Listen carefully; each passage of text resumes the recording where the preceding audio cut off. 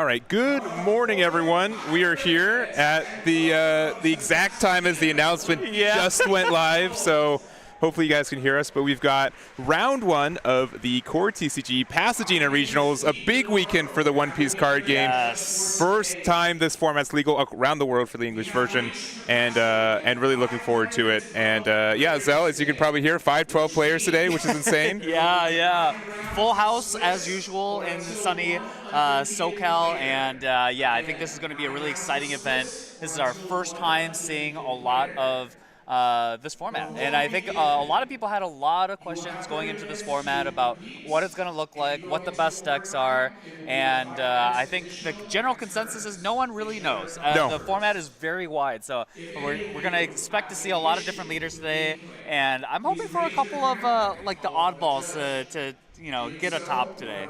Yeah, and we do have 3 other regionals going on right now. We have one in London, which we have in chat saying that Lim ended up going 10-0 in Swiss, which is not on my bingo card. I am definitely someone who's pessimistic about the deck, so that's something that's I'm okay with being wrong. Like I love that prove me wrong mentality, and so that's insane. I think they have top cut for theirs, so we'll have to see how it goes. But still, 10-0 in a fresh format's amazing. Insane. I'm a big Lim believer, so that makes me happy. So. Yeah. If I'm wrong, it just means that there's another deck in this format that I didn't think I could play, and that's really exciting. So there's that. But we also do have one, I think, in Greece. We have one in Virginia with Booster Box. I think they're around like round 3 right now. They're a little ahead of us, right?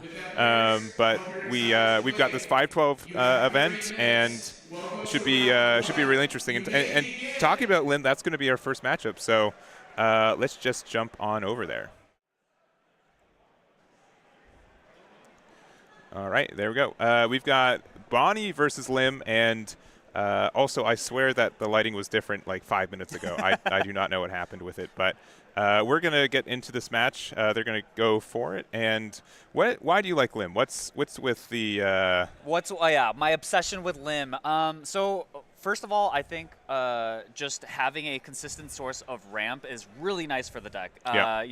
A lot of the other purple decks that don't have like that built-in ramp, like you have to dedicate deck slots towards it. But no, Lim's leader ability, you pay 3, you ramp it on, and then you also just get to put a 5-cost Odyssey card right onto the board, and it's just a lot of value. I think like Lim as a deck, just like you pump out the cards like the 5-cost Anel, lets you draw 3, discard 2. I know Yu-Gi-Oh players love that. Graceful Charity on a card is fantastic. And yes, she does come with a downside. All your characters do come in rested, which feels like a drawback, but in this deck in particular, like you're actually happy for that because a lot of the effects that you play in the Odyssey package require your characters to be tapped right away. And okay, so going into this matchup, Lim versus Bonney, actually for all Lim matchups, you really want to take that first curve, and so seeing the Lim come down on turn 1 and winning die roll, like this Lim player is already firing on all cylinders. Like this is exactly what you want to see from Lim. Yeah, being able to go first, be able to play the new OP10 one is amazing. Like this is your best start for sure. Yeah. And there's also just kind of this weird interaction where you're kind of okay with Bonney resting your stuff because you just get all your effects online too. So we're going to start off also with the new Newgate. So this is from OP10 as well. We got just like an absurd amount of like just good cards for this deck, and Newgate is definitely one of them. Yeah, Newgate is the sort of what I would dub as the Zoro killer in this deck. Yeah. Being able to rest a 5-cost and then you get to pop a 3-cost is just, again, value town. And here we saw it get rid of the Bonney Searcher from Bonney's side. And I don't know this Lim's deck list or anything, but generally the goal is to hit that 9 Dawn to slam down a 9-cost Zoro. And from there, hopefully you're home free. And Bonney, on the other hand, obviously we know and love her, maybe hate her. Depends on what side of the table you're on. We know that she wants to build that wall with A-cost Kid, so staving off this initial pressure is going to be the name of the game for Bonney. Yep, and looks like we're going to attack we're going into leader. Interesting. Okay. And then we're going to play 2 for Rosinante. And again, I do apologize. I promise I did a lighting check. I do not know what changed between now and then, but we will be correcting this moving forward. But that is again a very shiny Rosinante. Yeah, 2-cost Rosinante, part of like the package that you play to develop that 8-cost Kid Fortress, as they call it. Yeah. Just a really insanely powerful card, but like it's just a little slow in compared to what Lim is doing, right? Like Lim has already put a 5-6 on board. Oh, we're going big. We're going 9 into leader here. And yeah, we will get the rest on the leader. Yep, Rosie taking the quick block while we still can in case there's another new gate that comes down. And we're going to use Lim effect again, and we're going to play out. A Mihawk. That's why we did it. Yeah, okay. Yeah, so the 5-cost Mihawk here lets you restand one of your Odyssey characters. So all the 3 Dawn on the new gate, you get to... It's like so efficient, right? Yeah, it's super good. Yeah. 9 swings. So a lot of pressure coming out from Lim. I think Lim would have liked to have seen like a 3-cost Lim Searcher in that spot. Yeah. But that being said, you do want to keep the pressure on Bonney, so not too bad. Like this is going basically according to Keikaku for Lim. Oh, and yeah, so we'll have to see. We're at. Here's the other thing. We're at 7 Dawn to 6 Dawn. Bonney only has 6, and Lim's going to 9. Yeah. Very, very intimidating. The big issue though is that the resources are still pretty low for Lim. Yes, exactly. We only have I think like 4 or 5 cards in hand, and any deck that has like strict removal for board, I think Lim kind of falls behind for. But that's not what Bonney really does. Yeah, I mean, really, Bonnie's only like true removal comes in the form of 9-cost Shanks. Yeah. And by the time you're at 9 Dawn, Lim's already been at 10 Dawn for some time. So yeah, Bonney just has to figure out how to stave off the initial pressure. And okay, we're playing the 5-cost Smoker, I believe. And Smokers activate a main ability, lets you restand a Dawn. And so very, very good combination with Bonnie's leader ability, because Bonnie's leader ability obviously costs 1 to rest opponent's character or leader when they swing. But yeah, having a 5-7 on board is good, but again, it's just about how much pressure can Lim put on here. So Lim's at that coveted 9 Dawn. I wonder if they're going to plan on slamming that Zoro down. But we're going to go ahead and start with just a 6K swing.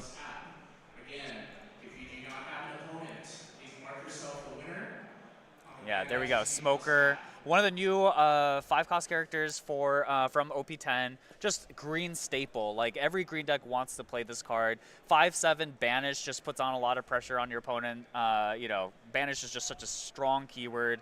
And then no Dawn is means likely one thing. Or I guess it seems like 2 things. It might be audio. Oh no, it's Sakazuki. Oh wow. Okay. I like this as well. Okay, so Sakazuki is sort of like a tech choice card for the Lim's perspective.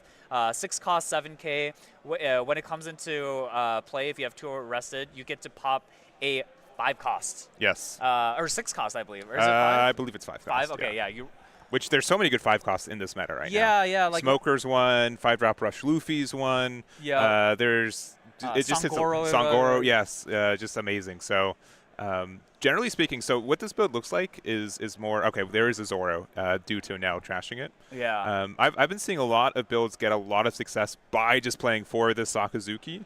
The removal from this is pretty kind of unparalleled. Even though it is a 6-cost, you can't remove it with, or you can't play with your leader effect. Yeah.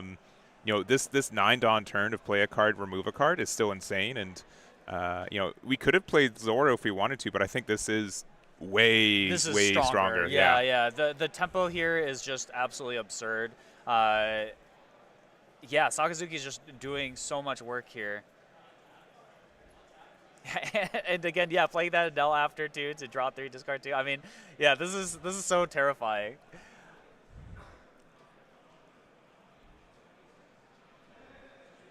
I believe that's Cavendish. Yeah, that Cavendish to restand the 2 Dawn.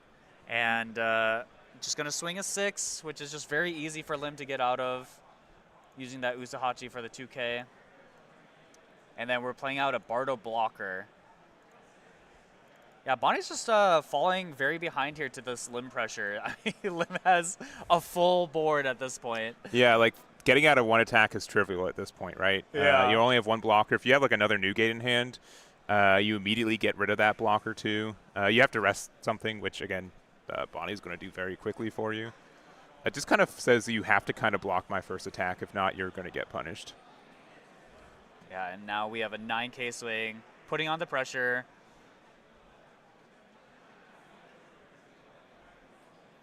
So we are going to use that leader ability.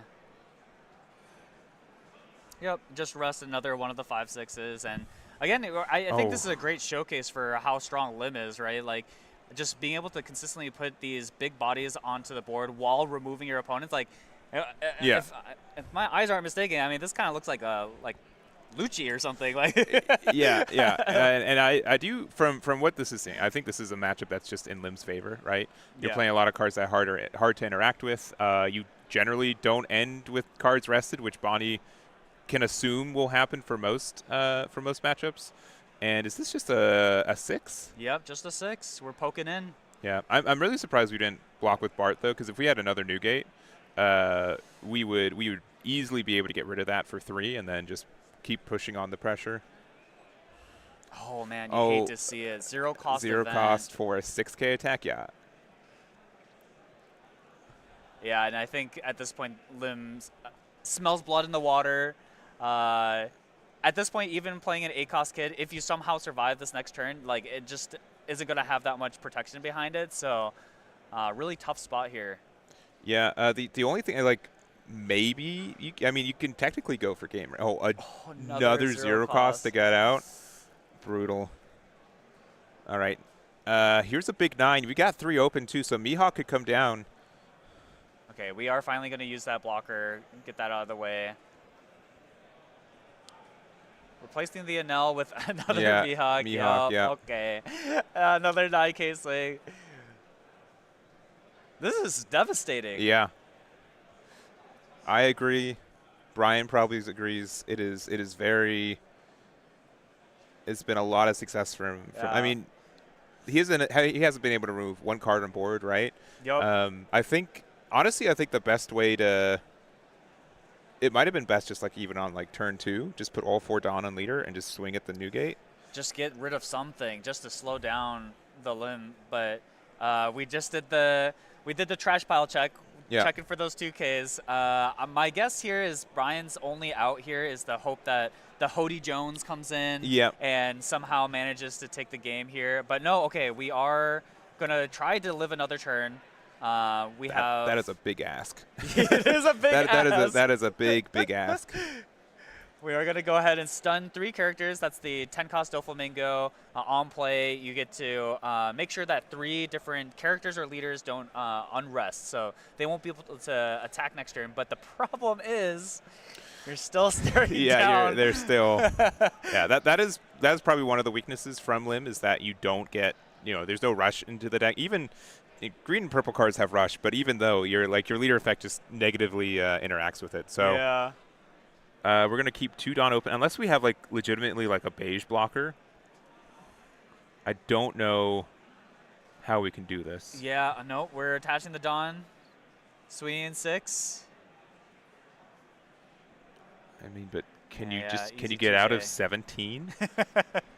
With 5 cards in hand, the math isn't mathing. Yeah. I'm not sure. We needed to have like a beige blocker to have like a chance. Yeah. I feel like. But we already know too from the last couple of attacks that the counter seems very light in Brian's hand here. So 8. Gonna go ahead rest and not there. Just gonna go ahead and concede. I will say though, like, Luis was in the driver's seat for a lot of that game. He was down to 1 life. Like, if Brian was able to just like not lose that next turn, there's a strong chance Luis just lost on the crackback. Right? Yeah. So it's I feel like 4-life leaders are way more fragile than they usually are in this meta. It can be and it could be just very, very scary. You're either winning or you're just losing by 1 or 2 Ks. Very sometimes. small margins. Yeah, I think 4-life leaders, you're just not allowed to make any sort of small mistakes because that could completely end your life. Yeah.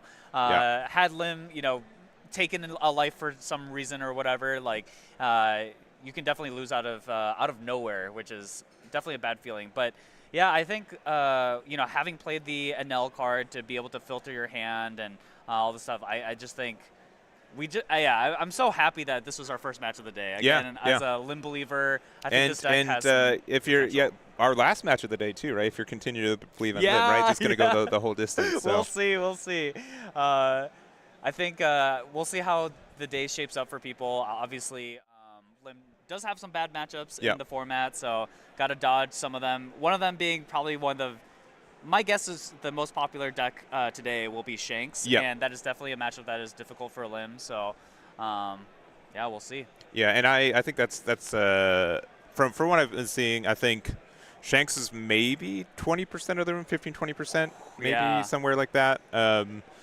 I would say definitely it's everyone I've asked about, they're like, I guess I'm playing Shanks, right? It's always just like this meta is so diverse. There's just so many things, and it has like the safest matchup spread for most of the room. So, well, Zell, if you were playing today, what would you be playing? Yeah, well, okay, so I had been practicing on Shanks, and I decided that the deck is not for me. Sure, yeah. So if I were playing today, I think I would bring Blackbeard. I think Blackbeard is kind of the other.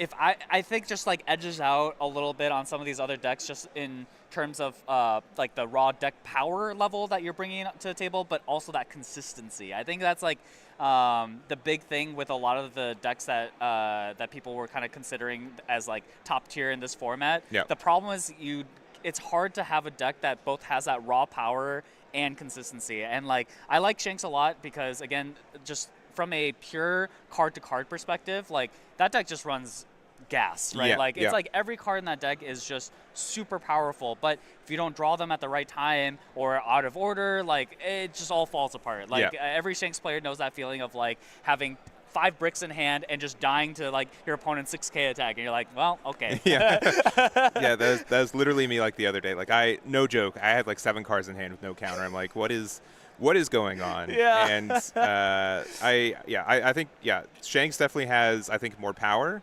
but it is consistency lacking sometimes.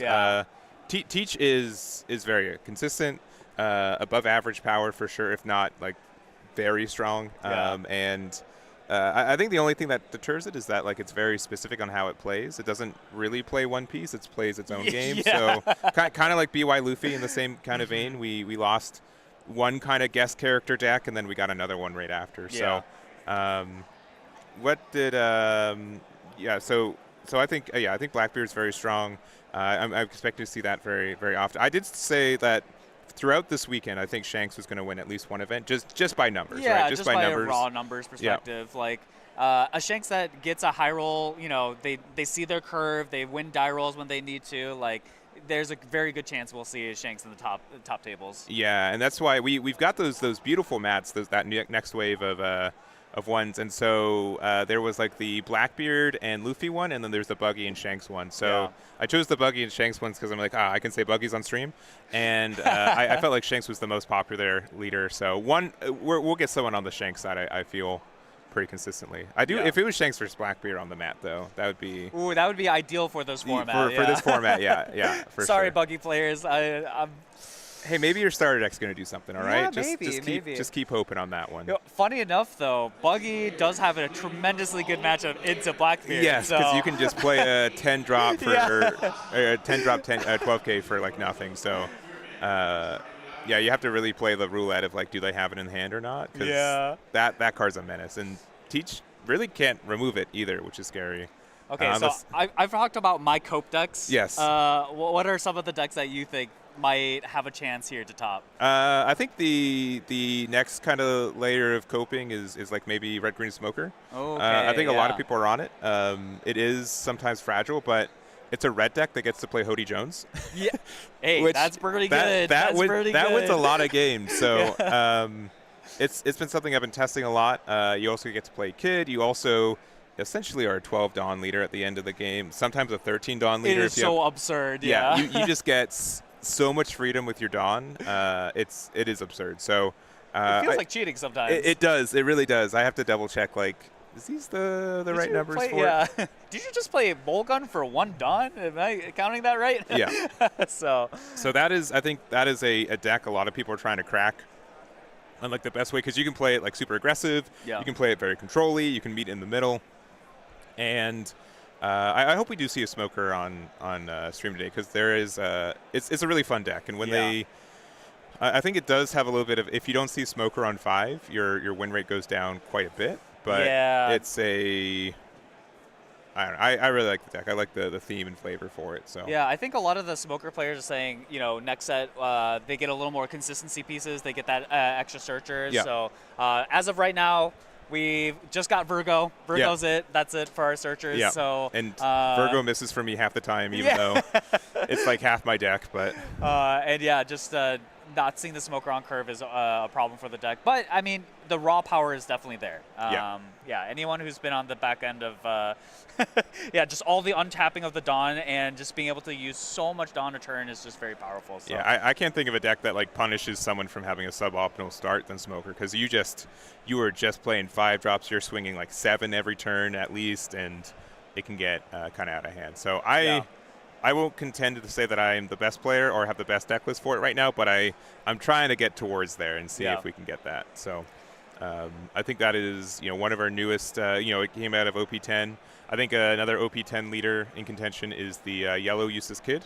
Oh yeah, yeah. I know a lot of people are still trying to get that one to work. It's also really interesting, and it is kind of, it does do a lot of burn damage, but you can also bunker up. So like the pace of that one's a little bit different than others. Yeah, that deck is really cool. I think that deck has a lot of legs. I heard its Shanks matchup is actually decent. So, yeah. I don't know. I don't know. I haven't tested that matchup too much myself, so I don't know exactly how that goes. But I've heard that matchup is decent. So yeah, maybe we'll see some kid players at the top tables as well. Yep. And then one more OP10 leader, and then we'll probably take a break, and I'll fix the camera on the lighting issue. But Usopp.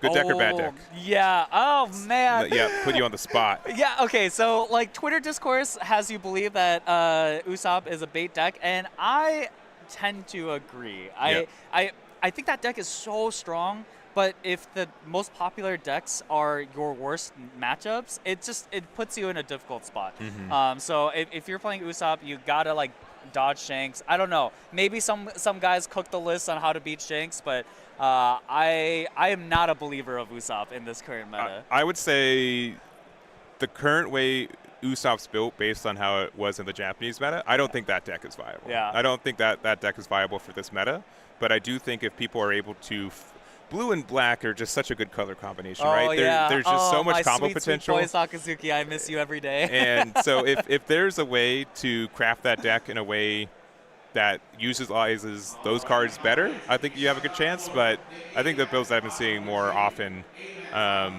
just isn't there quite yet for this meta, because when it was doing well, it was in a different meta in Japan, right? So that's a little bit of the back and forth for it. So. Cool. Well, I think we are going to take a break though and fix the setup a little bit. But let us know what leaders you guys want to see.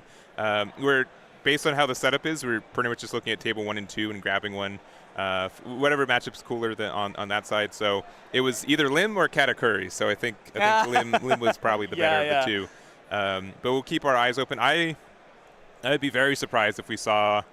I don't think we're going to be burdened by a lot of mirror matches or similar matchups today, because there's just so many decks that are viable. Yeah, it's such a big variety. I saw a little bit of like the number of different decks that were at the London regional. Yeah. And the list is so long. Yeah. You have to scroll down to see the bottom leaders. Yeah, so anything can happen today. I think that's very exciting for a lot of people. Yeah, for sure. So this is a 5-12 event. We're going to go into round 2. We're going to take a little break, and we'll see you guys in number 2. So don't go anywhere, and we will be right back.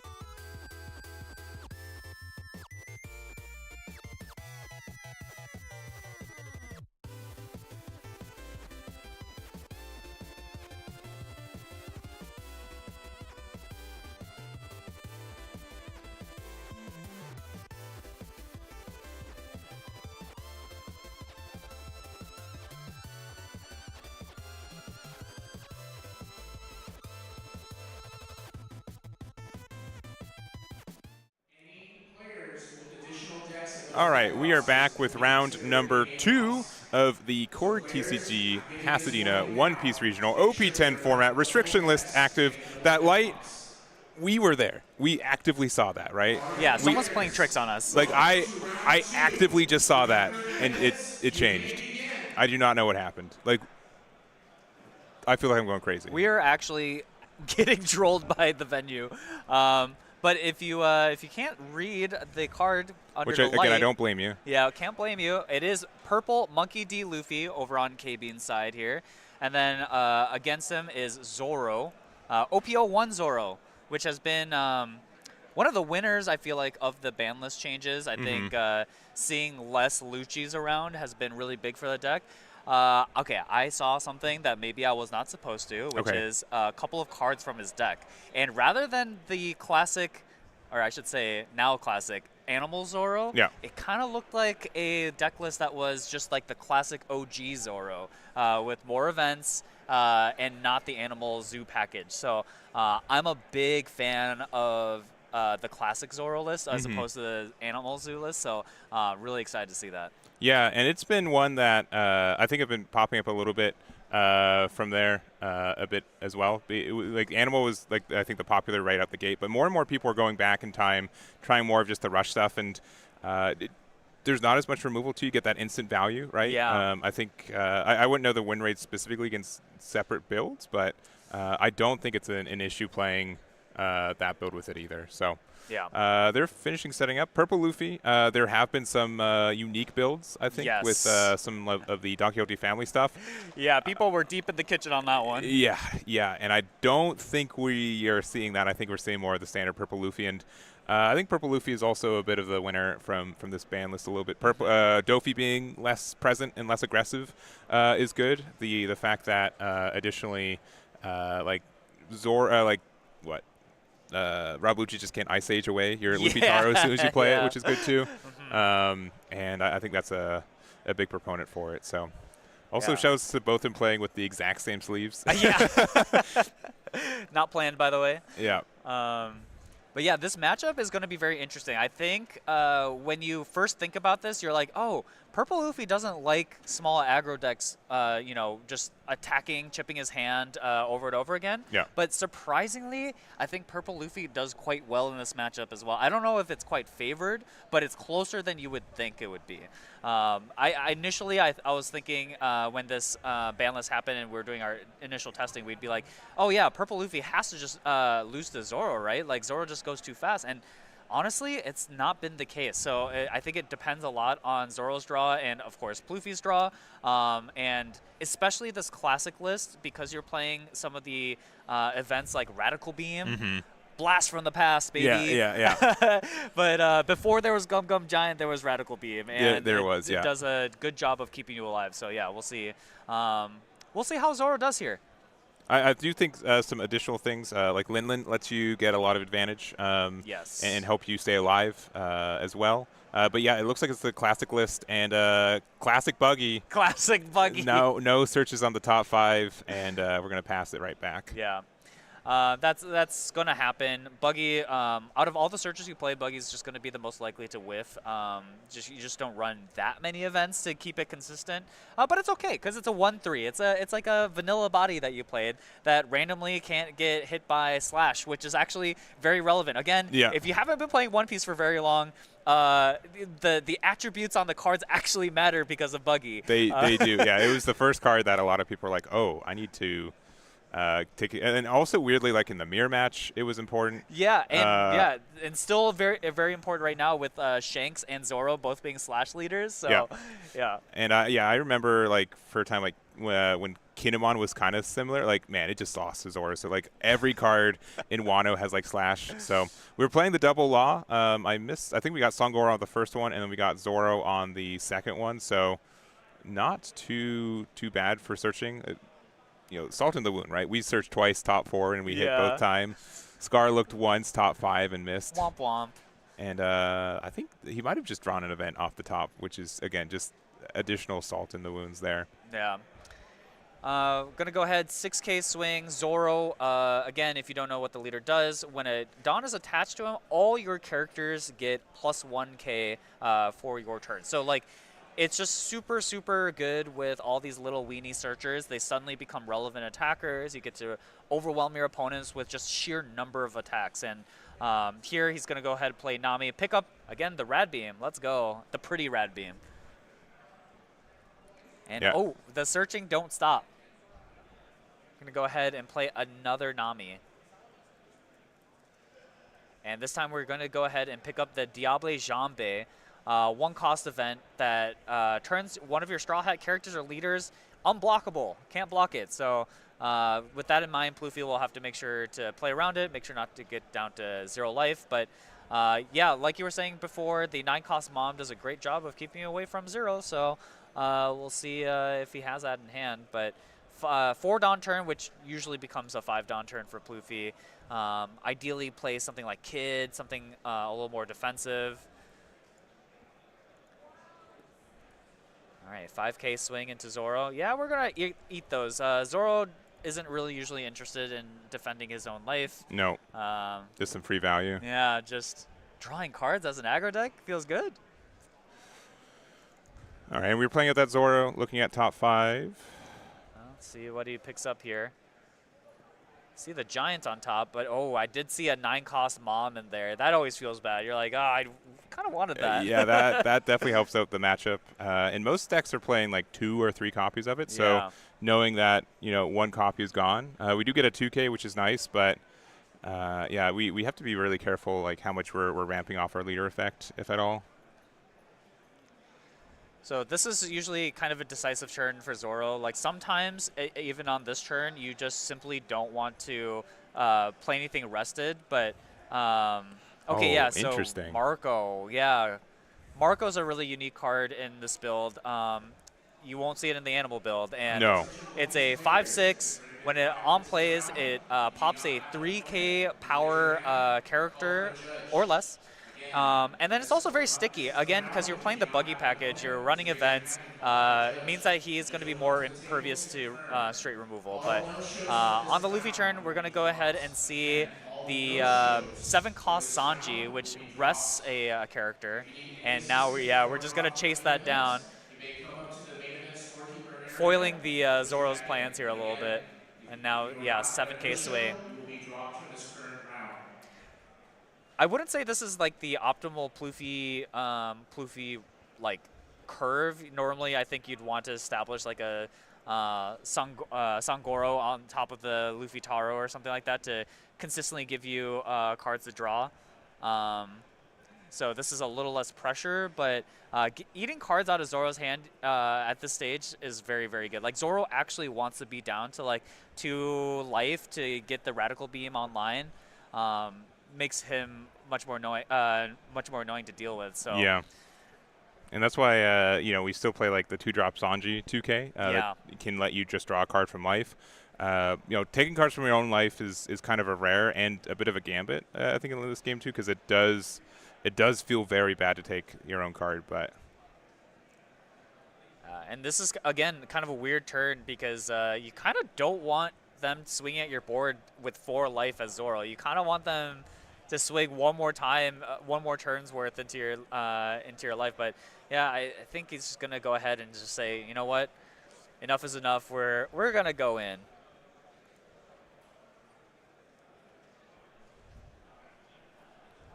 Attach 2 Dawn to the Marco, so Marco's a big 9K swing here. And we're going into the Zoro. Okay, we're actually going for board. Interesting. Yeah, now we're playing the long game. We're no longer interested in racing. We're just going to play the long game, which I think it's a interesting choice. I think generally Zoro's trying to end the game as soon as possible, but I do think it's very annoying right now from the Zoro's perspective, like having to decide to protect your characters, which is generally not what you want as Zoro. And as a reminder, just for it, so on the board there is a Zoro, so it's a 4-drop 6K. We have the Sanji as well. Sorry, We went 9, or sorry. Yeah, no, we attacked us to the Zoro, yeah. So, and then we have the Sanji, the 7-drop, 7K. And it looks like, oh, we're just going. Yeah, maybe just huge. Yeah, it looks like we have like a Makino in hand. It looks like we have, we could also just put 1 Dawn underneath Buggy to get that additional attack. All right, this is 9 to 7. This is going to mean 2K, 1K, but no, Sanji leaves the board, and then Zoro takes its place in the glare.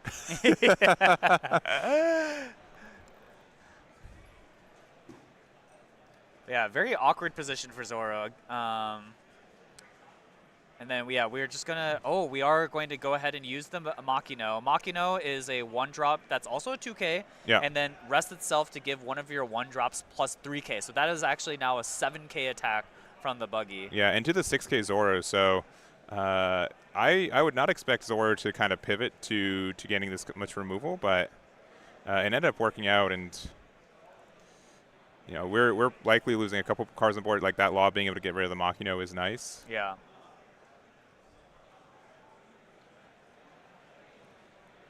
Yeah, one of the best counters into Zoro is actually just having weenies of your own, so that you don't have to commit something like a leader swing into the searchers that Zoro will be swinging with. Yeah. But yeah, we are going to see a 5K swing into Buggy.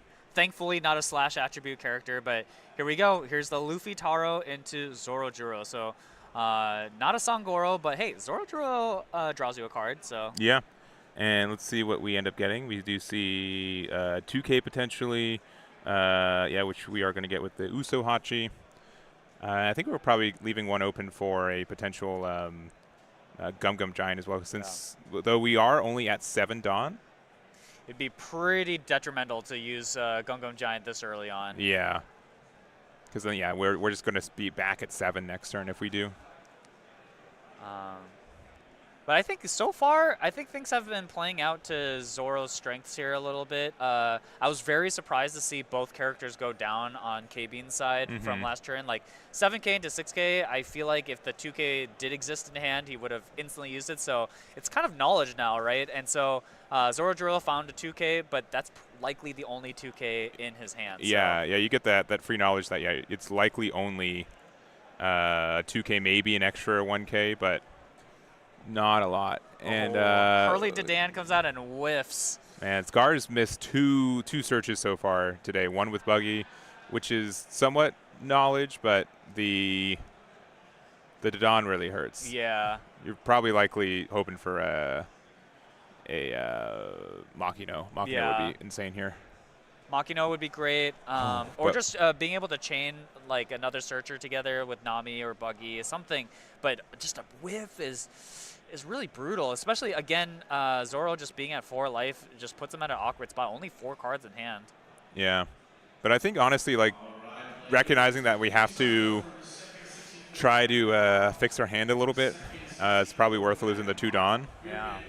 Oh, and I think K-Bean actually go ahead and use the Gum Gum Giant there. Yeah. Not willing to take any more life, and so -2 Dawn. This is going to be tough for developing his board here. All right, we're going 5. Death from 1,000 cuts. Here we go, and yeah, I'm just going to go ahead and 1K out. 4 Dawn left. We've got a 6K attack, which we're going to 2K out with the Uso Hachi. We knew that was in hand.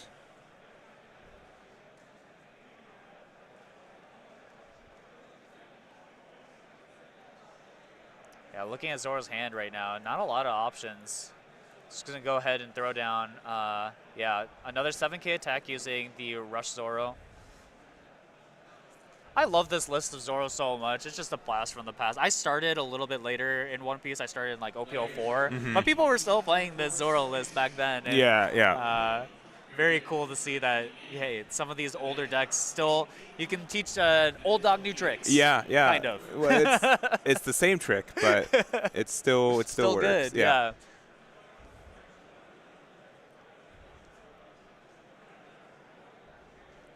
All right, Zoro into the character Zoro, getting the removal.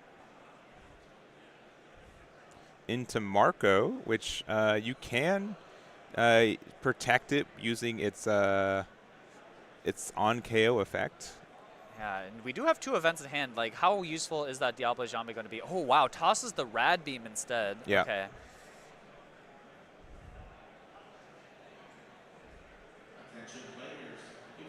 All right, 6 into there. Give him a 1K Robin. And I think we should have 5 down left for, yeah, Kid Blocker. Okay. One big difference I do see is that Luffy does play a good amount of blockers. We see Kid, we see the Nami, which lets us get some card draw.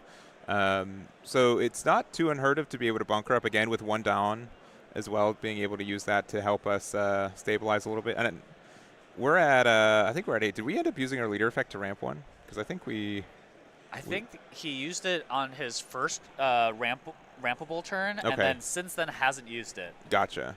Because I swear we were down to 7, Don, but it looks like we might be at 8 right now.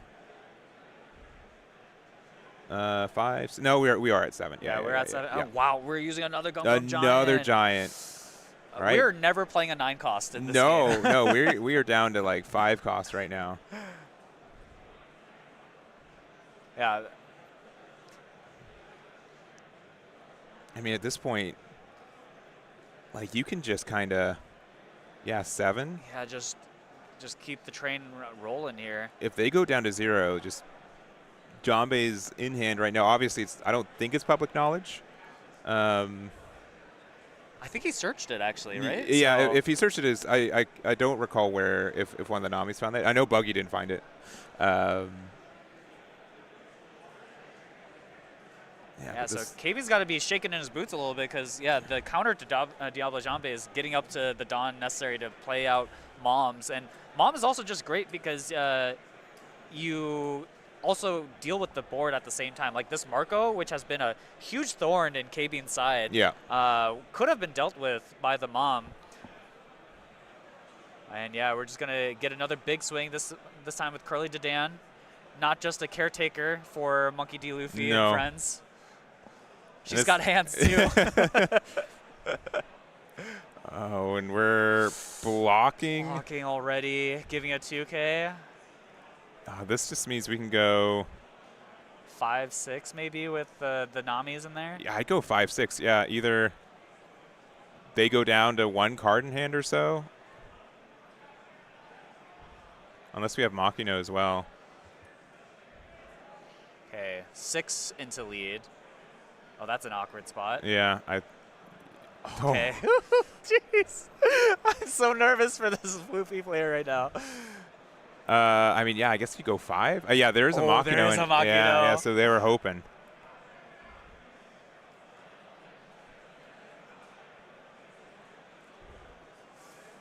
Makino and 7. Okay, now here's the other thing that's kind of funny is that on the backswing here, Zoro could also die. Yeah. If you use your 2K out now for an offensive attack, I mean, right now there's only 4 attackers on Pluffy's side here, but we saw the Sanji in hand. He has a rusher in hand, like, and with 0 cards, like, it's very scary.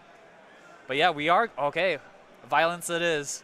Makino going to go ahead, use their ability, give Nami additional. And we're going into the Kid. Into Kid, okay. So, I mean, this just means that, yeah, so this is a 3 + 3 + 1.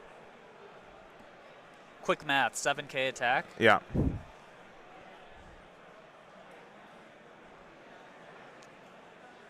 Yeah, 7 Dawn still.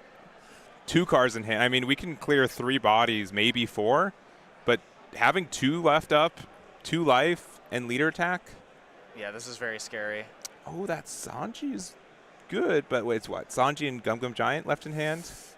I can't play both. No. Unless you want to take a life now.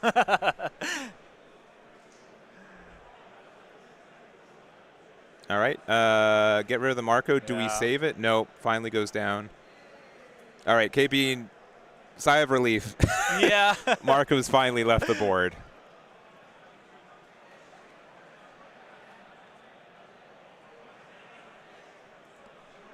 Dedan, and then The leader swing has to clear the Makino. You can't let that happen again. Yeah, I mean, you can. Okay, here's the other way you can do it. If you're using your rush, you can get rid of both Namis, knowing that Makino doesn't have a target. doesn't have a target. So it's not bad. You gotta tell them that you have no cards in hand, right? Yeah, and thinking on into the Nami. I like this. Okay, yeah. You're still probably just attacking with the Makino, big numbers. Yeah, just big, whatever you can here. Oh wait, what did we draw? We drew. Oh, Dadan. All right. Oh, Makino boosting Makino. How does that work? Magra also. Oh, Magra's also great. All great options. All right, playing it for. Actually, I still honestly would have taken the Makino though.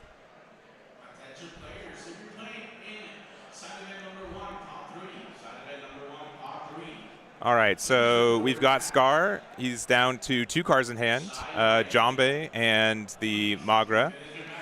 We got Makino on board that can attack.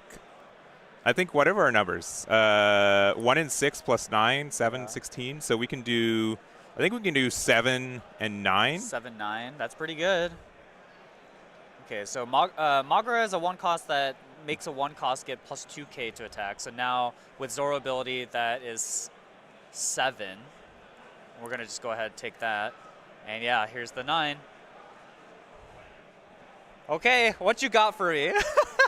Yeah, this is... Here's the thing. Zoro can just lose. Weirdly enough. 100%. Like if there's a rush card in K-Bean's hand right now, which there might be. I think we see Luffy Taro. We see the Kid. Oh, I don't think he has a rusher. But we still have, I think, the Giant in hand, right? So, I mean, what if Kid with Giant prevents a 14k for lethal potentially?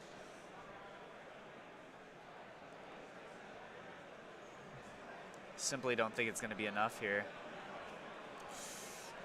Always have faith in Giant. Giant will solves all your problems. Does your taxes. It's tax season. Yeah.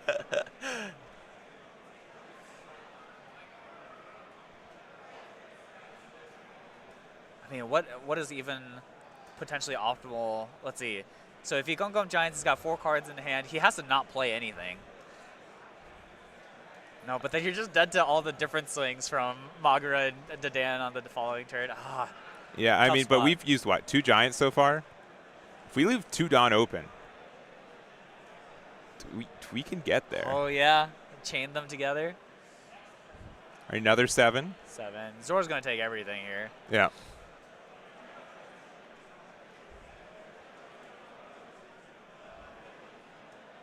All right, Luffy. Taro going in.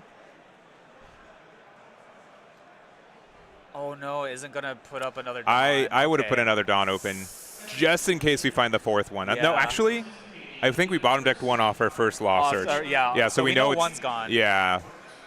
All right, Jambe. All right, 14. Is it enough?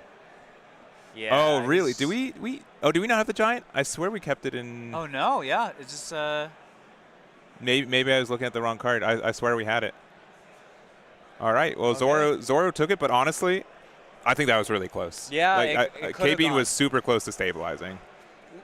Honestly, if he was cheeky enough, there was a potential possibility, that he could have just went for counter-lethal on some of these turns and made it really tough. But I think the problem there was I think K-Bean just got a little too scared using the Gum Giants early to really just hurt him develop his own board. And then at that point, he wasn't able to pressure out, the Zoro's board enough to keep him at bay. And so, Zoro eventually just did the thing. I wouldn't even consider, the Zoro's start to have been, that blisteringly fast. Whiffed on the buggy, whiffed on the Dadan. Those were all the moments where, the door opens a little bit for Luffy, right? Yeah. And I think both players got slightly suboptimal starts. Yeah. KB not finding Lin is, I think, very important for that matchup at times to be able to heal, but also even to just get rid of a standing character, even if it's just a one drop, right? Like that ends up being impactful. I do think he was pretty fortunate with not having any bricks in hand. Yeah. But only after he had to play the Gum Gum The Giant Giants, to refresh it, and then I feel like he was behind on Dawn for most of that game because of it too, right? Yeah. If he could have held off on like one turn from doing so, probably would have been in a better spot. But it is pretty tricky. Yeah, with my friend who plays Pluffy in our play group, like generally the win con for Pluffy in that matchup is to finally hit that 10 down where you can play 9-cost Linlin, keep a Giant open, and then from that point you're home free. Like there's very little that Zoro can actually do at that point. But yeah, was forced early, it just kept going down on Dawn, just makes it really hard. Yeah. Yeah, I agree, and it's something that even though it's uphill, I could definitely see cracks where Luffy could have won though. Yes, for sure. Yeah, I do think the first match that we had, which was Lim versus Bonney, I think Lim got a lot of advantages but didn't end up losing it. But again, had only like one life left, and I think there are even like if they went for game, there's chances that they could have gotten it, right? Yeah. Which is I don't know. I just feel like a lot of matchups in this game, even though if there's one advantage, you can still see a win potentially, which is really really fun as a spectator, as a commentator, for sure, to watch these games. Yeah, there's a lot of play, and yeah, I think that matchup in particular is very exciting. So yeah, and also talking about Lim, so we do know that it ended up going undefeated in London today. 10-0. Yes, and they will have Top Cut tomorrow, which is starting sooner European time than where we're at, but that will be exciting. I think it's the top 32, so we'll probably that information will probably be out sometime in the next couple of days. Yeah. This is a one-day Swiss event, but we do see it might just be polarized by what we've seen. But table 1 last round was Lim. Table 2 this round was Lim. Playing against Zoro as well. Which how's the Zoro Lim matchup? So, okay, the entire matchup can be solved for Lim with one card. Yeah. Edward Newgate. Yes. Edward Newgate is just a godsend in that matchup. Being able to rest one of Zoro's active characters that he's played, and then also pop one of like the 3 costs that he's played that's already swung, is such a huge tempo swing for Lim. So it's counterintuitive because you're like, okay, Lim is a 4-life leader. How is it possibly going to survive the aggro from Zoro? But yeah, that card just does so much work. Yeah, and the Doffy blockers do a lot of work. Yes. Being able to remove something but still reactivate as a blocker. I can definitely see as long as you get to stabilize, you can that can be an uphill battle for Zoro at times. Yeah. So, but yeah, that was it was Zoro versus Lim. So I do. Do you like the animal build more or the rush build that we just saw? I'm a huge fan of the classic rush build. That's my hot take. I think the animal build is very good, but I think until EB comes out and we get that additional chopper, I think there's some consistency issues that I really dislike about that deck. Yeah, that's fair. I think the classic Zoro, you just get a lot more less like low roll, but less high roll too. So it's just a little more like consistent in my opinion. Yeah, and I think that's fair.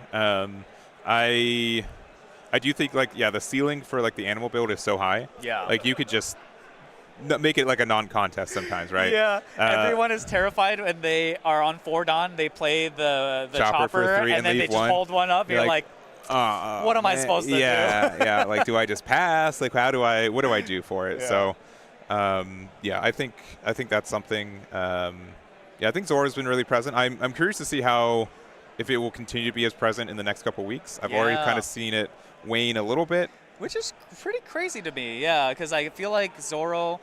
So this is just my read on the meta. Yeah. I feel like Shanks and Blackbeard are sort of like a little bit better than the rest of the field. Yeah. And Zoro's quite good into both of those matchups. And so it was very surprising for me to see, like, at least from my, anecdotal experience, is like, Zoros have been a little bit on the downturn lately. Yeah. I don't know.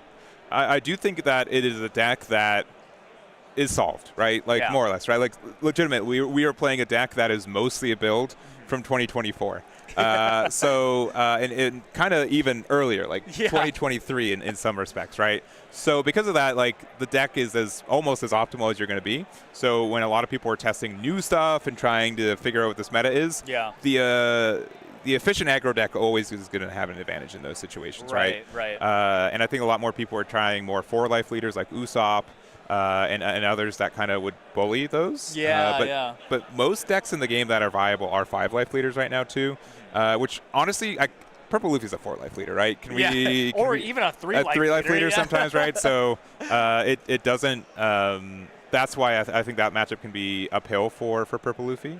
But yeah, there's a lot of other decks that extra life just makes it unwinnable sometimes. Yeah. Just the extra bit of tankiness is sometimes what you need, and yeah, it's interesting. I do think that aggro will find its way back. Like we've been seeing more Doffy, at least from the sim data that was recently released. Doffy, the news of his death was greatly exaggerated. Yeah, it was, and then even Lucci was mildly exaggerated, right? Yeah, mildly. And I think that's something else. If people find builds of Lucci that they like that can so contend, decks like Zoro really hurt from that. Yeah. Potentially Smoker can be hurt by that. Also, what else would be? I mean, most green decks are terrified of Lucci. So yeah. But just being able to still have their tempo play, but it does feel like you do have actual resources you have to contend with Lucci a lot more. So that makes it that humbles it a bit, I think, compared to where it was previously. The green players are so happy Tashigi exists. yeah. So, well, cool. Well, we'll see what we get for our next round. Again, we're just looking at the first 2 tables just based on the setup. And talking about the setup, I promise I'm going to see if we can change the lighting again. I'll probably even have like a sanity cam like during the break to be like, you guys can see this, right? Like this looks good. So we'll do our best to fix that. We are aware of it. We're doing our best to fix it. And we're actively trying to make it better too. So we're going to do that. We're going to take a break. Let's go to, let's see. Let me just make sure I got the timer right. We just got time in round. I will say, we've been pretty up on it. I'm going to say 9 minutes. We'll say 9 minutes. So we'll be right back. We'll see you guys in 9 or 10, and we'll see you guys in round number 3.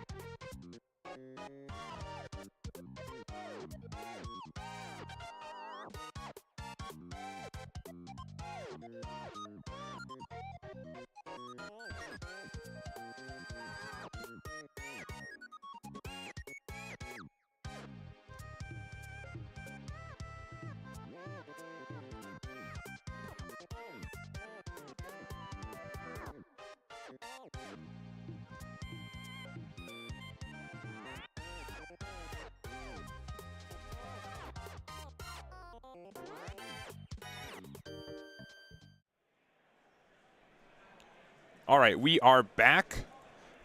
We adjusted the lighting. The teach leader looks a little off. I swear. We are doing what we can. The bow cards are going to look immaculate compared to the other rounds. But we've got round 3. We've got table 1. We've got Lyman on the Marshall D teach leader and Daniel on all reliable Rob Lucci from OPO7. Yes, sir. Yeah, excited to see what Trixies Lucci is bringing up in his sleeve because, yeah, it's just – I think life is just a little bit harder now for Rob Lucci. We don't have the A-cost Gecko Moria, although that card looks good in this matchup. Yeah. You were playing that for full effect in this matchup anyways. So, but the loss of Ice Age does matter. Yes. So yeah, we'll see. I've been seeing lots of different Lucci lists, ranging from playing like the Navy Tashigi, that normally Smoker plays as like Blackbeard tech.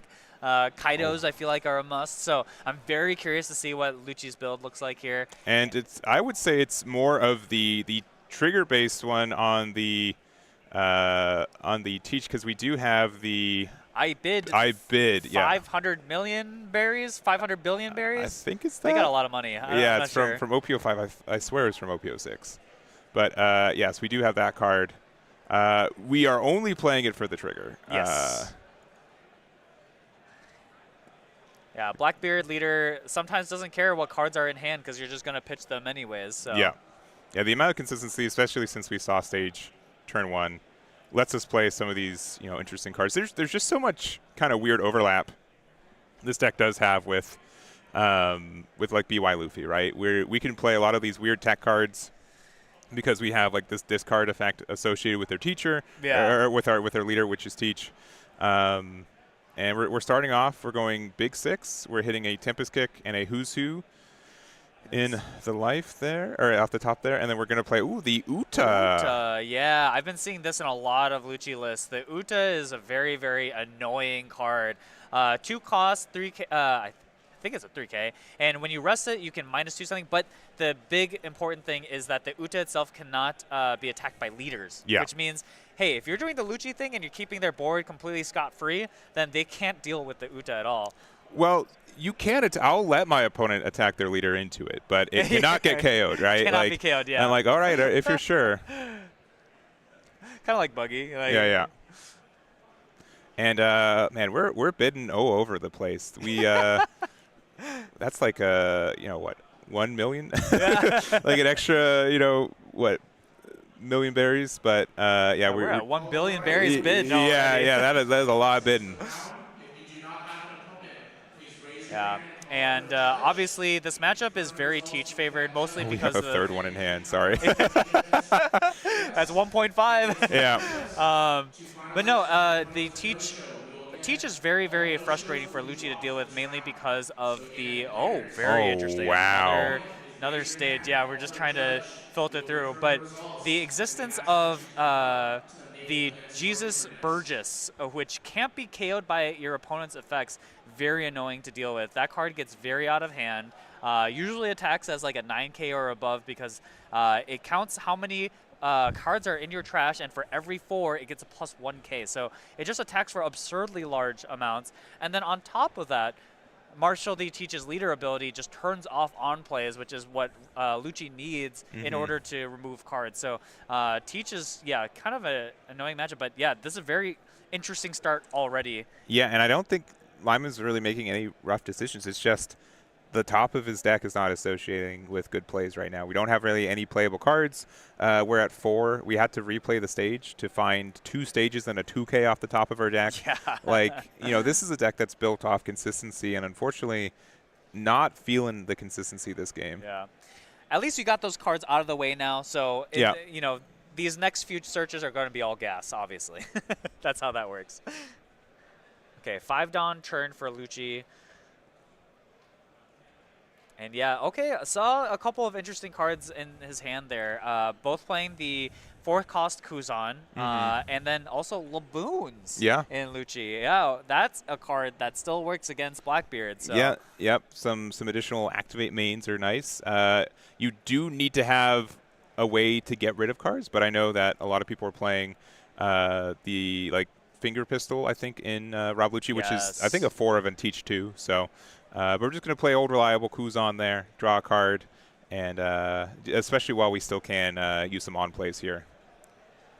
Yeah, Kuzan, just old reliable, like you said. Like, I love a card that replaces itself. Oh, it's so funny. That card came out in set 2, and every deck that runs black, they're like, should I run this? Like, it's never the worst card in my deck, right? It's always scary. It draws me a card. And that -4 on attack is just so brutal. It is. Okay, here we go. We're dumpster diving yet again. Oh, this time getting rid of a 10 cost Teach. Okay, finally finding a Burgess. Yes. We also do have a black hole, which I think we already have one in hand, which we could use to get rid of this Kuzan as well. We also have a Lafitte in hand too. Yeah, Teach will definitely want to get rid of this Kuzan. But yeah, going to go ahead and pick up that first Burgess. I think that's good.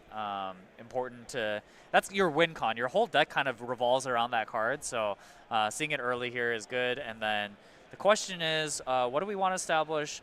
In what way do we want to deal with the Kuzan? And likely going to be Black Hole. And then, I don't know, maybe play the Lafitte. Go search for more. Oh, no. Okay. Oh, we're using leader ability. Okay, that's the Katarina Devon, I believe, and that's been a tech card that I've been seeing also more lately in Teach decks.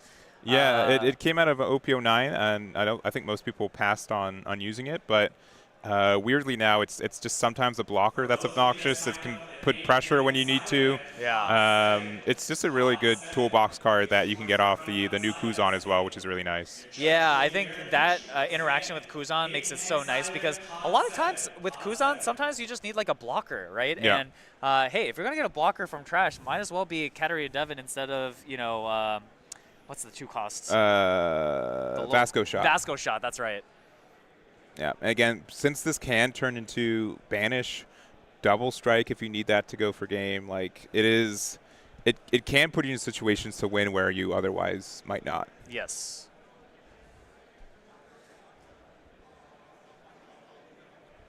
All right, decisions.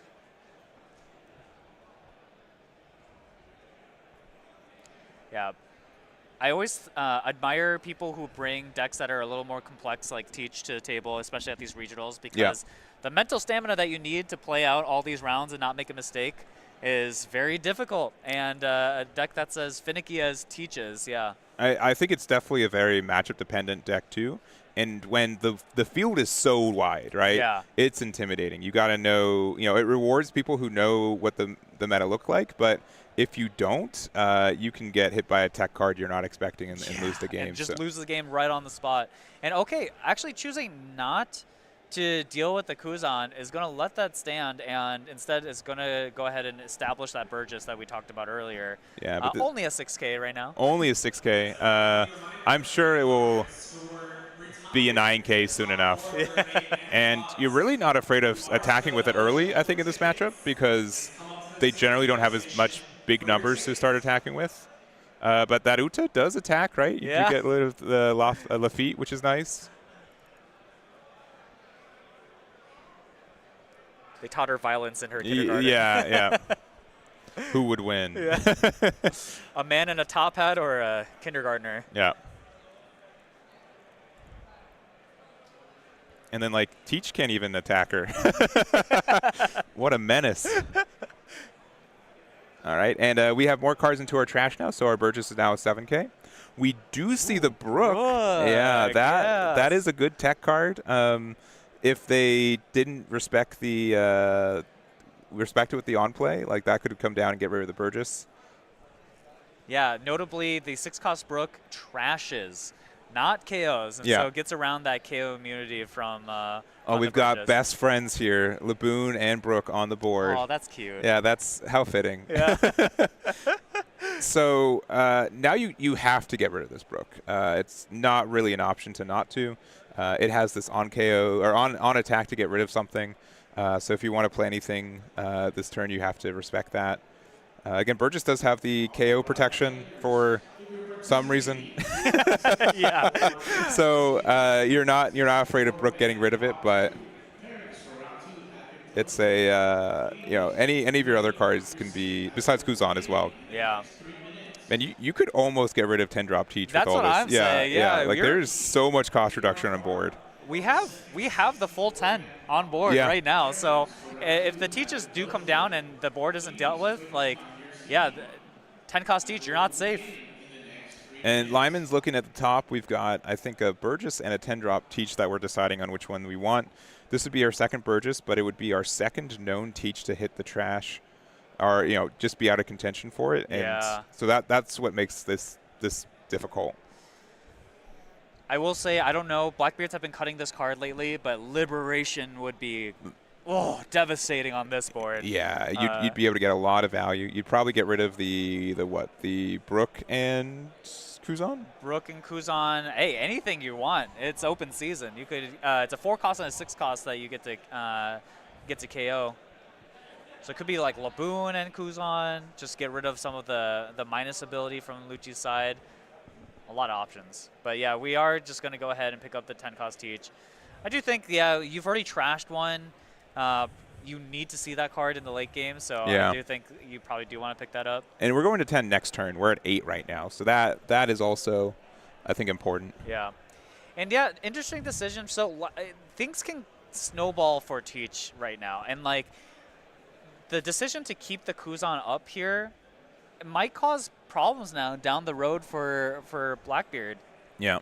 And of course, we are going to protect the Kuzan. And now, if we swing with the Burgess, we're opening him up to being attacked by all these other characters. All right, we use leader effect, but we're 1 card short from being able to be an 8K, so it's just 7 to 5. Yeah. We do get the removal. We do get it. All right, here we go. Black hole. Use it to get rid of the Laboon. Okay. And second Burgess. Yeah, that's Burgess. pretty good. Both of these are 7Ks. If we, counter with 1K, they actually become 9Ks because they'll have a. Or do we have maybe? Yeah, we do. Sorry, we do have 12 cards in trash. So these are 8Ks. Yeah. 4-cost 8Ks that can't be KO'd. Yeah. Ooh, what a guy. What a strength. But on the flip side, though, we've got 2 cards in hand for Lyman, and we could start going for face if we felt like we could. Yeah, this is definitely a big decision point here. Oh, I see. Do you see what I see? Yeah, sir. 9-cost Kaido lurking in that hand. Yeah, that can get a lot of value. Put them down to 1 card is absurd. Yeah. And Kaido does, I think. It is a trash, so it can get rid of Burgesses, notably. And then it's also an activate main ability, which means it gets around the on-play denial of Blackbeard. Yeah, so here's, okay, maybe this is the decision here. Oh, getting them down to 0 so they don't have 10 drop anymore? Oh. That's really good. You fell for my trap card. Yeah, so now they have to just find it off the top. 4 cards of their deck, essentially. I really like this play. This play was very heads up.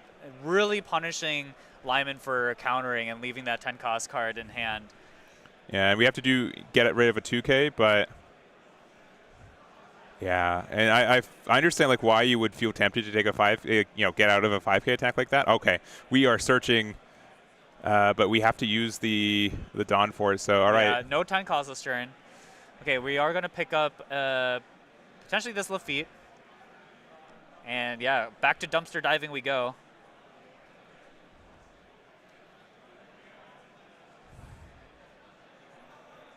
But tempo-wise, very behind here. Lucci's still at 4 life, which is... Oh, we searching. Yeah. Oh, okay, we did hit the... But then if you take the teach here, you're just dead. Yeah, like I mean, there could be a good trigger out of life, right? But, yeah, numbers are not in your favor. I think you have to take it and hope that there's something spectacular in life, but... Personally, I think... At this point, it might be too late for a 10-cost teach, and you're in a position to where you just have to force a race. So it might be best to try to find a way to get a Burgess back out. So find a Kuzan, finding a Kuzan that finds you the Burgess from trash might be your best out here, because at least Kuzan will draw you a card. You're not immediately dead on this next turn. And hopefully here you can hit Lucci down to like 2 life, ideally. Yeah, and I think they're in the same spot.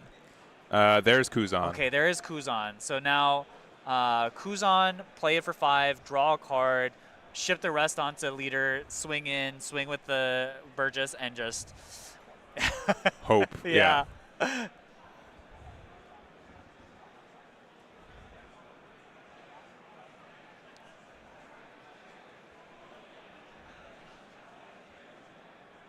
All right, and cards 4, 8, 4, 12, 16, 20.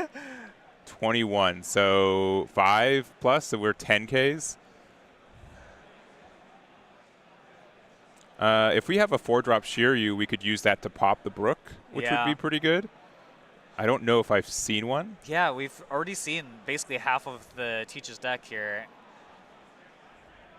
And yeah, I don't think we've seen it. Oh man, only a couple down left. You really need these hits to go through.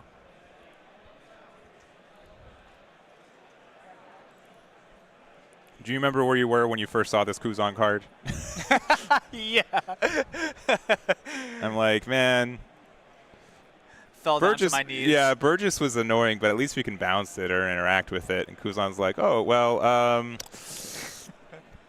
interaction, what's that? Some decks can rest me and attack into me, I suppose. Ooh, okay. Oh, okay, so we're getting blocker. Okay, this isn't bad. Okay, we did find a Shiryu. Oh, and that's our last teach, yeah. Wow, okay, this is a tough decision yet again. Honestly, though, I think we needed to get rid of the Brook, because with minimal investment, like we already get -3. So if there's a Suru, Tempest Kick, something like that, yeah, Brook Devin's just out of the way. Yeah, and then it's just kind of rough from there. Yeah. All right, no on plays. Okay. So we're just casually 11. 6.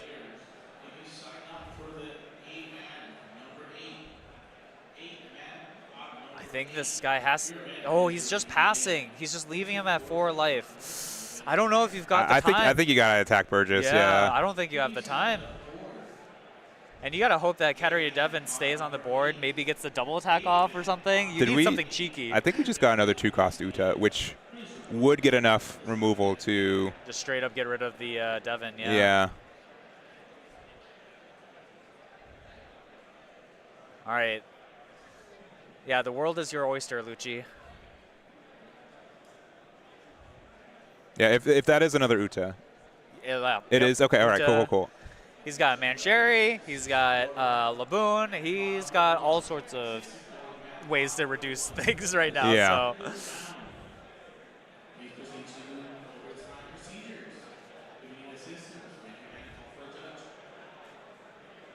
All right, 5 Dawn. What are we doing with it? 4 Dawn. Okay, we are going to establish the Laboon. Going ahead and activate it. Yeah, we're going to reduce the Devon. This is tough. Oh, so you can't even get like the free block with it, Nope. I think is the reasoning over Uta. Yeah, so now 5 at life. Going to KO the Katarina Devon. Honestly, okay, yeah, you can't even attack into Burgess, so like why?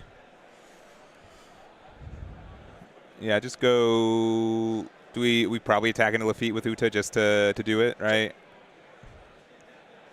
Oh, I think we're just going lead, 6 lead. Oh, and we take that. Uh-oh. 7 lead. Okay, we did find the counter for that. Yep. And then they could choose not to swing with Kaido, but you might as well. I mean, what do you get punished by? Yeah. Sincerely. You're at 4 life.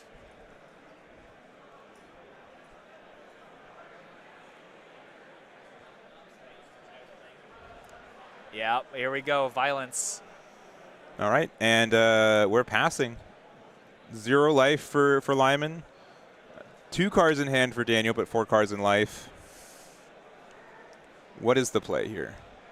I hate to be that guy, but it might just be the handshake. It might be. We're discarding Shiryu, looking top 3. Yep. I mean, we have the black hole, but yeah, you can't clear the board. Even 10 cost teach doesn't deal with 4 bodies on board.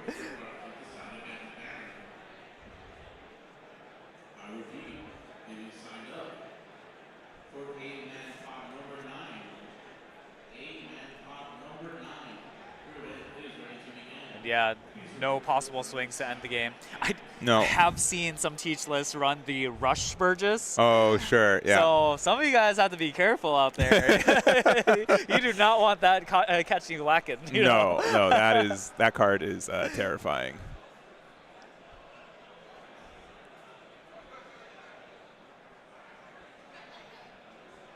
Yeah, it's just too many answers needed right now. I think we're just trying to make our Burgess as large as possible. Yep. At this point. Okay. We're going to go soul searching. Ah, those stages from the beginning. Yep, we've looped our deck already. So there are some teachers that can be back in contention now. Yep.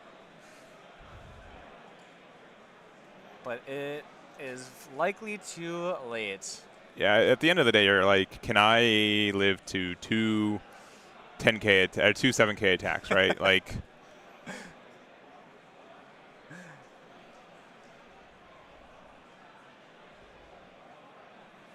I mean, yeah. Okay, Kuzan. Okay. Use the effect, drawing 1. Gonna probably play out Katarina again, but the issue is that, you know, you have to get rid of the Brook, or you're still just have the Brook, yeah. We do have, I think, 4 Dawn available, so we can actively get out Brook. We can attack into the Uta with this. Yeah, okay, we're gonna try to get rid of the Brook. Okay, that's that's step huge, 1. yeah. Step 1. Oh, and okay. Kind of cooking. Still has to deal with 2 big swings. Yeah, can Laboon get there? Your old friend. Yeah. You were a staple in the deck, and yeah, Lyman sees the line, and Daniel wins with Rob Lucci. Yeah, but I think this is a big win for Lucci. Obviously, I think Lucci players generally dread this matchup. So well played to Daniel and piloting this really cool Lucci list. I really think this is kind of interesting, having the Laboons, having the Mancheri package on top of the Uta. Like, this is a very different deck than what we've seen in the past, and I think it's very cool to see how Lucci has sort of evolved with the bans. Yeah, and I'm a big fan of like the older Rob Lucci leader, the OP3, and it kind of more mimics that play style now, where you are more of just kind of establishing 1 or 2 bodies aboard, but you're still getting some removal. Yeah. It's a lot more tempo based, and because of that too, like the cards in your hand aren't as dead since you're not running 4 bricks in Ice Age and 4 bricks in Moria. And because of that, I think your matchup can be better into to Teach, which we saw in this one. Yeah, I mean, this Lucci player was so prepared for the Teach matchup. Yes, yeah. Like the Kaidos, the Laboons, and everything. Like, yeah, I thought that was really cool to watch. Yeah, and the Uta specifically too. Like, I think that's a pretty heads-up card for this meta. I haven't seen it as much, but I've been hearing people play it, and from this match, I want to try it out. Yeah, I think currently outside of the aggro decks, like obviously Zoro, Doffy, a lot of the decks are just playing, on curve the biggest guy they can, right? Yeah. And so Uta is the most punishing card for that playstyle, since Uta's so effective at minusing, and then on top of leader ability, it just puts things into range for all your KO abilities. And if you're able to KO everything, on curve once per turn, like a lot of decks like Shanks, Bonney, like they will struggle into that. Yeah. So. Yeah, I think Uta's a great card right now. We got to see it in full effect here, so yeah. And it will be interesting to see how Lucci does throughout the day. It's definitely a deck that I think a lot of people understandably just dropped it right after, right? Because you hit, verifiably the 2 strongest cards in that deck, or for at least the play style that it was currently seeing, right? Yeah. But I do think it's really cool that we're still seeing evolutions for it. I think it just kind of shows just how good cost reduction on a leader is. The additional, cards and trash is fantastic for the deck too. And I'm still seeing it in Japan get some wins too. That's right. I did in see OP11. flagship recently. Yeah.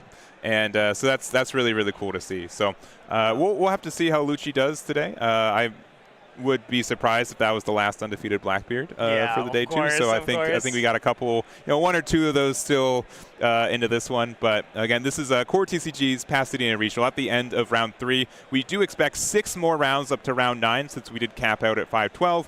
And this is a 1-day Swiss event too, so there is no top cut. It will be based on Swiss standings. Yep. Yeah, I think this will be very exciting. Less chances, right? You only have these 9 rounds. There's no top cut. This is all you get. So, everything's on the line here. Definitely. So we'll see what our next matchup looks like. We're going to take a break until then, but let us know if there's any leaders that you guys believe in or want to see. We've currently seen a match of Lim versus a Bonney, which Lim took round 1. Yep. We did see Zoro versus Purple Luffy, which Zoro, I would say, narrowly got there at the end of that one. And then we also see our previous match, which was Blackbeard versus Lucci. And Lucci won, which, again, OP09, you told me that. I'd be flabbergasted. Yes, that matchup was not good. And I'm still a little like, okay, like anyone can tell me any matchup is whatever they want in Lucci right now, because I'm still trying to figure it out. So we'll see if we can get some other matchups, though, for round 4. Again, let us know if there's any leaders you guys want to see. And we will be back with round number 4.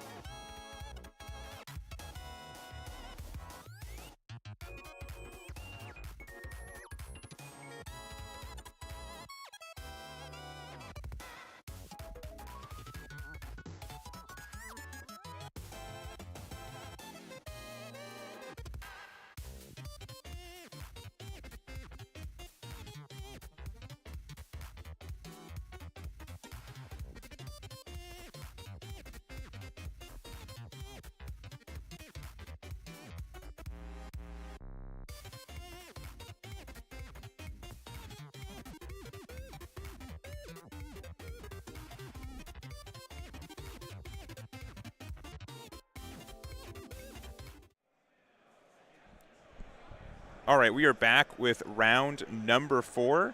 And what do we have for us on table 1, Zal? Oh man, I'm so excited. We have yet another 2 different leaders. Yep. We've seen 2 fresh leaders every round so far, and now we have Green Uta, Star Deck Uta, versus Shanks. My boy Justin is on the Shanks, but I don't know. This is a little bit of an uphill matchup. Yeah, I would sincerely agree with you. I think that Uta survives with the fact that one removal is a little bit lower at this point. It is something that you do get, like with Rob Lucci being a little less popular, Doffy being a little less popular, you are kind of like the tempo card advantage deck now. You swing a lot of 6Ks, which Shanks hates. Yeah. And I do agree. Like this is the reason that Uta is viable is because of this matchup being so prevalent and it being in your favor. Yeah. I mean, honestly, just on paper, the Uta ability, having 1 Dawn attached, and basically just says draw a card, is just such a powerful, powerful ability. And real quick, I'm going to let them start. I'm going to tell them that they have to keep the zones, though. So okay. 1 second. Yeah, very interested to see how this match will play out. I've been gassing up Uta personally on my own, especially for this matchup, and then also against Blackbeard. Uta, I think, is quite favored in both these matchups. So now we get to see it live on paper. Table 814, please report your match. You have 2 minutes to report your match. It will result in a total game. All right. We are good to go. And again, the fist bump there. And Uta is going first, which... Going first, yeah. I don't know what they... I'm guessing Shanks won the dice roll. I'm guessing. I think Shanks is going second. I think Uta does appreciate this this first attack, and you could play something like a Trafalgar Law, I think, on 2 to maybe set up a play later. I think that's been kind of a common card for the deck right now. Yeah, I think Uta, it's kind of interesting because Uta, like, your card slots are mostly dominated by the film cards, obviously. So then it becomes a question of, like, what non-film cards are you running to, you know, it lowers the consistency of your card draw, but what is worth doing that for, right? And oftentimes the answer is either 8-cost Kid or Hody Jones. So very curious to see his side of things. But okay, for Justin, we've gone ahead and played one of the new cards, Tony Chopper, 4-cost 4K, kind of. It's a 2K. Yeah, and it's a 6K blocker. We do get the Luffy off the top. That is probably one of the best cards for the deck, and we do know that we're going to be able to play that next turn as well. They do just get the block and leader effect because it's 6K to 6K, so Shanks can get that minus. And now we have to decide, like, we can just pressure 5K with Nami into leader now. We also could play a 4-drop to keep the pressure up, but it looks like, oh, we're going to go 6 and look at the top 3 for another More draw. card draw. Yeah, this is going to be the name of the game for Uta. Just keep accumulating infinite cards in hand. And honestly, the start from Shanks is not what you want to see. Oh, okay, so backlight too. Yeah, 2 Dawn event card. It will KO a rested 5-cost or rest a 5-cost to begin with. But yeah, just going to go ahead and get rid of that chopper. Maximum punish here. And I was going to say, like, you really want to see cards like Lucky Roo in this matchup. Lucky Roo is like one of the best ways Shanks can kind of stymie off early pressure and get rid of cards like this Uta, which is super annoying to deal with. You do not want to let your opponent draw that many cards a turn. Yeah, and we just played out the Usopp, so our leader is currently a 6K base right now with a 7K with that Dawn. And we're going into the Nami. We have to decide if we want to use a 2K plus to be able to get out of it. Yeah, 7K into, I mean, you kind of get these cards back, right? So yeah, we are going to go ahead, use 2K, 1K, the Uta blocker, and the Sanji 2K. Yeah, definitely Uta being off curve here makes the Dawn management a little bit trickier. You're just having to not play like your optimal curves, right? Like you can't just dump all your Dawn, or you just lose a swing into Shanks. So like Usopp is really, really annoying because, yeah, you don't really want to swing 6K here. You want to swing 7K to get above that Shanks leader ability. Yeah, and now we don't, like, we want to play the Luffy, right? The 7-drop Luffy would be good here.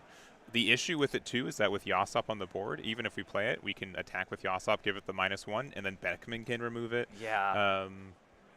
Yeah, I think this is... Justin's been pretty fortunate with their curve so far. I think the only difference is that instead of Chopper, if it was Lucky Roo to get rid of the Nami, yeah, that would have been slightly better, that but would have been a lot better. Yeah. you're still in a really good spot. Okay, so how will Uta manage this turn? Oh, okay, so we're just going to go ahead and swing 8. Draw an Uta blocker. The question for Shanks is always just, okay, I have 8 cards in hand, but how much of them actually have counter? Yeah. And do I want a blocker 2K? Oh, okay. Oh. Just taking it. Or, sorry, leader effect 2K. Brook into Katakuri.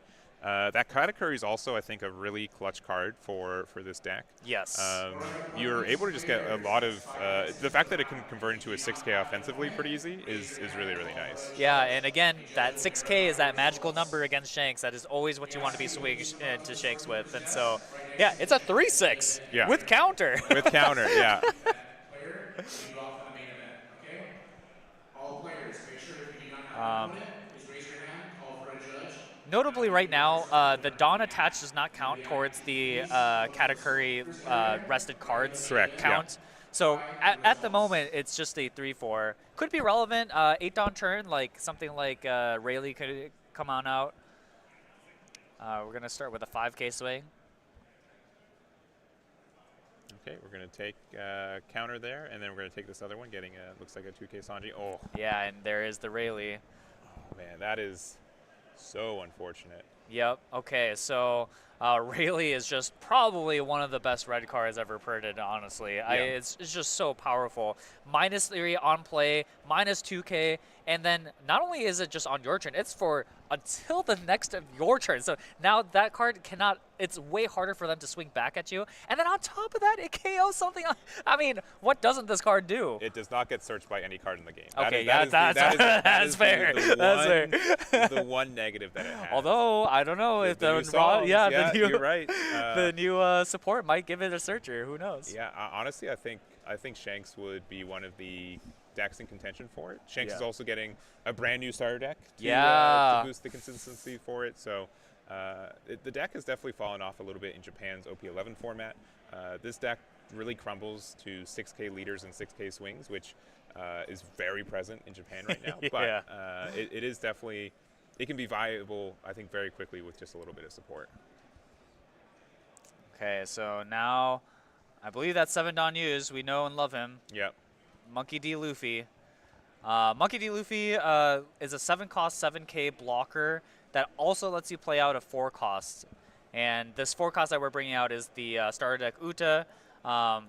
Very, very nice card. It lets you basically filter out your hand and continually give you the effect of your leader without investing extra Dawn, which is very, very important. That's a card that I'm sure he would have liked to have seen on curve before because it just saves you extra Dawn and, again, gives you those extra swings into lead. Yeah, I think Uta is definitely, this can be the matchup warper very easily. You don't really care about discarding a card because you still draw one from leader most of the time. It just means you convert into a 6K attack. And that's very valuable, again, against Shanks. Yeah, we've used leader ability already to stave off the 6K, but now the Brook is coming in. I mean, there's no way you take this, right? This is so scary if you do. Oh, wow, okay, I am very concerned about Justin's hands here, yeah. And, ooh, the backlight on the Usopp, too. This is terrifying now. If you're on Justin's side, I'm trying not to be biased. I love Justin, but things are looking really, really rough here. Well, we are at 10 Dawn though, so we do have our potential for 10 Dawn play. Katakuri should just be a 6K now, right? Yes. It shouldn't have the minus anymore. So ignore the big red button, but yeah. it's still going to be really tough here because being at 2 life, you're so close to that threshold where at any point, Uta can just go all in with the I'm Invincible event and double attack for enormous amounts into your leader. So normally, I feel like Shanks at 2 life, you're like, oh, I'm pretty comfy. Yeah, not too bad, yeah. Especially with the amount of cards in hand. But yeah. Taking those damages like he did, there might be 1 or 2 cards in hand without any counter. Okay, interesting. So go went ahead and swung 5 immediately. It makes me think he doesn't have the 10 cost Rush Shanks, which is obviously one of the most powerful cards in the game. Again, we're using the Divine. Okay. Okay, Divine Departure. One of the newest events that we've seen that kind of has this modal quality to it, where you can use it for 1 Dawn as a 3K counter for yourself, but you can also rest 5 Dawn when you play it, activate main, and you can get rid of something that's up to an 8K cost or 8K power. So is able to get rid of that Luffy. And I love this play here too. Getting out the Lucky Roo, so yes, you can get the 2-for-1 trade with the Katakuri if you so desire. I think you just do it, right? Yeah, you can't risk. Oh no, okay, no, we are just gonna keep it out. Well, just kind of okay. This is the other thing too. Katakuri is still only a 4K, yeah. 4K. Oh, okay. Shanks getting real silver. Okay. Yeah, okay, this game is crazy. We're seeing all sorts of things right now. And yeah, we've got the big 9-cost Shanks, which just goes ahead and wrecks anything that's rested. Amazing card. And happens to also be film, which means it's searchable by all the Utu effects. Yeah, that card's disgusting, especially in this scenario. Yeah, the fact that Shanks, the red Shanks usually gets the benefit of most cards not being removed very easily. Oh no. Oh 6. no. Oh no. You don't have a second one, right? Not a second one. Oh, God. That is brutal. Oh gosh. Okay. Yeah, this is tough. Now you're dealing with just giant bodies on board and the threat of I'm invincible from Uta. I really am not sure what Justin can do to break himself out of this one. Yeah, and I think Justin's done everything right. I do think this is a matchup that, again, is leaning on Uta's side. Honestly, the first couple turns, it looked a little shaky, but this endgame scenario here is really solid. We're going 12 into 10. We do get okay, but we can still go. That's one step back, but yeah, 10K with Shanks, and then you could with I'm invincible hand 12-12. Oh sure. Yeah. The question is, do you got 10. It? He used to play a Nell. It could be a Red Hawk trick. Nope. Okay, yeah. Oh, yeah, it's going to be the 12-12. Yeah, no counter in hand. We got Newgate, we've got Rayleigh, we've got A2K, but yeah, Chris is, again, showing why Uta can be relevant in this matchup, or in this meta, because this matchup is in your favor and going to be very present as well. Yeah, I wouldn't be surprised if most people today saw at least 3 or 4 Shanks players. I mean, it is very, very common. And yeah, we just really got to see kind of how powerful Uta can be in this matchup. I'm so glad that we got to see this, because I've been gassing up Uta. Yeah. I've been gassing up a lot of these decks actually, but I was saying this earlier this week. This is such an open format, right? We know the early contenders for it, right?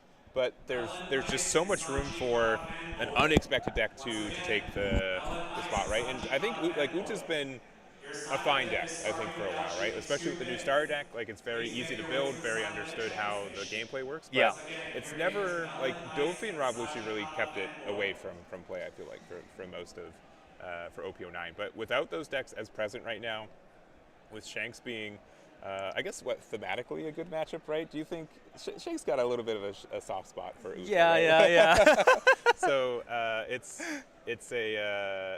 really interesting, and so if there's one deck I feel like you can target in this meta right now, I think it's Shanks. Yes. If it's the second one, it could be Teach. So, and honestly, I think your Blackbeard matchup is not terrible. Yeah, exactly. You do get a lot of card draw. You can go wide. Some of your on plays you do miss 9-drop Shanks, or if they can identify that you're going to play 7-drop Blocker Luffy, right? That card just stays in your hand for most of the game. Mm-hmm. But I do think, I've been pretty happy with how Uta's been doing these last couple weeks. Yeah, I think it's really exciting to see, like you said, all these other kind of decks prop up. I think it makes it very. It's like deck builder's paradise, right? Yeah. I think if you're a chef of the deck, and you're trying to build in, this is the time to do it. There's just so many opportunities for people to find these small avenues for decks to succeed in a meta that in other metas might not have happened, right? Yeah. And like you were saying, I think Doffy, Lucci, BY, these decks really, they were kind of the gatekeepers of the format. It was very hard for decks to kind of succeed through those gatekeepers. And now the floodgates are open. So yeah, I love to see some of these other decks like Uta succeed. So yeah, and if you are newer to the One Piece card game and don't really understand like why this weekend in particular is so significant, right? So we normally are based off of the Japanese format. They get their stuff earlier. We usually have the same restriction list, but we hit 4 cards, right? 3 cards. Ice Age, Moria, Jinbei, 4, and yeah. So because we got those out of rotation for the meta, that means that decks that were doing really well into OP10 aren't here as much. Blackbeard, I think, is the only one that was relevant and unscathed, right? But it's still a deck that you can target. And so because of that, this is the first weekend where it's this unique meta. The restriction list is live, OP10 is legal, and we have 4 big events around the world. So this is technically the last one, right? It's the one that started the latest because we are in the West Coast time. PST time for North America. But we do also have UK, London. They're going into day 2 tomorrow. Virginia, I think, is probably around, like they're probably almost done for the day 2. They're wrapping up somewhat since they are 3 hours ahead of us. So they will have 10 rounds, but they're closing in, and they also will have a day 2, which I'm really excited to see how they do. Yeah, because I do think there's a different sort of quality to decks that do well in Swiss and decks that do well in Top Cut. And so I think, us this weekend is just going to be very fun to see all the different results that are going to be coming in. And I'm so excited. Like you were saying, like this is a unique format, right? Like we normally from the West side, we kind of have to build off of what someone has already built for us, and so like having the creativity now and flexibility to like build our own format is very exciting. That's why I'm so excited for the news that the releases are going to be conjoined in unison. That's going to be very, very exciting for the game. They're hopefully around this time next year. It could be December 31st.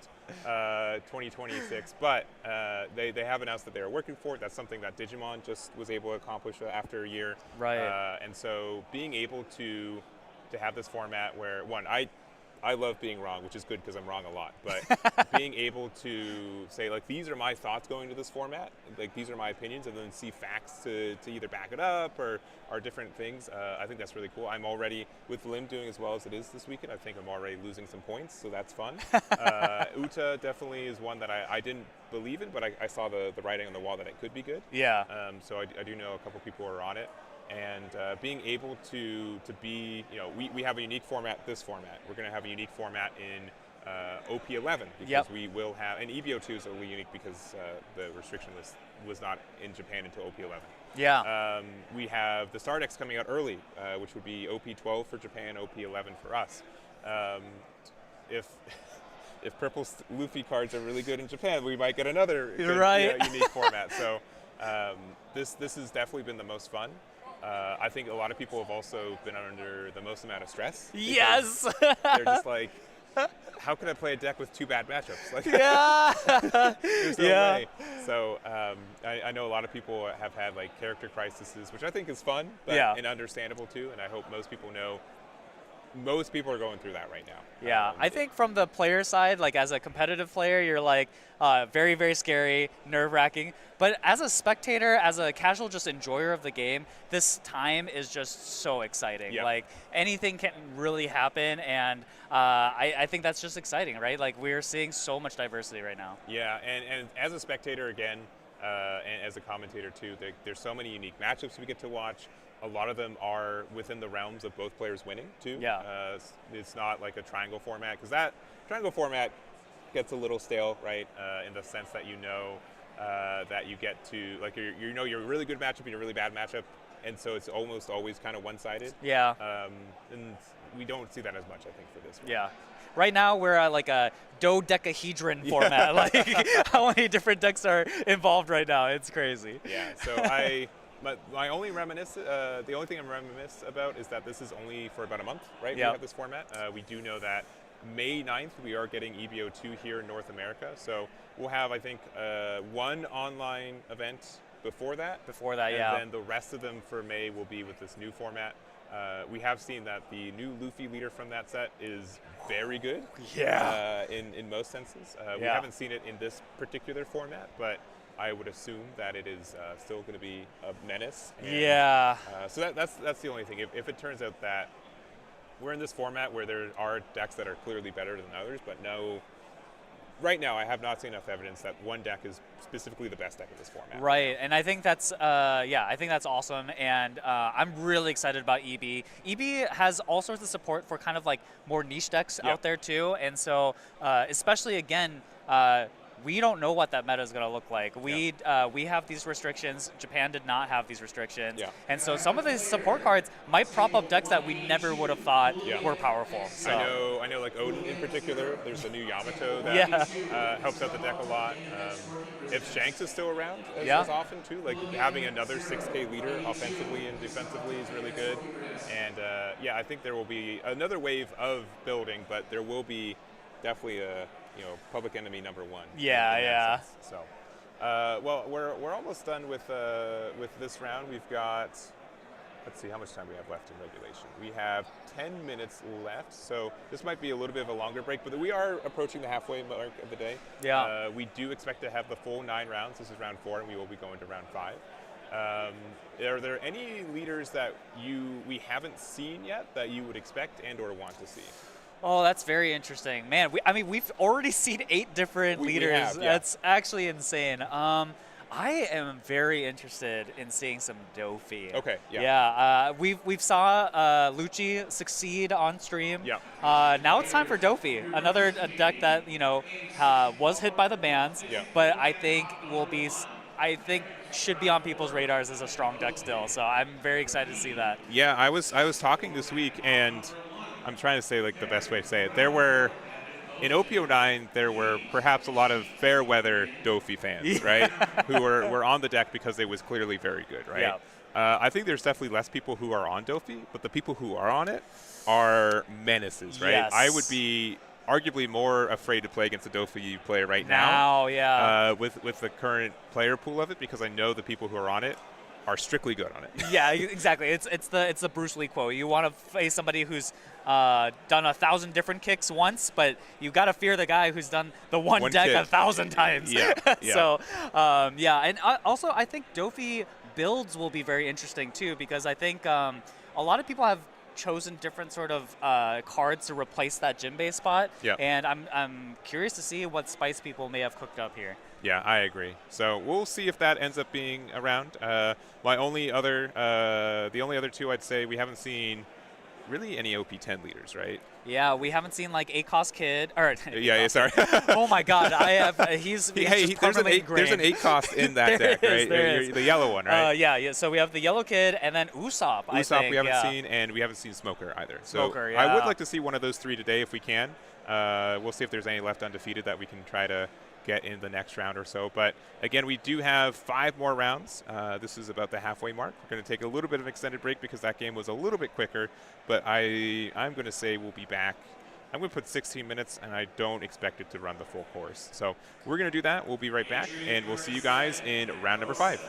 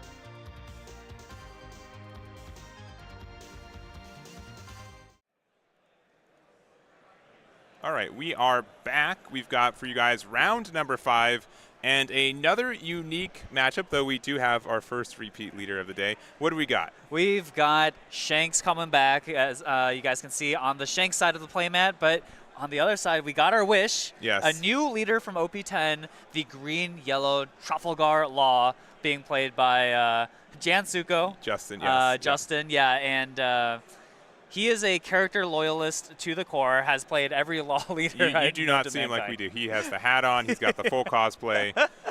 He is in form right now. And you know, this law wasn't even kind of on our wish list because it's a full commit deck, I think, for playing it and how it works. And then I also will say, you know, Justin's played against 4 decks, and they've all been Shanks so far. And he's undefeated right now. So if you do the math, this might be a matchup in his favor too. So we'll see how this goes. Again, if you are feeling comfortable against Shanks, you are feeling moderately comfortable for this matchup and this meta in general, and we'll have to see how he takes it. So let's tell him that they're good to go, and we'll get into round number 5. So there it is. So timer starts. I don't think we're going to need the full 30 minutes. Based on my personal testing with Justin, but just in case. And reading the leader, so you know what, let's put it on the screen. So you guys can read it too. It's pretty unique. It's kind of like the red and green law, but instead of bouncing the card and playing it from hand, you play it off the top card of your life. Yeah, and so Green Yellow Law is on this kind of weird timer because regardless of what your opponent does, you are actually draining your own life in a lot of situations. And so, Green Yellow Law wants to put out a lot of bodies on board, just kind of like you said, very comparable to red-green, and then eventually your whole board is going to be full of 5-cost supernovas, and they're just going to go to town. And the deck definitely has some consistency problems. However, when you find all the pieces that you need to, oh my god, this deck can fire on all cylinders, and it is very hard to deal with. Yeah, and there's just so many good 5-cost supernovas that exist. I think Cavendish is still one of the better ones. Oh my gosh, yeah.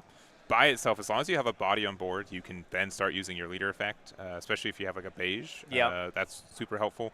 Having the Bonney early too is helpful, and Shanks doesn't usually remove a lot of cards early, so you can kind of get away with some plays. But looking at hand, we also do have the Caramel, which is a very interesting but cool choice, I think. Yeah, I think on first glance you're like, what is this card doing in this deck? But it draws a card, and then because you're constantly bouncing things back and forth from your hand into play, you can sometimes repeat its on-play effect. And also, you just need bodies on board to play out, especially in the early game. You need to get to that threshold for use of your leader ability. So yeah, Caramel actually ends up doing work in this. Yeah, it's such a weird tech. The fact that it draws a card is good. Sometimes it comes out of life, and you get the benefit from it.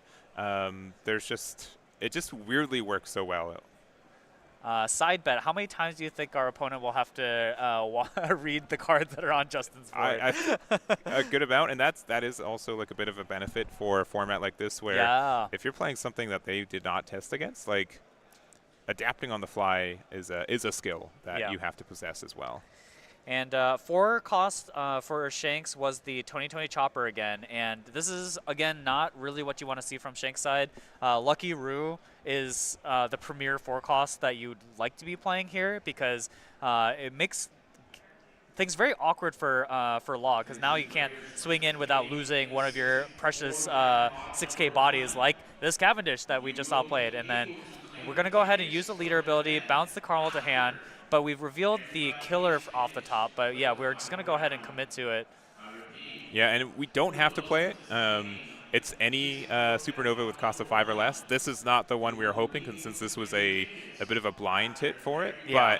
But we were able to get. We had Lucky Roo. Interesting. Yeah. I would have slammed that card immediately. I think it's way better than Chopper in this matchup. Yeah, and again, this is like you said, this is one of the benefits of playing a deck that's a little lesser known, road less traveled. Yeah. Because people are going to have the optimal plays already set up in mind as they sit down and play the matchup. So, and now we're going to see the swings coming in.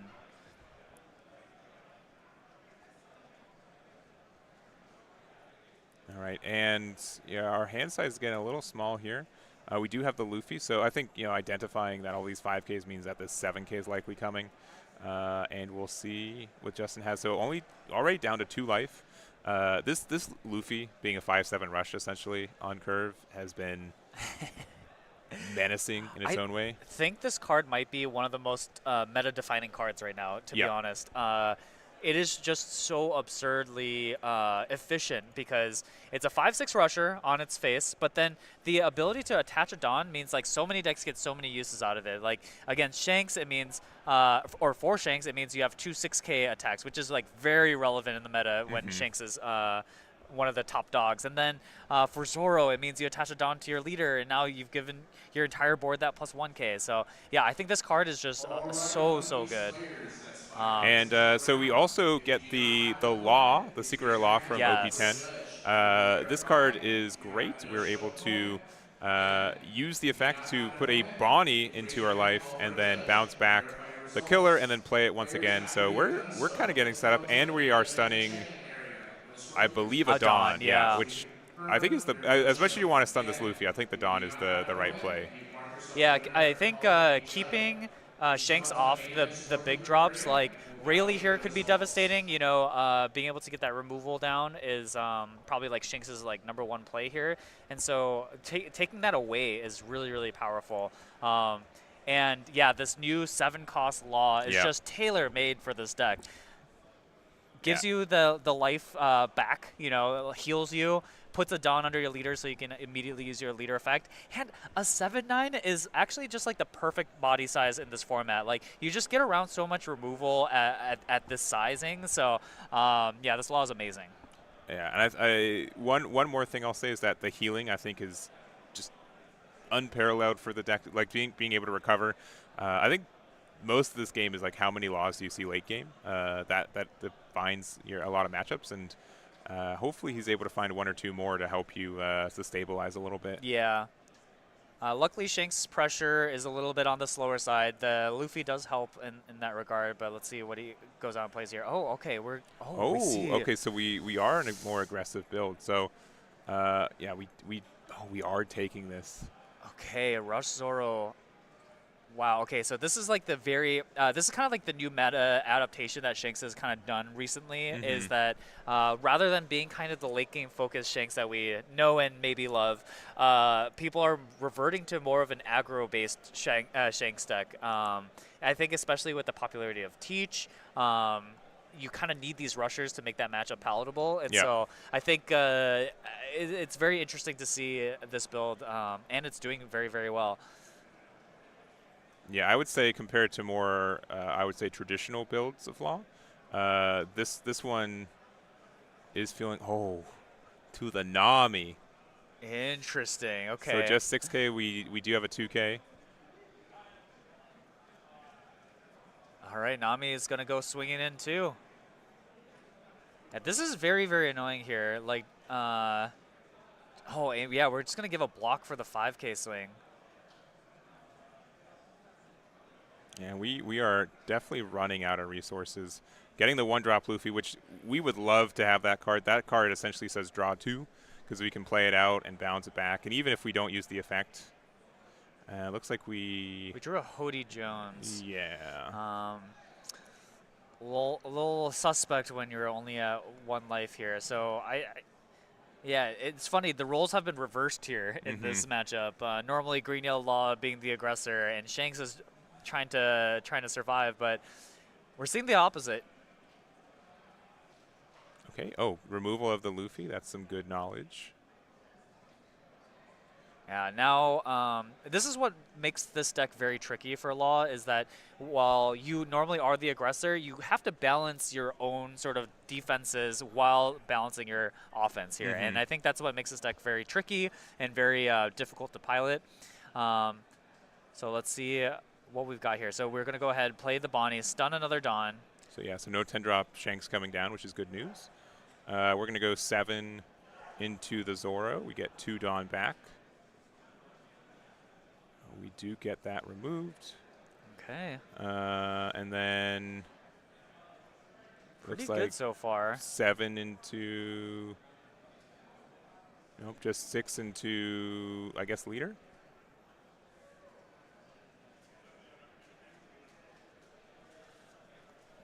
Okay, 6 into life. We'll see how Shanks wants to respond to this. Yeah, because Justin's on, like, he's got a great board, right? Like, it puts out a lot of pressure. And you can kind of bunker up. You still have one more Bonney attack, too. Okay, leader effect in 1K to get out of it. Yeah, Shanks wants to buy himself as much time as possible here, especially because Law is just running out of time here. Okay, so yeah, we are going to commit to just removing Shanks' board as much as possible. And oh, okay, we flipped up the leader. It was a or we flipped up the life, and we saw that it was a another Cavendish. Yeah, and I think this is really heads up too, because it's just we can use being able to keep that Bonney in rotation means that we can prevent them from going to 10 Dawn again. We know that likely, there's a lot of non-counter cards in hand right now based on how they countered. And now, man, this is close. I'm in the front of my seat. I don't know. this is on a knife's edge, man. Yeah. There's so many things that like have to kind of happen for both players. Okay, so we are gonna go see. Yeah, Rayleigh. Rayleigh is just such a bully. He is. Oppression. -3, -2, and then let's see what he plans on using all the abilities for. Yeah, and here's the other thing too. We can make the Cavendish a 3K, so we can attach a Dawn to Nami and try to pressure it. We also get to pop the killer without using any of the reduction on it itself. Yeah, notably that card draw, I'm sure Justin really wanted it. So. Yeah. Yeah, we're now keeping it. All right, but we are just out of resources. Yeah, unfortunately. This is very, very scary now. Okay, we did draw the Luffy Searcher, so that can be really good. This can be good, yeah. If he can find one of the 7-cost laws, it would be ideal for him, but looks like not quite so lucky this time. Well, we get a second try. That's true, yeah.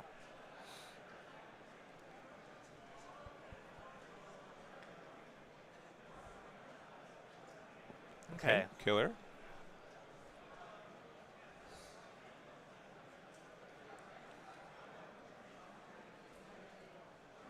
Yeah, I think Justin will really want to be able to take at least 2 life here. Okay, that's a good sign. Yeah, reveal the top card, but it's actively known as Cavendish, right? Yeah. So not a. So we're just gonna go ahead and what are we gonna find here? We have the beige in hand. Could help us play something out, but I don't know what he has left in hand. I think just having a 2K. Yeah, is just in just case. worth it, right? Because at this point, the Namis could just go 5/5/5, Yeah. and it could spell trouble. Yeah, I'm sure he was hoping that it was a law instead, though. Yeah. Okay, we're grabbing the Bonney. We're digging. Oh, man, and of course. Yeah, as soon as we spend the requisites on for it, right?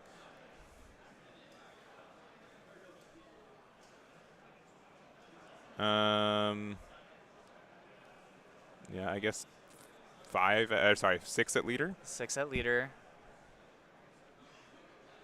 And, yeah, we're just going to get that 2K. I wonder if we respect these. I mean, I think only one Nami's going to be able to get Dawn to attack anyways, so having 1-up's the same as having 2. Yep, going to lead, going down to 2. We got the killer, and if there's an answer to it, this could be troublesome. Yeah, pretty tough. Wow, this game has been so tight. Yeah, Okay. and the other issue is that, like, it's pretty known cards in hand for Justin and in life at this point, so you can, knowing that math can help out. Yeah, at this point, Kevin basically has perfect information. It's just a matter of what you want to do. Yeah, that is true. He could have bounced Law back itself if he felt like that heal was more important.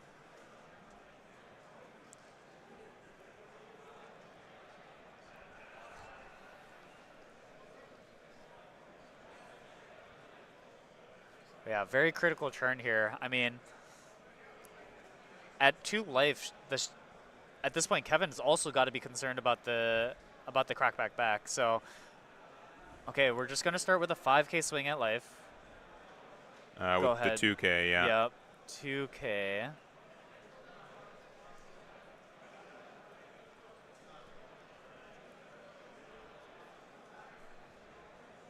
Yeah, but honestly, I think he was banking that. Oh. Oh man, back-to-back Rayleighs. Yeah. And again, the killer goes without using its ability. Yeah. Get rid of the Bonney.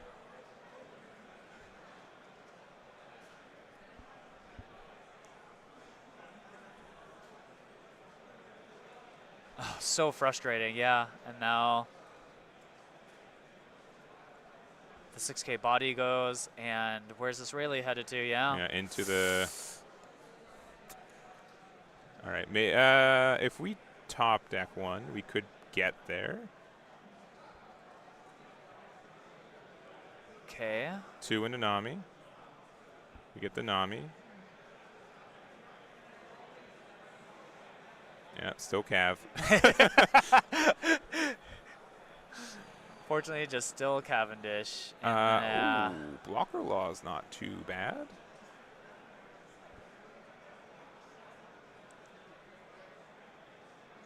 Get another draw off Luffy. Yeah. Yeah.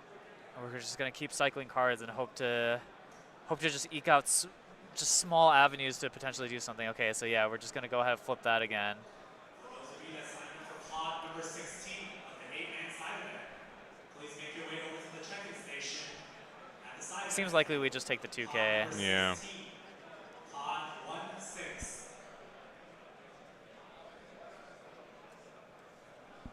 Okay. Swing 7 at lead. Oh, wow, and takes. Okay, so now it feels like this is a decisive turn. I think. I'm curious why he left the one open. Also, I think he did top deck the big boy law. Yeah. Oh, Roger. Roger. Yeah, Roger will get there. Oh, yeah, that'll clinch it. Woo. Oh, boy. Super close game, though. Yeah, that was very, very close. It was sort of up for the game was kind of up for grabs, and it was just like whose draw could eke out just a little bit better. And unfortunately for Justin, just like couldn't see enough of the 7-cost laws to keep himself healthy while progressing his board. And the double Rayleigh was just so good. Yeah, yeah. And I think Kevin did a really good job just identifying that cards in hand for Law was a real resource, trying to get rid of those, doing as many 5K attacks as possible. Yeah. You know, that which generally Shanks, that's not their MO. Yeah, right? yeah. So I would say that probably compared to other builds of Shanks, this one was a rougher matchup for Justin in particular. I think he navigated it super well. Yeah. And, man, just a super close game. I think the only thing he was, like, if you play a Law deck, you are known for 2 things: searching and missing your searches. Yeah, true. And unfortunately, that one, I think, if the second copy of 7-drop Law was in the top 10 cards with the double search with Luffy, the game would have been different. And I think that's what he was banking on. Yes. He didn't want to have to bounce back Law to pay a whole 7 to play it again. Right. And that was the big issue. I think if you saw that, and it I said that earlier, this deck is really dependent on finding that card late game consistently, and we just unfortunately weren't able to get there. Just whiffed, yeah. I mean, not literally whiffed, but basically. Yeah, for the card we needed, yeah. And I was very impressed with the way Shanks navigated that, like using the Namis to great effect, kind of doing a Zoro cosplay, right? Yeah, and just, like you said, all these like little paper cuts that just chip away at the hand. I think Justin would have been much happier if they were just like bigger swings that he could just like block or take, but he ended up having to block a 5K swing. That is not what you want to be doing, and so Really heads-up play by Shanks and navigating that matchup quite well, despite what seemingly beforehand didn't seem like they knew the matchup. And additionally, double silvers is just absurd sometimes, right? Can we agree that that card just gets so much value, searchable or not? Like it is a menace. Gets rid of a card, prevents damage potentially on another card. There are just so many things that card can do in this format. It's absurd. In this match, like we saw how strong it is. I mean, -3, -2, and then pop the killer blocker twice. Yeah. And then the -3 allows your Namis to now start chipping in as well and like pressuring the board. Like it is absurd. That card is very, very strong and definitely an immediate 4 of in every Shanks deck. I mean, if you're trying to hold off aggro, that is the card to do it. Yeah, it's really made me think like, should aggressive decks kind of also be using it in some capacity? Right? Like, why? Like, what is the negative for playing that card? Right? Like, it lets you potentially get rid of blockers, or it means like your cards that you're attacking with this turn don't get punished for like can't get traded with as easy. And it is again a very, very good card, specifically in Shanks too. Like, it loves to see that card. It's just really strong. And I talked about this a little bit before. We're kind of in a 5-cost meta. I feel like being able to deal with a 5-cost is super important. And most of the 5-costs that are played right now are 5/6s. They're 6K bodies, and Rayleigh is just a perfect answer to that. So yeah, just super strong card right now in the meta. Yeah, and I think that's true with like why Smoker can sometimes get away, right? Because it's a 5/7 that just is able to be an 8 in Smoker itself, like that. It's around Mulgun and Yeah, they need a like Otama and Ben Beckman or Rayleigh, and if they do that, you still maybe have like Tashiki on the board to prevent that. So I think that's definitely something that is a foundation for this one. And obviously in Green Yellow Law they play a lot of 5/6s, right? So that's exactly why Silvers is able to. So if it was 1 Silvers, I think that there was maybe a road for success for Justin, but with 2 of them to not only remove 2 bodies but prevent 2 bigger attacks from that previous turn, that was a little bit too much for the current state. So but still rooting for Justin for the next little bit. Also still rooting for our Shanks player Kevin, who's able to go undefeated 5-0 for this first half. So pretty enviable position, I think, for a lot of people. I think so. Yeah. And curious to see how he does for the rest, especially with the more aggressive build that we saw too. Yeah. I think especially if you're in this kind of undefeated bracket, I think when you get there, the meta has now shrunk down to the most meta possible, right? Yeah. And I think that's where you're going to see a lot more like Blackbeards, a lot more mirrors if you're the Shanks players. So I think having that aggressive build could be really, really good to just like see you for the rest of the tournament, you know? Yeah. I think most Shanks players don't really like the Blackbeard matchup, so him having that rush build will be really, really good. Yeah, I think that's as an identification for that build specifically, and try to get some advantage from it, especially because like the other reason that matchup is bad is your silver just doesn't do anything either, right? So like that's it's just an 8/8. Yeah, it's just an 8/8, which is it's fine, but not where you want to be. So we'll see how it goes. Rough stream for players named Justin today so far. We'll see if we can get a Justin a W today on stream. But we're going to take our break. We're going to go into round number 6. We've only got 4 rounds left, which is absurd. So wow, we are chugging through. which means I think we have 16 players undefeated at this point. Woo, so all right. 1 Shanks guaranteed. I'll see if I can figure out a couple more of them. We'll be back with round 6, and we will see you guys over there. And we will see you guys over there.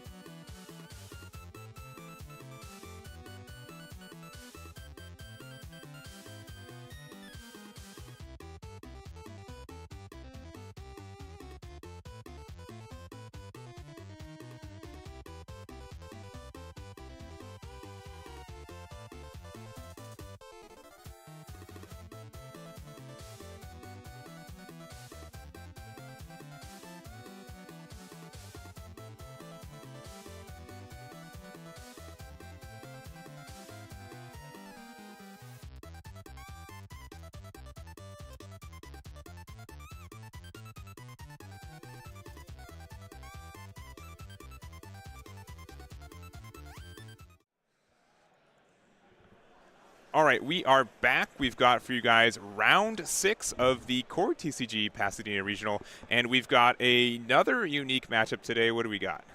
This is crazy. Yeah. Again, more unique leaders here. We have Dominic on Usopp, blue-black, and we have Jackie M on blue Doflamingo. And I know I wished for Doflamingo to be up on here, but into Usopp, oh, this might be a bloodbath. Yeah, and this is, again, 2 leaders we have not seen today. I did do a quick walk with you, right? Yeah. I think it's pretty clear that Shanks is the most. Yes. I think that there's maybe even 8 undefeated. Oh, we saw a lot of Shanks up there. We did see some unique ones, though. I did see a Nell. I did see Yellow Kid. I did see Nami, a Bonney. I did see a Bonney. I don't think I saw a Lim undefeated, but No, there still is a good amount, and a Blackbeard at least as well. So if a Nell or Yellow Kid wins, I will definitely want to get that next round. Yeah, yeah. But we're really getting down to it. Yeah, very, very wide field like we expected it to be. And, yeah, Shanks is just sort of like the sole kind of, I don't know, the only deck that seems like there's just a lot of left in the top tables. And now we're going to see this matchup. Now, historically, Usopp was really popular in Japan, mainly because of this matchup. So Yep. Doflamingo was really, really dominant, but then Usopp comes out. And Usopp is just a deck that somehow manages to out-attrition Doflamingo, like, handedly. Yeah. And Usopp's leader ability is just super powerful. He has the ability to give all your Dressrosa characters +1 cost, which matters because Doflamingo, a lot of your removal is based off the cost of your opponent's characters. And then on top of that, on your opponent's turn, once per turn, if a character would be removed by your opponent's effect, you draw a card. Yes. And that is very, very powerful in addition to all the blockers that Usopp is going to be running. So Usopp can block, draw a card, do anything, draw a card. Yeah, And yeah. so he just ends up drawing a million cards and just has very, very good removal for cards that Doflamingo will be playing. So. Yeah, and we do have the Teach out of the Doffy here. One of the strongest support cards. I think most people at first were like, I don't know if this card was good or not. And I think most people have landed on, yeah, it's incredibly good. Absurd, yeah. It was definitely in my mind in contention of a card to get hit in Doflamingo out instead of Jinbei or perhaps in tandem. But I think just one card in general. But we are able to play out the Law. We are able to bounce the Buggy back to hand, and the cost of the Bart was 4, so we were putting that back in hand as well. Yeah.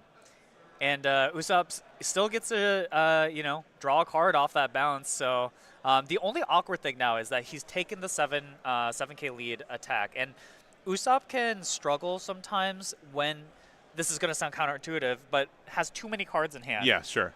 Because your leader ability requires you to be under, I believe, 6 cards in 5, hand? yes, 5 yeah. cards. And so if you have too many cards in hand, you don't get to utilize your leader ability, and it can be very awkward to like get yourself back in the game, which is, again, very, very funny to say, like, oh, too many cards, that's a problem. Yeah, but you Blues always had this kind of weird issue where they get card draw, they get advantage, but they really are particular about what cards they have. Yeah. And we did get Rebecca to find the Cavendish, which is strictly very good. This lets us draw 2 cards and trash 1. And since we do have the Colosseum out, we do get to attack the turn it's played. So I think this card is part of the reason this matchup is so good. Doffy will almost always have Law or a card to attack into, and Cav immediately gets that value.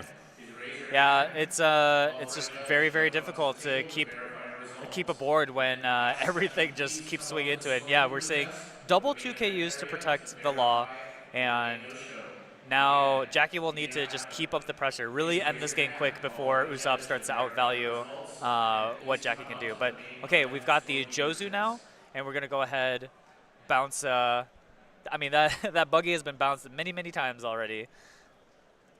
Yeah, Jozu, just a tremendous card for tempo, just being able to bounce a 6 cost back to hand. And yeah, Usopp's just gonna go ahead and happily give up cards here. But yeah, there was a world where Doffy players used to play less than 4 teaches. Isn't that crazy? Yeah. Some people were just not on it. I think. But you know, it is not all free value, right? Yep. We see Jackie's hand is incredibly small. We're also deciding to not attack, and I think this is to say, you know what, I don't want you to just be able to pressure and remove with Cav again.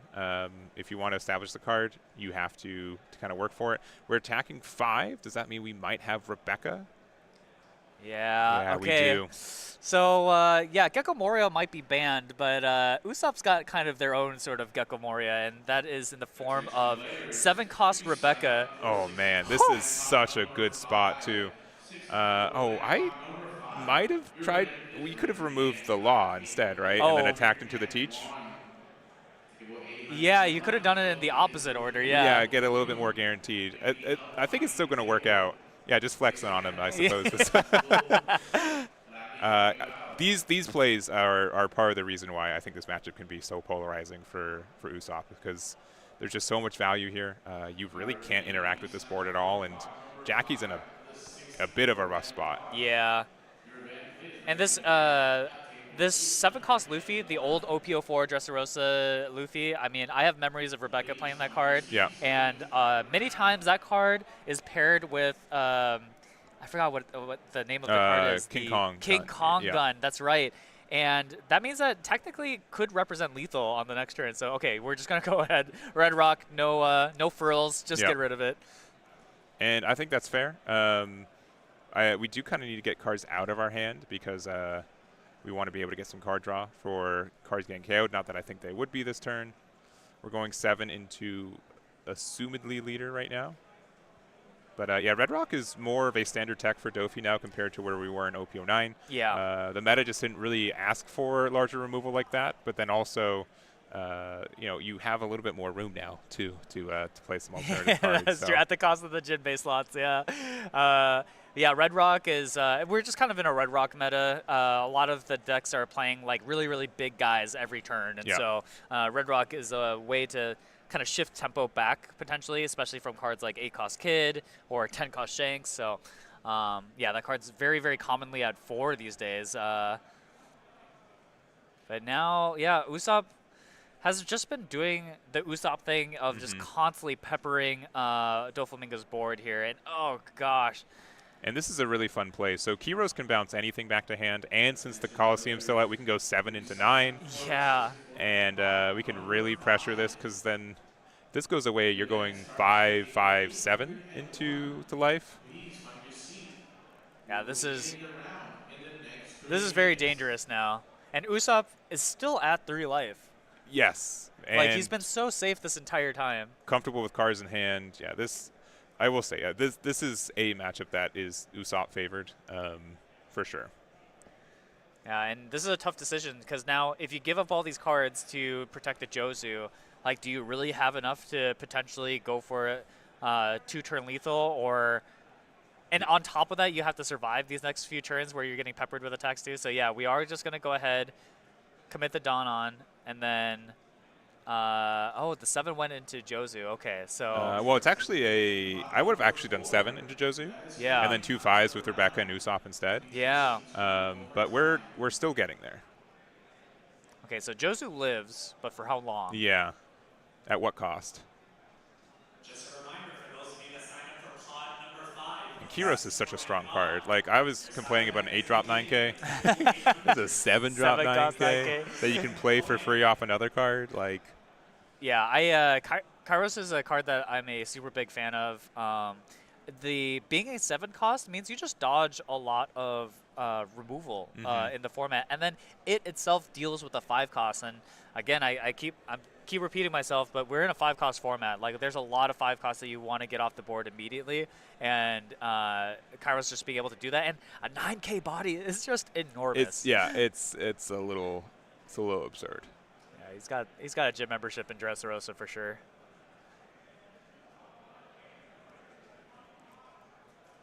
So only down to 2 cards in hand for Usopp. Okay, we are going to play out the teach. All right, we're going to use its effect to put a card to the top, maybe? Okay. Still deciding.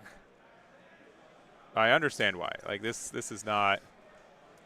You're on a knife's edge for sure. I mean, at any point, if Usopp decides, you know what, I'm going to attach all my Dawn to my characters, you only have 2 life and 3 cards in hand. You could just die.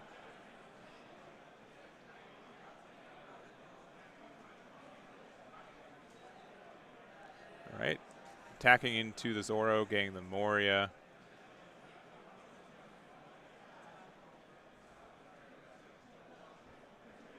Yeah, it's time to address the board. Things have gotten too out of hand. Yep. And so that will proc the Usopp effect, which will let us draw 1.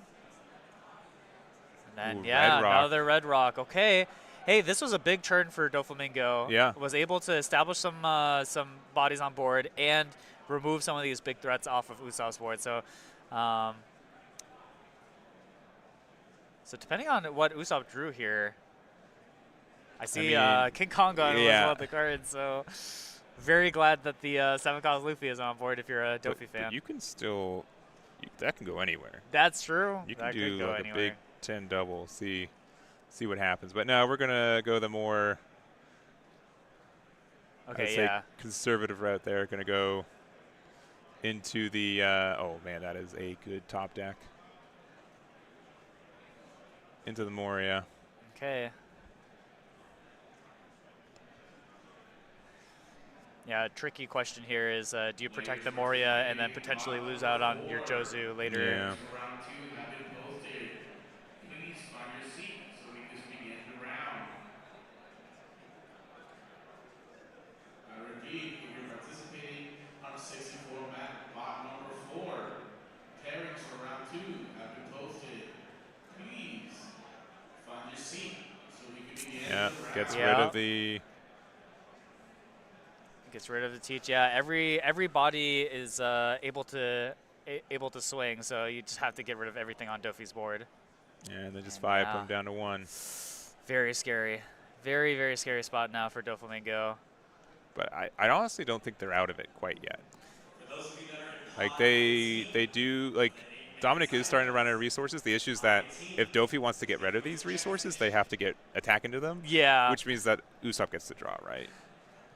That is definitely the scary part. Okay, so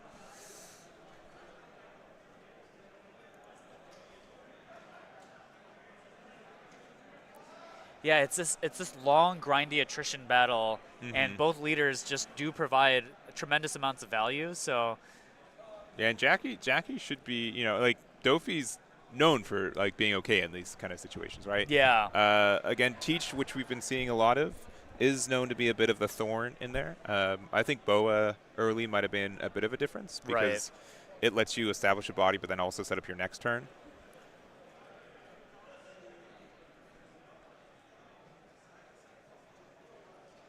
Yeah, highly considering these top 3. It's going to be really important on what you can play out. I think, is there a 1-drop searcher in case we want to bomb deck this and try for something better? It does look like in his hand there is a searcher. So if he decides, hey, you know what, this isn't good enough, we can draw past it.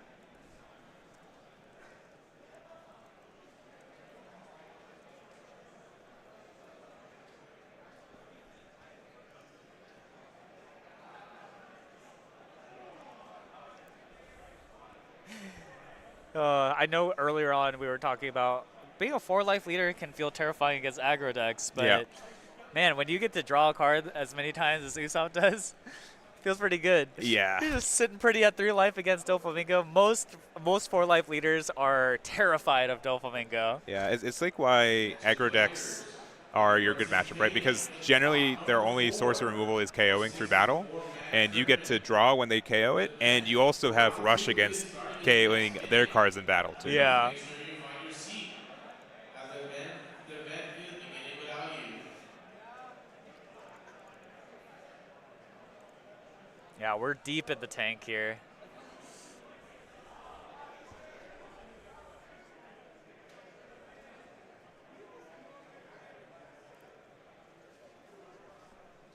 All right, we've decided the order. Okay. Tashadon with the conclusion of the Boa effect.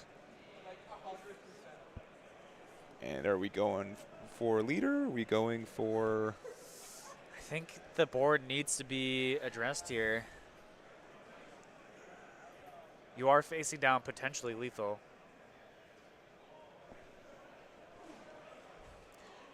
At the same token, this might be a concession that like we just have to go for putting them to 2 life, right?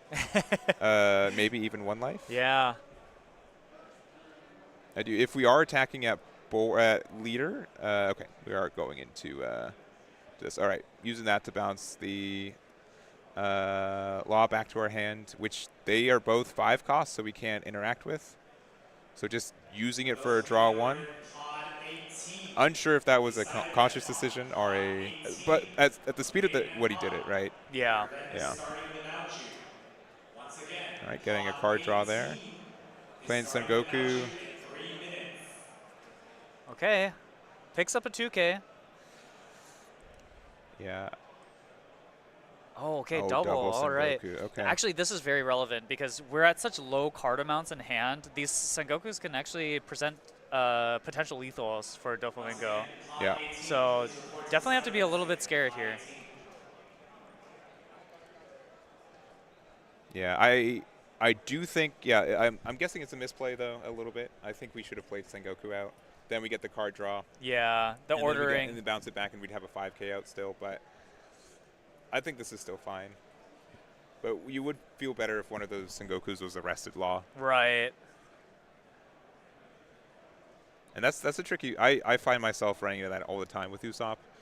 The card said 4, right? The card says 4 pretty boldly in the top left, but he's got that additional protection, and that can just changing a cost by 1 on either direction changes so much in this game.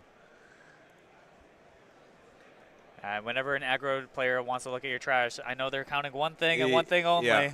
How many 2Ks are in there? There looked like a lot of 2Ks in there.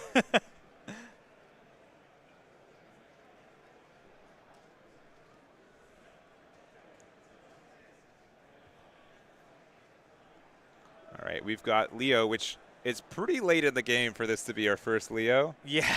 But it is. This lets us look the top 5 of our deck for 2 Dressrosa cards, and then we discard 1. Yes. We do have to either tap the stage or the leader, but that's generally not too bad of an issue. Not an issue, yeah. What an amazing searcher, right? Top 5, and you get to pick 2 cards, and then you discard whatever you. I mean, it's just super good for filtering out your hand for exactly what you want. Yeah, Usopp is a deck that works on specifics, and also running bricks to discard, right? So it's good in both ways. We end up getting a 2K and a Rebecca. Yeah, Gyats.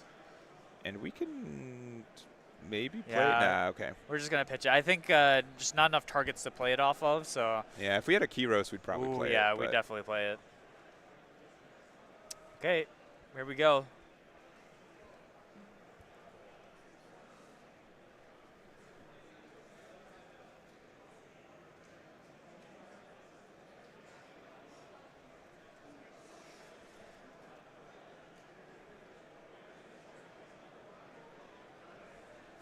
Yeah, 7K likely to lead.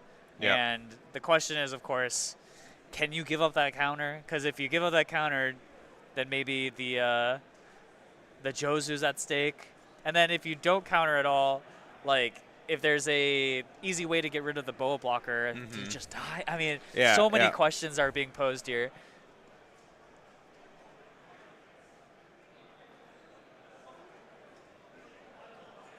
What a tough spot. Yeah, and we know a good majority of this hand. Rebecca can also just be kind of obnoxious too, even as a 4K base.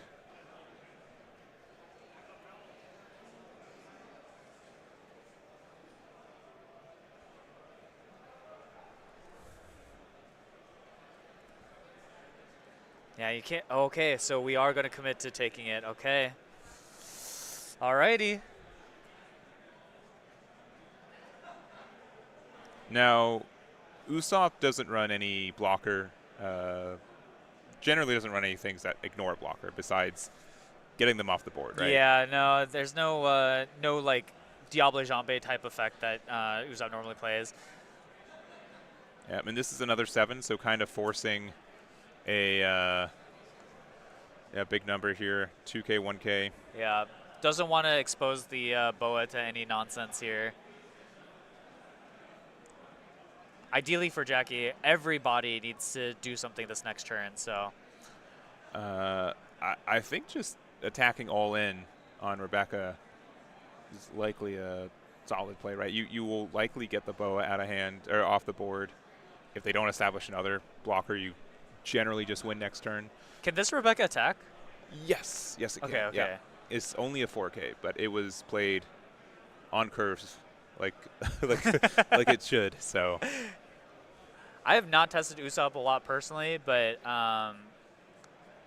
so I'm a little unfamiliar with some of the card choices. Rebecca that is known for not attacking. Yeah, so that was the main thing in my head. Yeah, for some reason I had in my head that Laboon had the phrase that can't attack. For some reason, it definitely can. Yeah. Oh, we're playing okay, the Cavendish. I don't know if I love this. I guess this gets us like more cards in yeah, hand. one additional card, and then. But I would much rather have guaranteed that Boa is no longer on the board. Yeah. Okay. So now things can get a little hairy here. Yeah, you definitely give them a bit of an opening. If Gravity Blade was on the board in hand, that would be mildly absurd.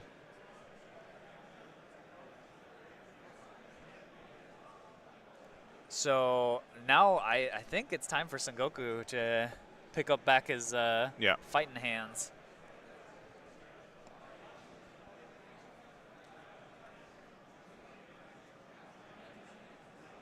And, I mean, gotta be feeling a little nervous here for both players. Yeah.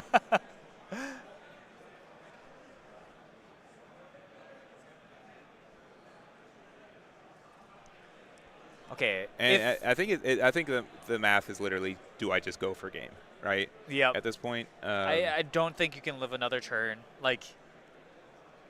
And with 2, 5, 6, 7, that combined is, I think it's 20, 30. So it's something like 7, 7, 8, 8. 7, 7, 8. I think it's like 7, 7, 8, 8.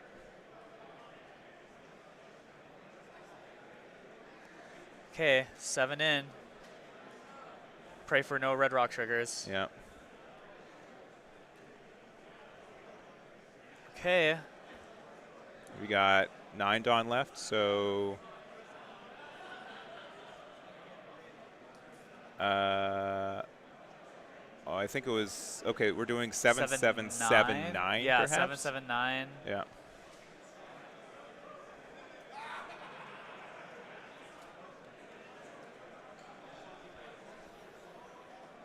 Yeah, again, asking for cards. I mean, we could do 5, 5, and so 3, 3, 7. We could do 5, 5, 8, I think. 5, 5, 8. If we think that there's no cards in hand that have counter. The thing is that they use Cavendish, right? So you'd almost assume. They did ditch a brick, so you might think, oh, you know what? Maybe they have more bricks in hand. Yeah. I would have been much more concerned if they ditched a counter card. Yeah. All right, it's going to be 6, or sorry, 7. Yeah. And we have 7 Dawn left, so this last attack is going to be a 9K. But we could also just split them across the Sengokus as well. Yeah. So now on the Usopp side, deciding if he wants to counter this hit or something in the future. But yeah, we are just going to give up 2K, 2K. Okay, but we still have Dawn, so yep. 5K with 5, 6, 5. taking it.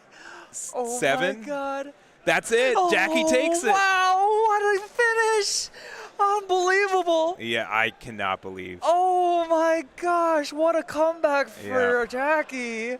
Insane. Yeah, and sincerely, I think Dominic just going all out on that Rebecca swing at the end made a little bit more sense. It just meant that every attack had to go in with 4 on board, and I think Jackie was really methodical thinking about his plays, and it really did pay off. Yeah, like the entire way through, Dominic asked a lot of questions out of Jackie, and Jackie was able to meet up on every street, just making the correct decision to keep up the pressure and even when he couldn't, you know, he did a really, really amazing job of just like making sure like he has some avenue out to be able to finish the game. I think that was like very, very impressive on his side. Like obviously early on, he's putting on the pressure, trying to kill as fast as possible. But as soon as he figured out, you know what, this isn't the way I can continue to go, he backs off the pressure, is able to tank a couple hits, refresh a little bit in resources, and then redeploy them in a way that he is able to just barely eke out that victory. Yeah. Amazing play. Super well play. And it really just came down to it. He did get obviously a little bit lucky that there wasn't any additional counter in hand, right? It just really, just Jackie identifying what his outs were was the play. Even if it's unlikely, you have to go for it, and sometimes it pays off. Yeah, always play to your outs. It's name of card games, honestly. Yeah, you got to do what you got to do. Yeah. And wow, what a phenomenal game. That was amazing. Yeah, I think that. And I do think it was a little bit for our Usopp player giving that window a little bit. Yes. We did also have like King Kong gun in hand, which could have at least guaranteed the removal of Boa, right? It's tough. So big shout out to Jackie. I think that was probably going to be. That's hopefully his hardest matchup of the day, right? Yeah. But we still have quite the field. We do have, I believe, 8 players undefeated, including Doffy with Jackie. He was the only one that I identified from our top tables when we were walking around. We did see likely somewhere between 6 to 8 Shanks, I think. Yeah, there was quite a few. I at least know of 5 off the top of my head. At least.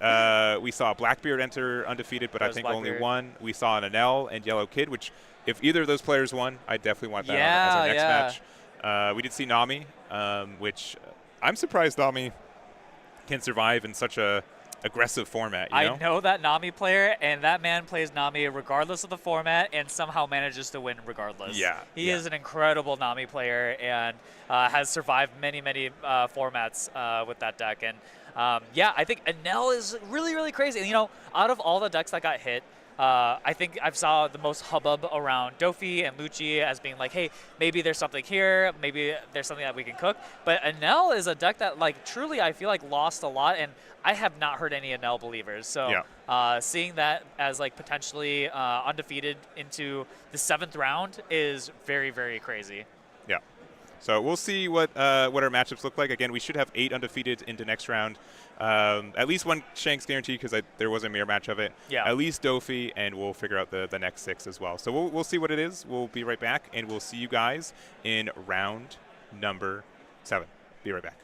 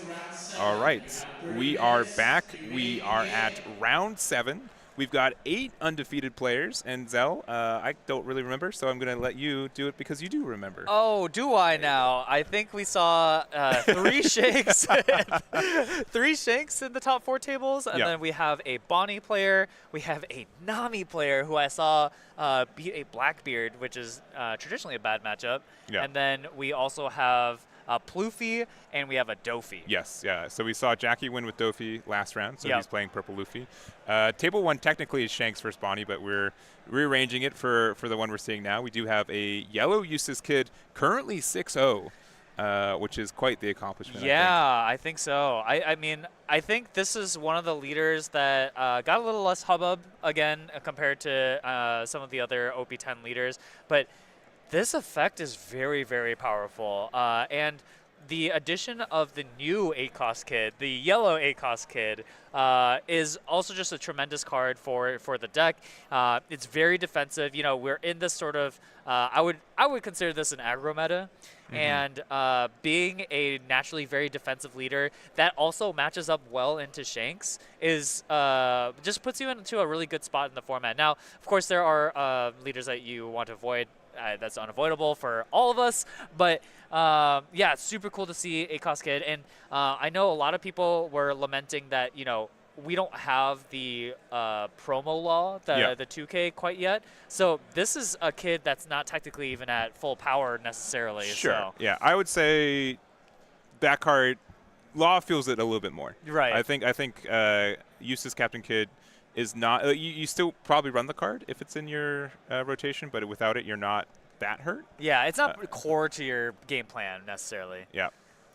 And the glare is back somehow, just a little bit. That's 1-drop Luffy though. That's finding out the yellow kid, or sorry, the yellow law. Law, yeah. Which is still an obscene card in this deck too, right? So good. It's it lets you heal 1. It lets you just make a 7-drop 9K blocker, and that's just That's good. good. Yeah, that generally good gets out of enough. 2 attacks for 1 card. And then we have Sam on the right. Shout out to Sam. Yeah. And establishes a Lucky Roo. Lucky Roo is just always just going to be super annoying. And yeah, we're going to see a 6K swing taken, and then, oh man, Hawkins. Every Hawkins card that's ever been printed is always super annoying to deal with. This one, on KO, it trashes your opponent's life. And when you give it blocker, that is a very easy condition to meet. yeah. And it just kind of invalidates even what we were trying to do with Lucky Roo as well, right? Yeah. Sure, you could trade with it, but you still feel like it did damage, Yep. right? And that just feels awful.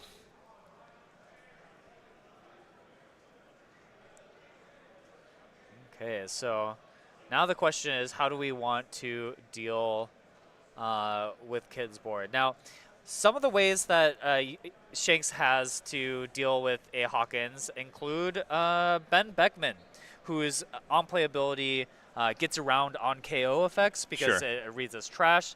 So it could be one of the ways that you know, Sam can play around the Hawkins effect. The Hawkins effect is just very annoying because normally speaking, like, it's kind of hard to take Shanks' life because, you know, the leader ability is defensive. You've got all these 2Ks. So just being able to say, you know what, I don't care. I'm just going to trash your life. And you know also 8-cost Kid is going to come down at some point and trash another life. So it just it feels kind of like Kid sort of like slowly constricts you. And you kind of have to escape that sort of constrictor. Yeah, and we end up just playing out the Sanji in passing. This is a new card from OP10. One of my favorite cards. It says draw. It's conditional. Doesn't matter. It's a 6K on offense, which even 3-drop 5K vanillas are not 6Ks. It is the negative that you can attack into it afterwards, but then it cycles the card. So really good for applying pressure, and I really respect this with the idea that, oh, well, if I don't attack into them, they'll likely have a life flipped up, but we did get the law added earlier from Luffy, so makes sense that that's our play on this next turn. Yeah, I would say very unfortunate. Shanks always wants to play things on curve, and only playing a 3-drop on your 6-on turn never feels good. And now we got to see the law in action. Gains a life, then uses leader ability to flip that life up. and then now has given the 9K blocker. Yeah. And yeah, you don't really care about giving the Basil blocker anymore because eventually it will likely get KO'd or just on the board. But we do have our silvers here. Results. Again, if you do not have an opponent, please step up to the -3 scoring to the desk law. in the main event area to confirm your It's also a results. manga one. I Yeah. don't know if you noticed this. We're going to get rid of the Luffy with the silvers effect. We can attack in the Basil if we really want to.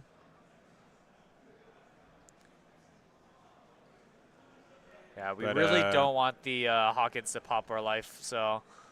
Yeah, but I don't think it's wrong to start attacking here. Right now the law is at 6K, so if they block this 1K or something, yeah, which means we just keep the Lucky Roo active.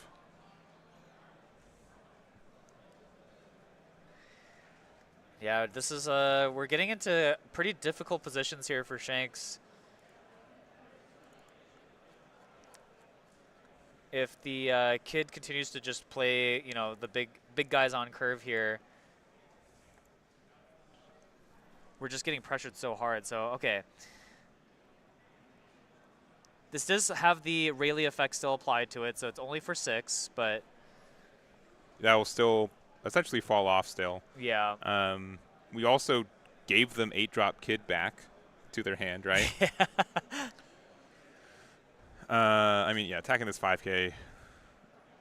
Yeah, just use leader effect to get out of it. We're attacking 3 into the Sanji, which is also a 3 right now.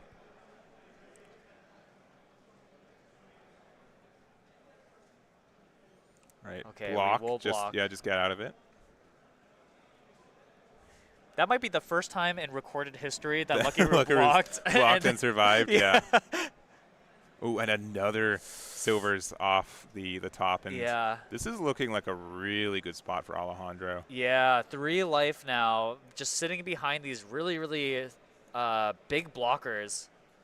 For those of you that are in pot 4. And here's like the eventually, like, if you're at 0 life, you don't care about Basil's effect, right? Like, you have other issues, but Basil dealing damage is not one of them. Yeah.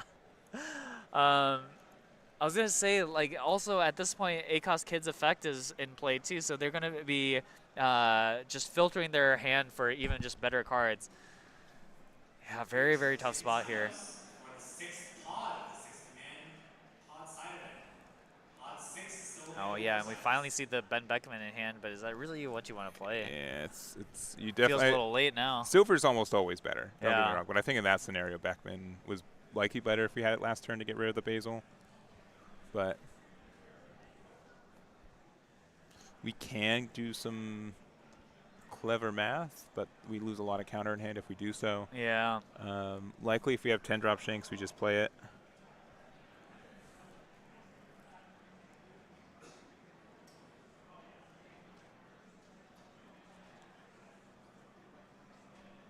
Yeah, this matchup looks very, very annoying from Shanks' point of view. It just a lot of kind of you're just caught in a rock in a hard place. That's the phrase. Yeah. You hit him, and suddenly now his life is turned back down, and that gives him his leader ability again. And Yeah. if you clear his board, it trashes your life. All right, but just go simple 5 and takes it. All right, attaching a Dawn, knowing now that Shanks is on option now. We're just going to get the free block. 8K into leader. Join our crew to complete our next 8-man side event pod. If you are interested in being one of those amazing 3 pirates. Okay, I am a little concerned. Putting your but it Frankie was a trigger. at the right time too. That's just get right. the free draw and an active body. That is great luck. Sometimes you forget, you know. Uses Captain Kidd. This one's a yellow deck, so you're gonna get some good triggers that you're in yeah, there. I mean this is the spot where if that was a 4-cost law, it would have been the same thing, Yeah. but minus the card draw, right? So Oh yeah, maybe this is just secretly better. Frankie's in the better spot.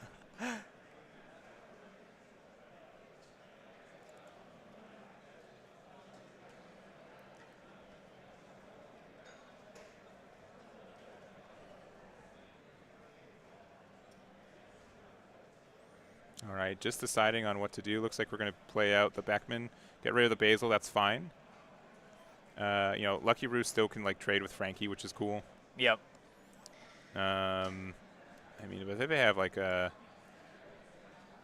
For what it's worth, Kid is like applying a lot of pressure, but they're barely living right now, right? Like, yeah. They are at 1 life right now. They're going to be able to set up some blockers. They have a blocker with the Scratch Vanapoo here, but it is dangerous waters. This is definitely a tricky spot now because let's say we attack Shanks all the way down to 0, and he managed to barely survive. I mean, that opens up Roger, which I think would be a huge problem considering like Kid wants to be behind all these blockers. Sure.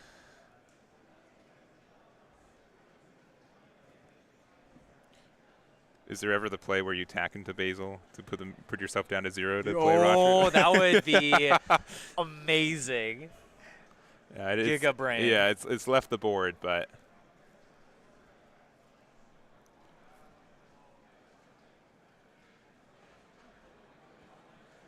all right, there you went. Big 9. Yeah. I think at this point you just have to take the life, but you still have to be worried about these large swings, right? Because this can be 9 and 15, probably even better numbers from there. Yeah, could be big numbers, and Lucky Roo can easily be cleared out of the way with one of the new event cards, Damned Punk. Mm-hmm. But yeah, we are going to take.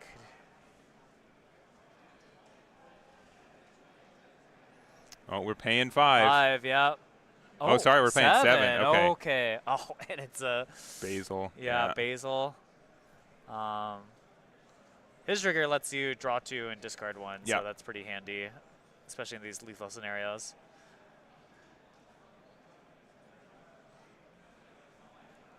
Yeah, and we're going to need all the attackers we can get, so we really don't want to be blocking with Lucky Roo here.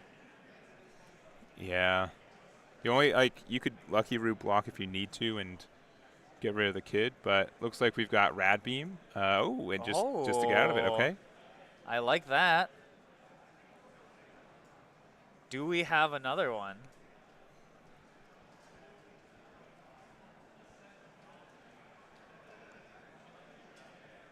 And also on Kid's side has a Dawn standing too, so. Mm-hmm. Yeah, I see a lot of people playing Althor, which I think makes sense when you're such, it's very easy to put your opponent down to low life totals. Everyone's got a Rad Beam at this point. Yeah. But we are going to go ahead. Use that Lucky Roo effect to clear out the Frankie. Oh, another blocker.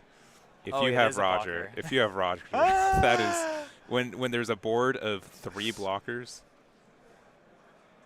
It's absurd. Roger, where are you? All right, Soul Draw. My deck has no pathetic cards. All right. Wow. 10 Dawn, 2 life on the other side. One of them is an anti-brick. I mean, you just slam it here. Yeah, I think so, right? Assuming you have it. Assuming you have it. Yeah. Do I see any number 10s in it? I don't think I saw it. Like, yeah. I think there's some turns earlier where like 10 drop Shanks would have been a good play too, but. Yeah, tricky spot now. How do we get through the army of blockers? Please make your way over to the check-in station, and the judge will be with you momentarily. All right, first 5, 7. They get the block.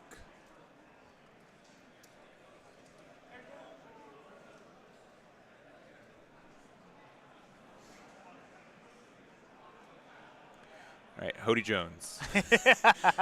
We'll never expect it. They really wouldn't. Yeah. Someone would win, but not not the player who dropped the Hody Jones. No, now we have to play for another turn. Yeah. And that is difficult. Yeah. It is not easy, no. 2 9K bodies and 3 9K bodies. Now we do have what looks like some. One, we have a lot of cards in hand for Shanks too, right? Yeah. I think we have a lot of defensive power potentially. Yeah, if we got any more of those yummy Rad Beams, maybe it's possible.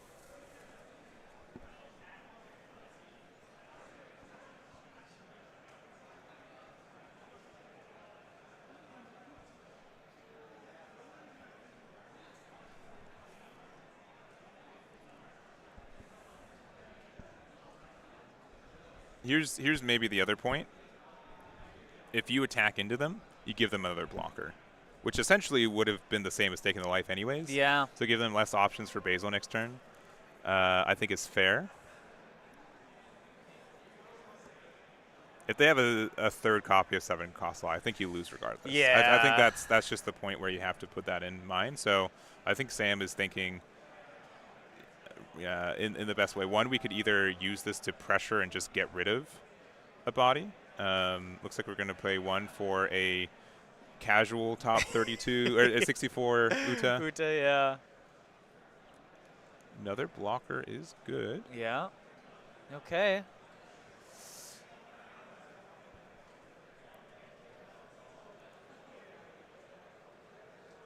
Yeah, we are just fully committed to just trying to block her up here and hope for the best.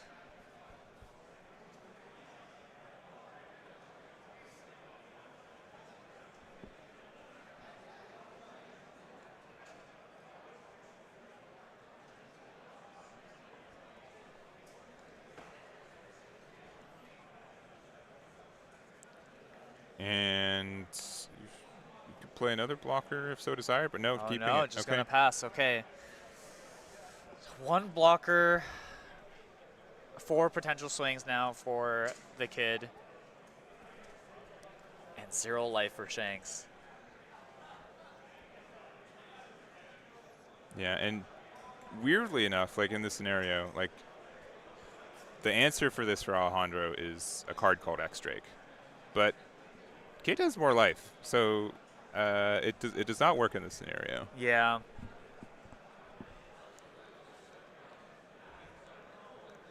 Okay. All right, swing with 9. This could get rid of the blocker too, which to help us win a little bit more next turn.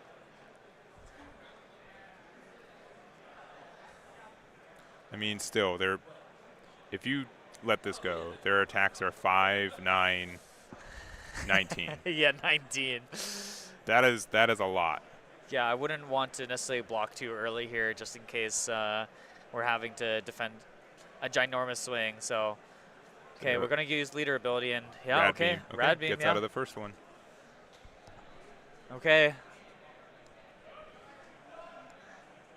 Here's another one. What you got?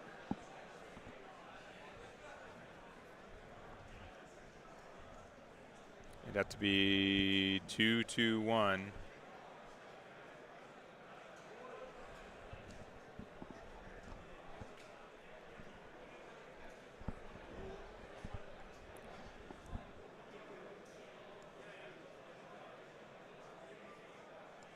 I will say, compared to typical Shanks hands, this one does have a bit of lot counter. of counter, yeah. Okay, so we did get the 2K, 2K, 1K. All right, down 4 cards to left in 4 hand. cards. Here's another 9.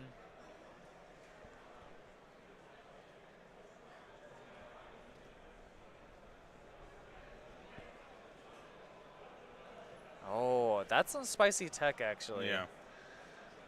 Okay. Another 2K, 2K, 1K. Okay. I don't think Alejandro expected for this to. I would not have expected Yeah. this to happen. I would be like, how? How frequently does a Shanks player ever have that much done? Oh, but we do have removal. Yeah, all right. And this is going to be 15 and just a 2K, yeah. Yeah, Good math. okay. Good math. And Very well played. yeah. I think Alejandro did a good job identifying the matchup. I think he was able to apply some pressure. Sam kind of had to take a turn off. I think he should have just, as much as it stinks, I think he should not have respected the Basil. Yeah. Pushed a little bit more pressure.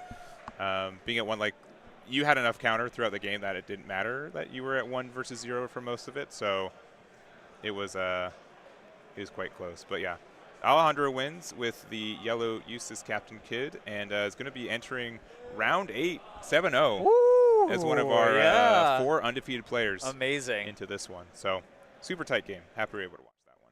Yeah, I mean that was definitely a great showcase of what ACOS Kid, or I keep saying ACOS Kid. No, you're gonna great. say the 8-drop kid in yellow. In the yellow yeah, kid, in the we got deck to see how good it was, Yeah. which it was, and just the whole game plan of Yellow Kid leaders' abilities. I mean, it was very cool to watch. It was just just makes your opponent have to make such difficult decisions, right? Like, oh man, do I deal with this Hawkins now, or can I deal with it later while it's just poking me down? Like, it just asks a lot of questions for you to sort of like deal with these like very difficult situations, and man, that was very impressive. I think that he was definitely successfully, like, he could have baited his opponent, right, into this thing, oh, these attacks you should win, right? Shanks always has dead cards in hand, and having an entire hand of counter was great. I think the only thing I would say is that I think he should have played maybe the chopper out for 4, right? Yeah.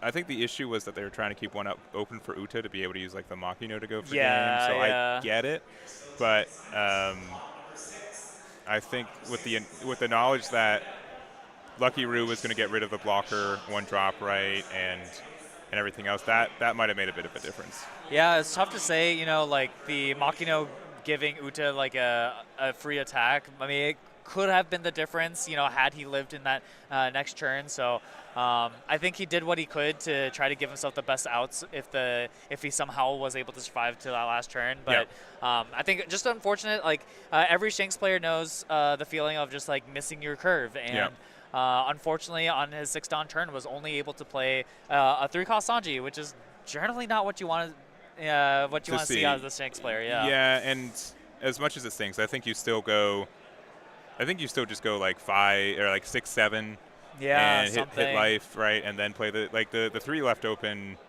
Just wasn't doing it. Like, it's tough to say it, but like the Basil taking the block and doing the damage is about as equal as you letting it survive a turn and letting it attack once. So would I rather have that life or maybe those 2 cards that I use to counter in its future swings or something? You know, like.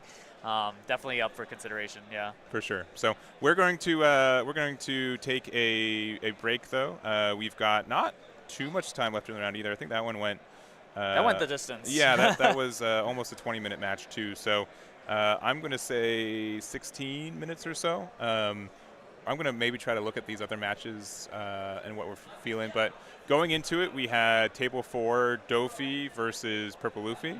Table 1 technically was Shanks versus Bonney. Table 2 was Nami versus Shanks. And then this was Kid versus Shanks with Kid taking it. So we'll have to see what the other 3 undefeateds are, but we're getting to the end of it, looking exciting. Yeah, that's crazy. This has been a very different top 8 than I would have thought. So agreed.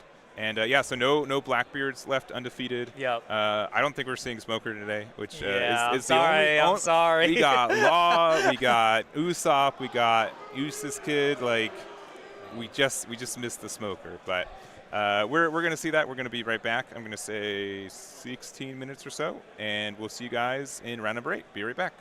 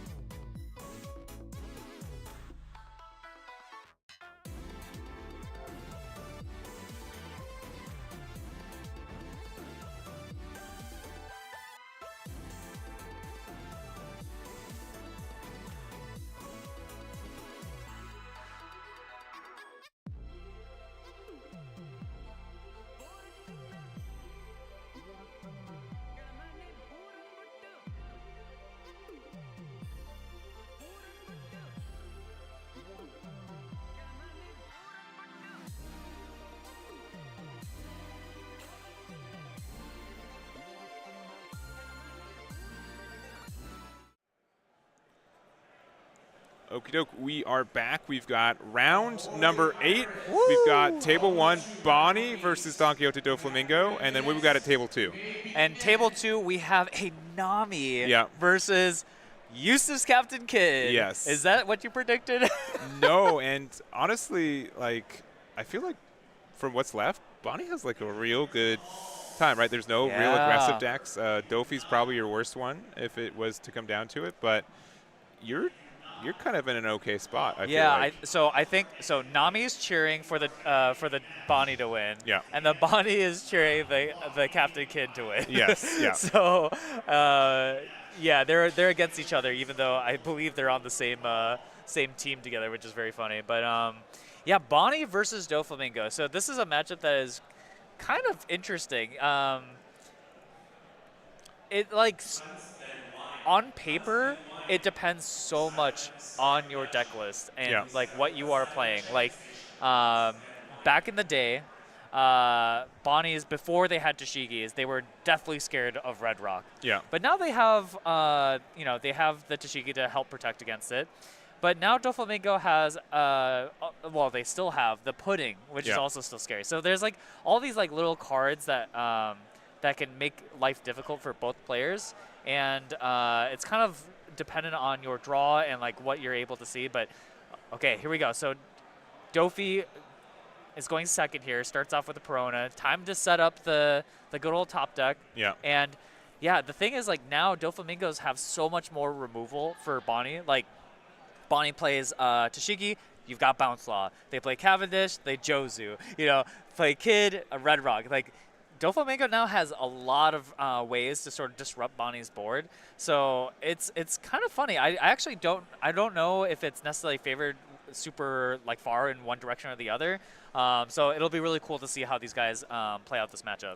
Yeah. Something else I'll mention too is that it's pretty impactful that Jinbei's gone. It kind of was if you could Jinbei into something, especially on 4 Dawn, right?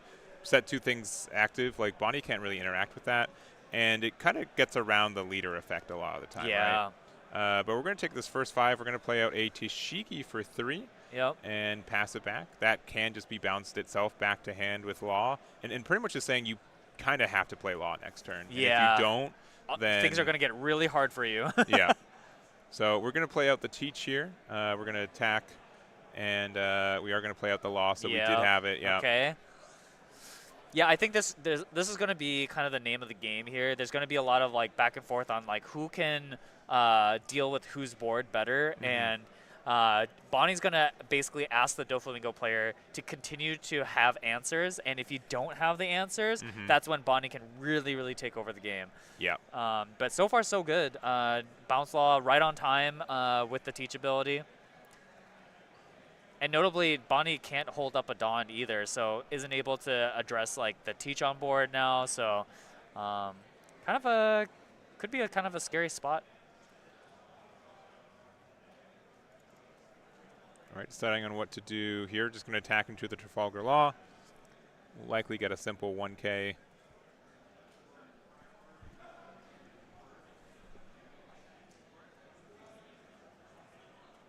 Or maybe even a 2K. Yeah, it depends on what we. Yeah, okay, we are going to see the Crocodile 2K. And then the question is for Bonney, do you want to try playing the 5-drop and hope that your opponent doesn't have the Jozu? That is exactly fair. what's going to happen. Yeah. And that's why we want to play with the Tashigi first, just to kind of say, you have to remove one thing a turn every turn to get your advantage, and we'll see if Jackie has it. All right, swinging with 5 is pretty good, and the fact that we're swinging with 5 with Law and not setting up our Doffy could be a bit of a tell. Yeah, could be. You could also, so I think maybe the decision there is you could have rested the Teach to maybe pressure it next turn. Try to pressure it, but I think saving the counter might be better. And yeah, we do see the Jozu. Yeah, so Jackie's had an incredible, I think, setup turn, right? Yeah, this is Teach into Law into Jozu. Just stolen so much Dawn away from the win without really using anything with it. Yeah, this is pretty brutal now. I think if I was in win spot here, I'd be a little concerned. Basically, everything I've played has now been answered. So what can we do from here? Okay, so now we have the Hody Jones. Yeah, and I like this here. This is going to let us like do some really aggressive trading, potentially. Go 8 here. Hody Jones, outside of Red Rock, cannot be answered. So yes.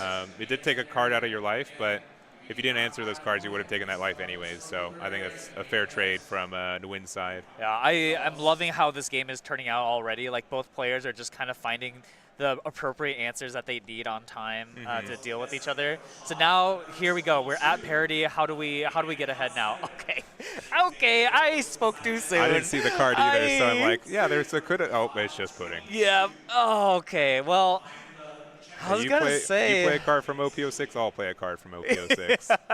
I was gonna say Bonnie's in a decent spot, but man, getting puddinged here is brutal. Especially since things got bounced back to hand. Still, your Yeah. hand size was. You took a life Yeah. with Hody Jones, and now that card also goes away. Like pudding was actually the perfect answer here. And okay, now what is what is Bonnie supposed to do at this point? Yeah.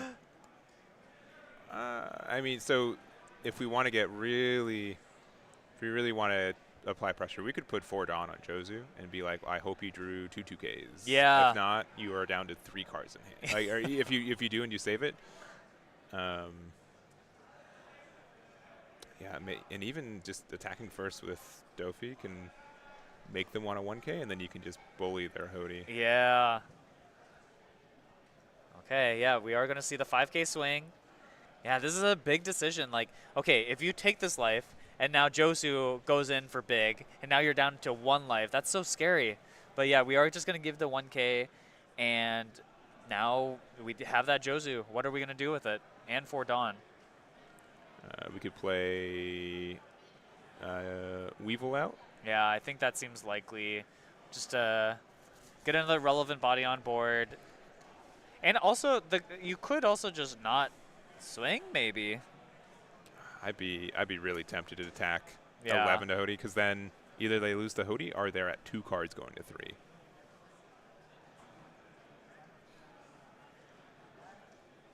Oh, Yeah, there go it is. for Okay, yeah, I like this. Yeah. Will you give up your hand? No. Okay. Man. And Hody on curve has such a high survive rate. Yeah. And to see it removed immediately is so brutal. I think the best play, if we have 9 cost Shanks, that's the best play right now. Yep. If not, we are lost. Yeah, we're in rough shape here. Post pudding, ACOS kid gets a lot less power, since you likely just don't have enough counter to fully protect it. Honestly, if that was, I'd play it and not even use the effect. Yeah, just hope that your opponent gives you a couple more cards before you actually rely on it. But then, of course, if you play the ACOS kid and then it gets Red Rock, then you're also crying. Yeah. So, yeah, this is a scary spot for Bonney, that's for sure. Okay, we're just gonna go 5. That could mean, with 9 Dawn, could mean that it could be a Shigs. Okay, we are gonna give up the Perona.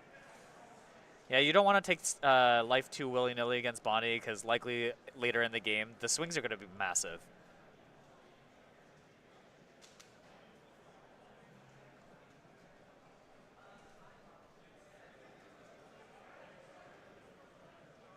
Okay, so it won't be a Shanks.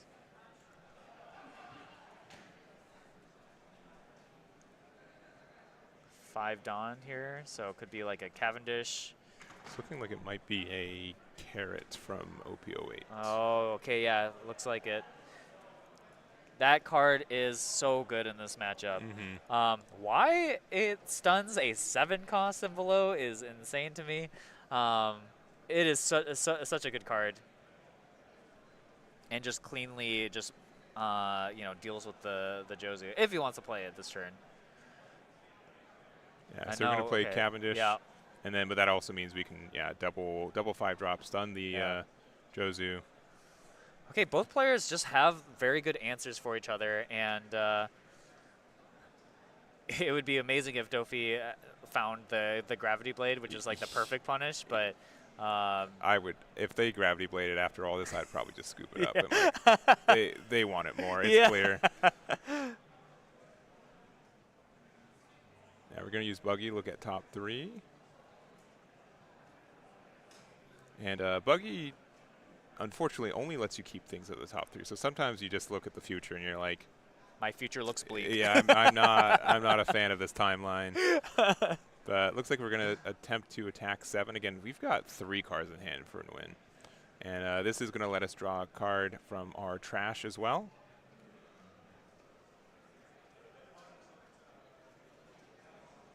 Yeah, trash not looking too juicy. Might just pick up something like a 2K. Okay, we are going to use the Teach.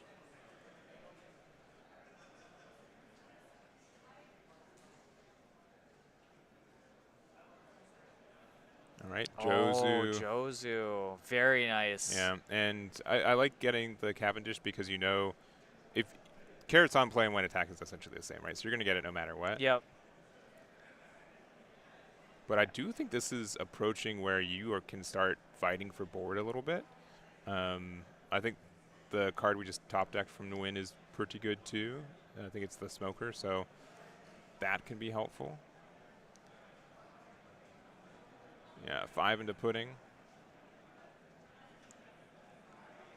You know you just gave him a 2K, right? So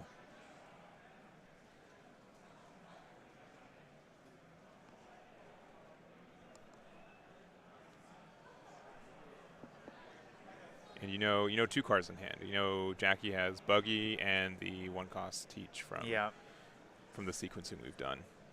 So we know he could counter, but does he really want to save a 4K body? And yeah, seems not worth it. Okay, going 6 into the Moria, stunning the Jozu. Yeah, now we're in just pure grind mode for both of these players. They are just going to try to eke out as much value as they can.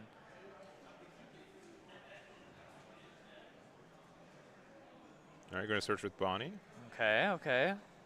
I do think we could have used that 2 additional Dawn to maybe pressure Moria a little bit more instead of this, but I think the understanding is we might need a drop kid to be able to stabilize a little bit. Okay. Killer's not too bad, though is a very good bounce law target. All right, we're going to play out the Smoker. Going to use the Smoker effect to have 1 Dawn left open, and yeah. Okay, yeah, this is that was a very good turn from Bonney as well. Mm-hmm.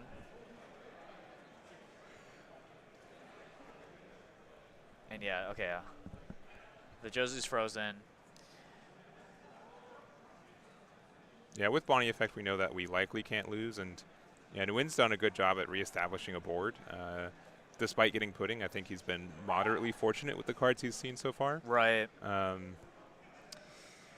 And we're starting to somewhat run out of resources from Jackie's side. Yeah, like now we've played our 2 Jozus, we've got our bounce law out. Like, how many more answers for these 5 costs can we possibly have? And the answer is it doesn't look good.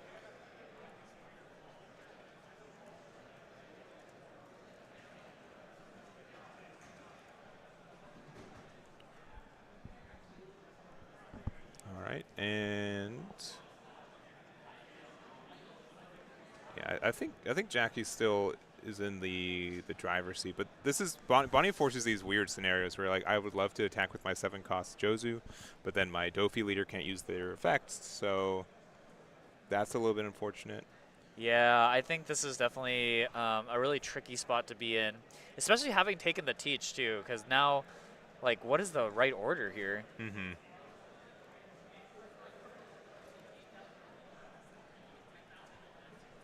And he's holding 7 as if he has Gravity Blade. maybe he's trying to manifest it in hand. By holding it. If I hold 7 down for long enough, it'll come. Yeah. Yeah, and I mean, technically, he could try to just force Bonney down to 0, but it's so scary, right? If the 8-cost kid happens to be in hand, like. And we used the Red Rock, I believe, earlier. I think we haven't used a Red Rock. We haven't seen one yet. Oh, it was. Yeah, It was the previous game. Previous game, yeah. So, okay, we are going to go ahead and use the teach.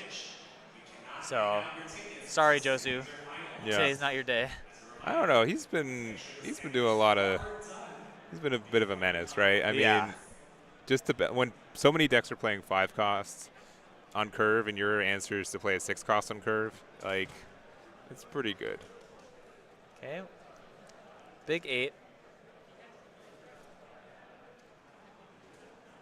Good rest the Josu.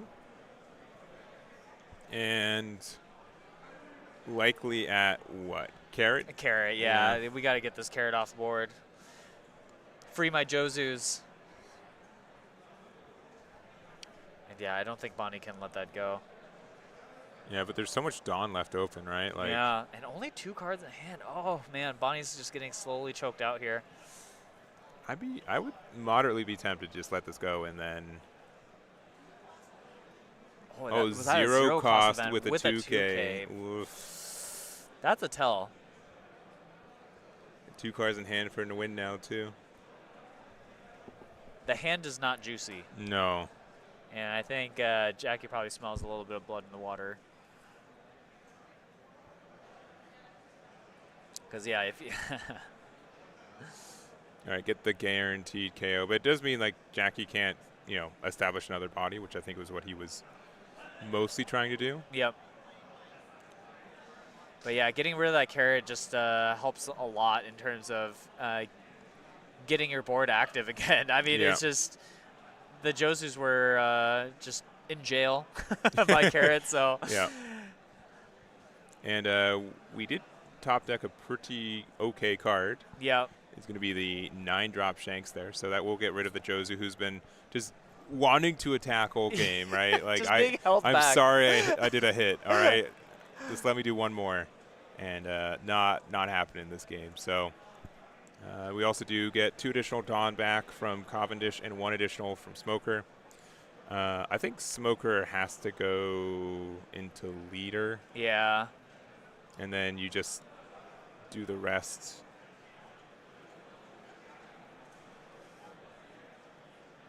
Yeah, this is where the game is starting to slip a little bit for Jackie. Mm-hmm. The Shanks was a very, very, very good draw, alleviating a lot of the pressure that the Josu provided. And then now it's just like the Bonney as a deck, it's like as you get these pieces together, the deck sort of like multiplicatively adds to its own power, right? Like, like now I can play Shanks, swing with Cavendish, untap 2 Dawn. Now Smoker also gives me more Dawn, and now I can use my Bonney ability again and search again. Like everything is just getting more and more efficient as more of these bodies are sticking, and it's getting a little scary. Yeah. And we get rid of that. We do get to use the Bonney effect to look top 5 for something. Yeah, looks like we're getting the 8-drop kid, which at this point I'd be like a little bit scared to add it to my hand when Doffy has such an easy answer to it. Yeah, especially because you haven't had a Toshigi to stick on board. Yeah, we know that we're likely. Yeah, we simply can't lose this turn as a win, right? Yep. Just with the numbers, 2 maybe 3 attacks can happen from Jackie. Sorry, one or 2, 1 maybe 2 attacks. Imagine Rush Usopp. I can't imagine that. In my dreams, in my nightmares. I think about that card a lot because there are just situations where having that rush could have been the difference. Yeah. I just don't have the heart or the courage to bring anything like that out. Yeah. And now Jackie's kind of have to decide what is the most obnoxious card for me. Okay. Do we? I mean, you can do that attack last.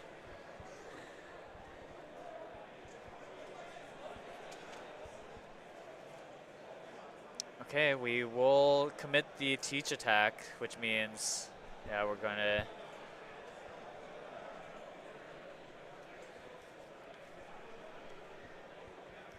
try to keep the board clear. Okay, draw another Josu. Another Josu is great.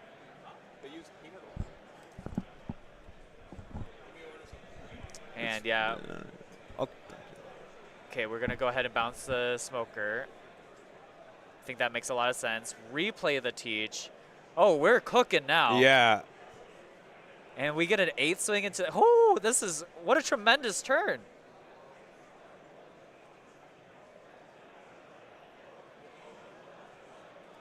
What a tremendous turn. Oh, do we have. Wait, did we? Sorry, I had to step up. Did we? Is this a different turn or the same turn? Same turn. Jozu swung with the teach, got rid of the Bonney searcher, Yeah. played out Jozu to return the smoker back to hand, then used replayed out the teach Okay. to then stack 8 Dawn and swing into the Cavendish. But we did get the protection on the Cavendish. Yeah. And yeah, the Shanks is enormous and gets rid of the Jozu. Yeah, and yeah, this is still. Oh, Rosinante. Rosie. Table 329. If you do not record your matches within the next 2 minutes, you will be receiving. Yeah, that card could be in anything. Don't look at that. Okay, so 8 into the Weevil. And with 3 cards in hand, can you protect it?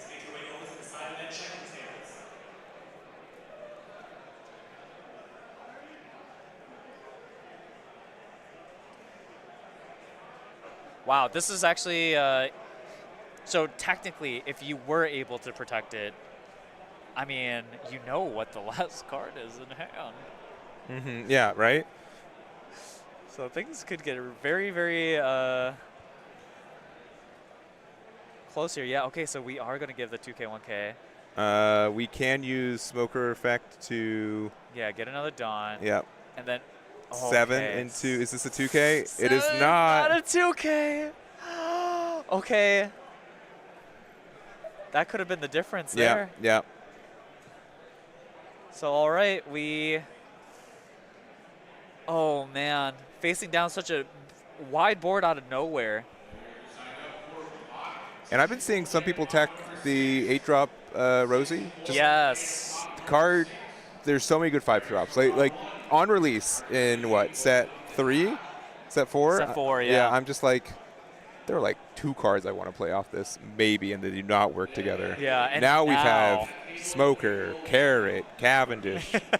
It's so good now. Yeah, choose your 5 cards. There's so many. So, yeah, I think normally you play this card because it's good into the decks that are trying to control your board, like Shanks. You know, makes it so that your 5-drops don't get popped by, I don't know, Rayleigh or Ben Beckman. But here it's just putting so much pressure down, and I mean, you know you can't go for a game. So the question now is, what can we do to survive? Because we only have so many resources, and the 4 life, even though I feel like most leaders, you're like, oh, I'm at 4 life, I'm so safe. With Doffy, those could evaporate against all these giant swings. Okay, so we are going to go 7. Oh, and we found a Boa.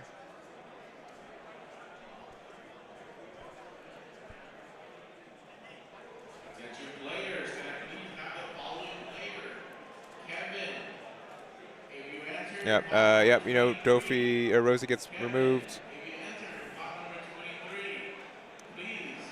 But yeah, this is just going to be knowing that 8-drop kid's there, right? Like, we can start trading really aggressively for board now. I don't know. I still don't know who wins. This is a slobber knocker. Yeah, It is just going back and forth, back and forth. Oh, wow. Ooh. Okay, Hody Jones. That is brutal. 5 there. We're playing cleanup. Cleanup on aisle 4. Yeah, and if you can get, you know, Doffy's board to 0 cards, right? That's where they start having issues.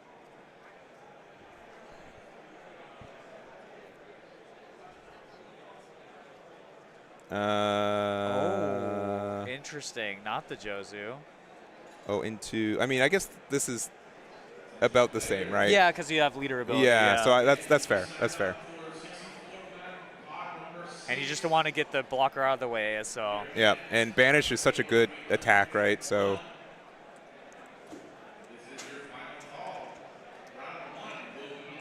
Oh my goodness.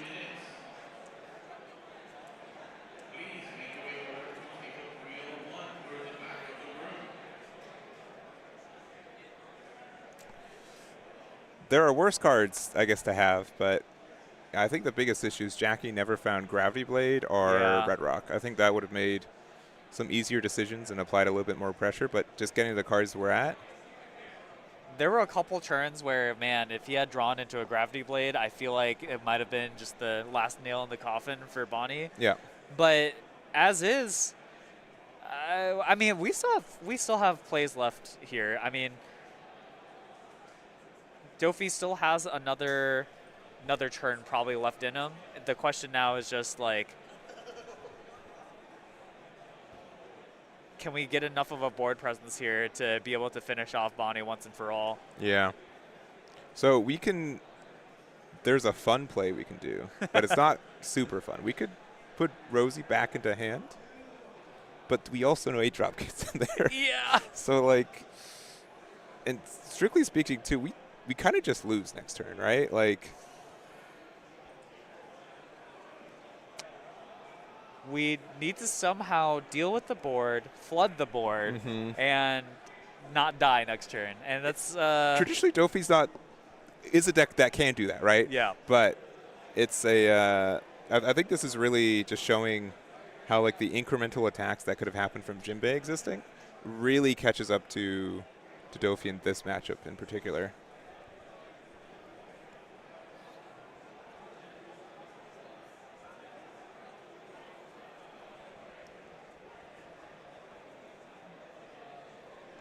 Wow, this has been such an amazing game to watch. Yeah.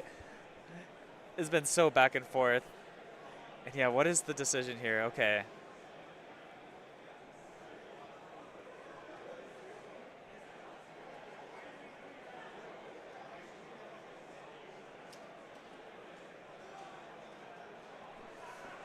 All right, we're swinging 10 somewhere.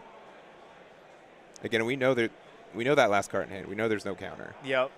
So we could get rid of Hody. I mean, we whatever. could force the block, right? Yeah, if he overswings here, I mean, it's just going to be automatic Rosinante.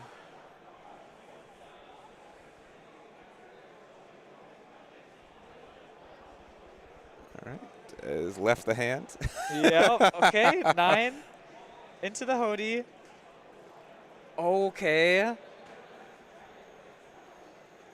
Nami has been claimed. And we bound. Okay. Leader Rest the ability. Hood, Yeah. Jozu. Okay. And we're going to use that to get, what, maybe a buggy? Yeah, just some sort of. Oh. Maybe Perona? Maybe a Perona.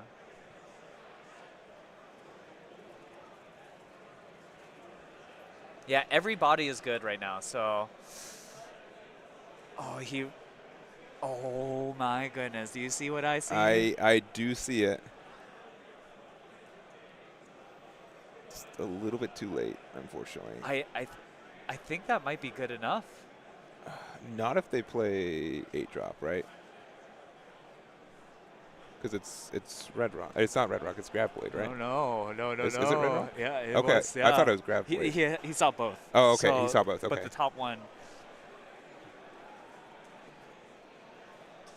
Yeah, I was also very surprised the first time I saw Gecko Moria bring back Perona, and I was like, that's not a 7 Warlord. Yeah. No, he also brings back Thriller Bark or Perona. All right. So we attacked into the Jozu, removed the Jozu. We banished life. We're going just simple 5. They'll likely take this. But it's unlikely Saturday, so. Okay. We'll, for 8s, play out Rosie, put it on there. Active. So we could have attacked, I guess, one more bigger, right? Because what are we doing with Tudon open? Yeah, but this makes it tough. Not that this hasn't been tough the entire time. Yeah. Oh man, this is okay. So we do see the Red Rock answer for the ACOS kid. Oh, he put it into trash. Should be on the bottom, but Yep, caught. there we go. Yep. But this still isn't easy because he still needs to live. Yeah.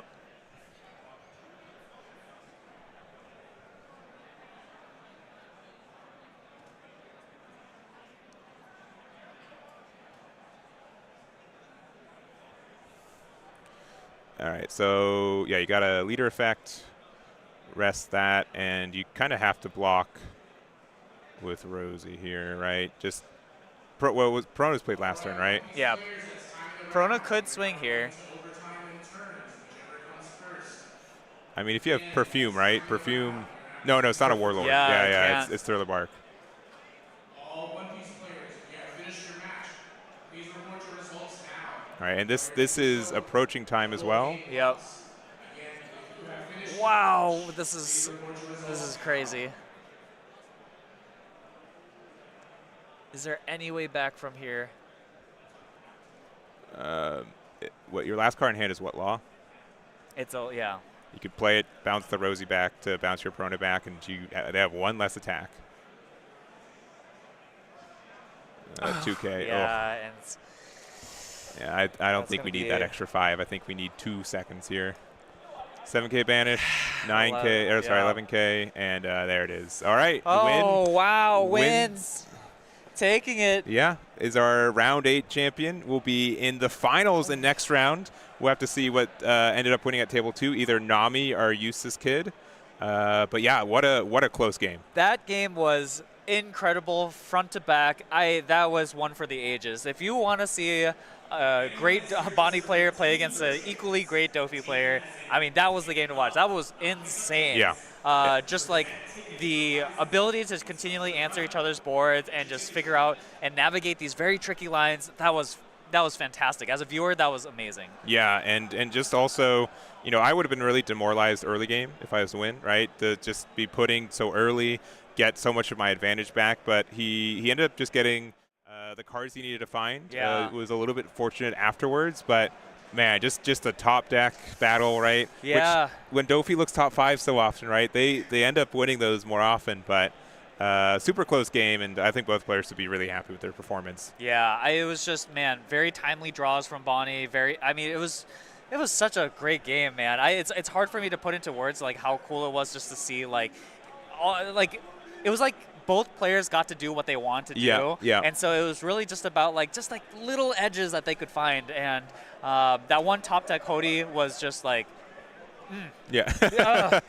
Beautiful, Yeah. really was like the beginning of the end for Doffy, and then just fantastic game. Yeah, and that was Jackie's second time on stream, and his first game was, was also not a disappointment for a viewer. So I think that, both players should be really happy, and we've got one more round after this one. Yeah, one more round. Could be into either the Nami or the Shanks, so we'll find out. Or Eustace Kid. Oh, Kid, Yeah. Kid. So we'll see who Bonney is up against, and I don't know which one Bonney would prefer. Both think- seem a little uphill, right? I think Bonney would much rather see the Kid. Okay, Yeah, much gotcha. rather see Kid. Nami can be very difficult. Nami just punishes slow decks, and Bonney is not very fast. So. Sorry, you said Shanks, and then that was the matchup in my head for a second. Oh, yeah. Yeah, misspoke, you're right. sorry. Yeah. Bonney does hope it is the Eustace Captain Kid. Yep. They typically do not have any answers to 8-drop Kid. Mm-hmm. So they can burn you down to 0. Who cares if they cannot do that last damage, right? So Yeah. that can be an uphill battle if that gets to be established, and we can see from that. Conversely, if Bonney's playing against Nami, I'd say that's, unless you just top deck every Hody kind of thing, it's a little bit too tough for it. So Yeah. we'll see what the last matchup is, probably moments before you guys do. So we'll see what that is. We don't have any time left in round because that was time. I'm gonna put 10 minutes. I think they're gonna get deck checked before the game starts, so it might be a little bit extended. But that's what we're looking for. We'll get to our 9th and final round, and we'll do that in about 10 minutes. So we'll be right back.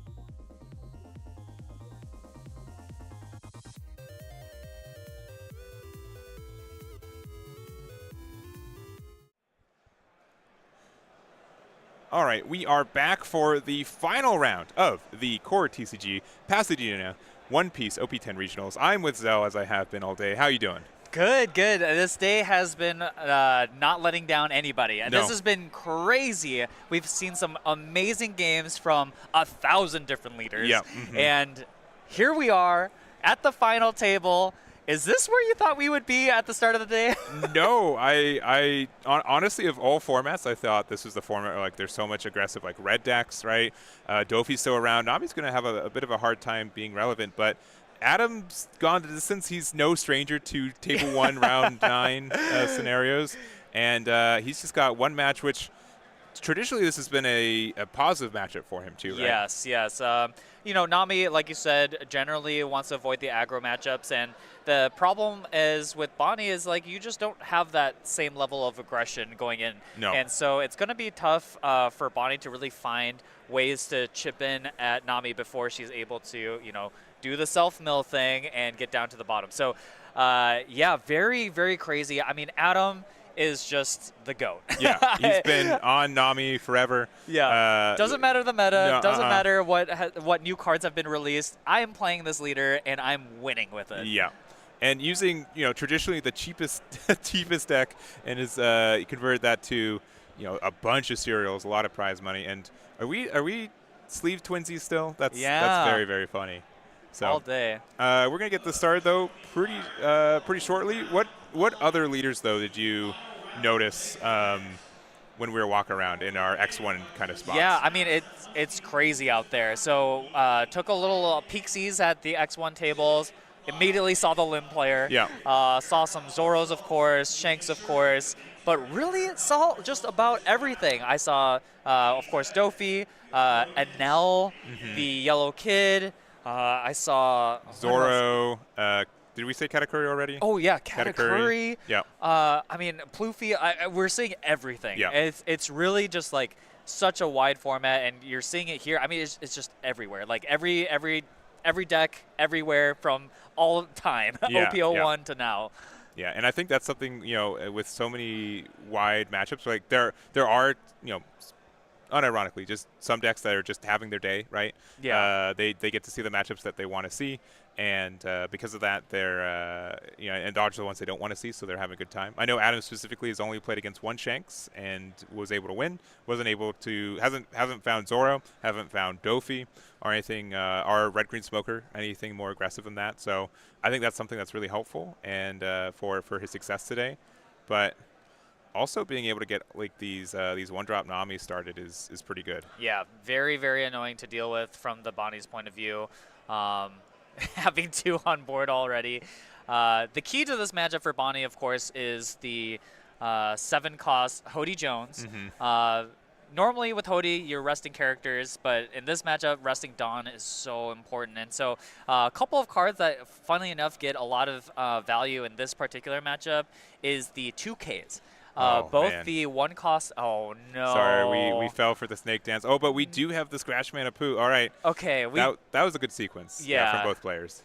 Yeah. So the counter to having your little weenies swung at is having the snake dance, which lets you pop back a character back into your hand. Yeah. And basically negating that attack in the first place. So. But yeah, we did get that Scratch Mana Poo that rests a 2-cost or less, and then the other Scratch Mana Poo, when attacking, can rest opposing Dawn, and that can make math kind of tricky for Nami. Yeah, but it was a killer though. Yeah, I believe that was there. So. Yeah, it was the killer. So we're in a good spot. We also have like this Nami's like the first like piece of support specifically for this deck. Yeah. In 6 sets, right? And I'm sure it's like, and Adam's taken no time to get, you know, the high rarity versions of the card too. But yeah, this being able to press some attack damage like this just lets you draw cards, especially in a format right now where you can kind of afford to, you know, play 1-drops and let them survive a little bit longer. Yeah. And we're gonna go ahead and pick up the peel off.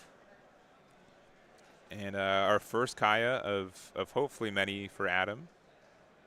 Getting rid of a Desert Spada and a Impel Down All-Stars. All-Stars. Unsurprising there. We're going to maybe use a... Rested 2, so maybe either Brick Nojiko Fist? or Brick Fist, yeah. Just going to go ahead. Yeah, the Tashigi helping you not have to... Oh, well, I spoke too soon because we had everything. So able to bounce both cards back and, again, just ruining any sort of tempo and any sort of board that you can have. Yeah, and I will say, Adam's been on this deck for a long time. This is a different build for sure. Like, this is seemingly tempered for what this meta looks like right now. Yeah. I think definitely having cards like Brick Fist for the Blackbeard matchup helps a lot. Your on-plays get turned off, so having events that deal with the board and stuff like the Burgess is very powerful in that matchup. Nojiko also just very efficiently deals with bodies on board as well. So all these cards, I mean, Adam is no stranger to tuning the deck list to how the meta is, and now we see Whitesnake drawing a card. Giving it to the Nami. Yeah.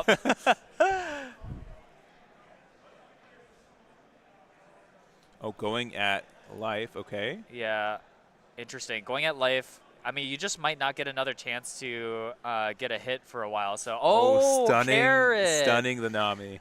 I like that a lot. That's very cool. Okay. Now, I know this is a Nami game, right? I know the ceiling for excitement can only get so high for it. But there's been a lot of like cool interactions that I was not expecting from this deck, right? Yeah. Normally, Nami's just known for just leaving all of their Dawn open, have like a lot of defensive counters to try to get some value. But there's been a lot of counterplay and sequencing already from this game. Like, making sure that one-drop Nami survives so we can draw more cards. Yeah. Kind of trying to trick our opponents on what the extension of our plays are. Another one-drop Nami for Adam feels really good. And we'll have to see if there's another answer for it. Yeah, I think so far, though, Nami has just gotten off to such a great start here. Just being able to play so many proactive cards like the Sanji's Peel-Off, like these Namis, and just going ahead and chipping away at that deck. And then in the meantime, Bonney is having trouble, keeping things on board. So this is the first time we've had some swings that were bigger than 5K. And we yeah. Sometimes you just got to do what you got to do. Yeah. Just get rid of that Nami. Yeah, that was Shanks says something with a rested card, right? That Nami's rested. It is a legal target. That is, I think, the most amount of Dawn I've ever seen to remove the least amount of Dawn. Yeah, exactly. And when being very conscious of how much Dawn Nami has open, I think a lot of people who are not used to the Nami matchup aren't used to the fact that, like, hey, you aren't supposed to swing sometimes. Yeah. If you aren't actually going to progress the game, it's actually better for you not to fall into just like letting Nami use their events for free. But oh man, this is insane right now. Just back-to-back peel-offs, just ripping them. Yeah, that Nami did find us one. And something that I think, oh man, how many cards do we have in hand? Let's be real. Do we have like 8? I've lost count. Yeah, we have an absurd amount. Now, 4, 8, 9. This could be a bit of an overextension. This could be a bit of the trouble turn because we only have 4 Dawn open. Hody is a very real card. Yep. And I think that's something that we have to respect. Yeah, Hody here would be ideal. Would give you some leverage back into this game, but Hody isn't a searchable card, so the question is, did you draw it? Yeah. And I feel like if we had it last turn, we would have played it. We're putting 3 aside for Tashigi. Okay. Just so we can play something and get some Dawn back with Cav. Now this is the other terrifying part, is when you finally do get the chance to go at life against Nami, is Nami sometimes pretends to be a yellow deck, and some of these triggers can be very, very explosive. So we'll see if he even gets through. Yeah. We're attacking into the Kaya. Okay. I thought they were just going to be stunning the Kaya. Okay. Bajillion into life. Got it. 17, 18? 1, 2, 3, 4. It does matter. Like, yeah. Against most decks, that is just like you do whatever you want. Like wherever that's going, I'll let it go. But I think this is 17K. All right. I will say that Adam's been lucky with the cards that he's been able to play, but he's been so far he hasn't had any good triggers, right? Yeah, no draw twos, which is honestly one of the ways that Nami can like come back from some of the worst matchups is by having good trigger luck. But I don't know how many cards are we into the deck now. Yeah, we have. I'm going to Doesn't say look like a lot. 15. 15. I'll say minus 2 more since we are playing the Kaya here. This could be Wynn's last turn already. Yeah, yeah. Yeah, I'm surprised Wynn has not asked yet because it's pretty low. Yeah, I'd say somewhere between 10 and 15 cards left in deck for Adam.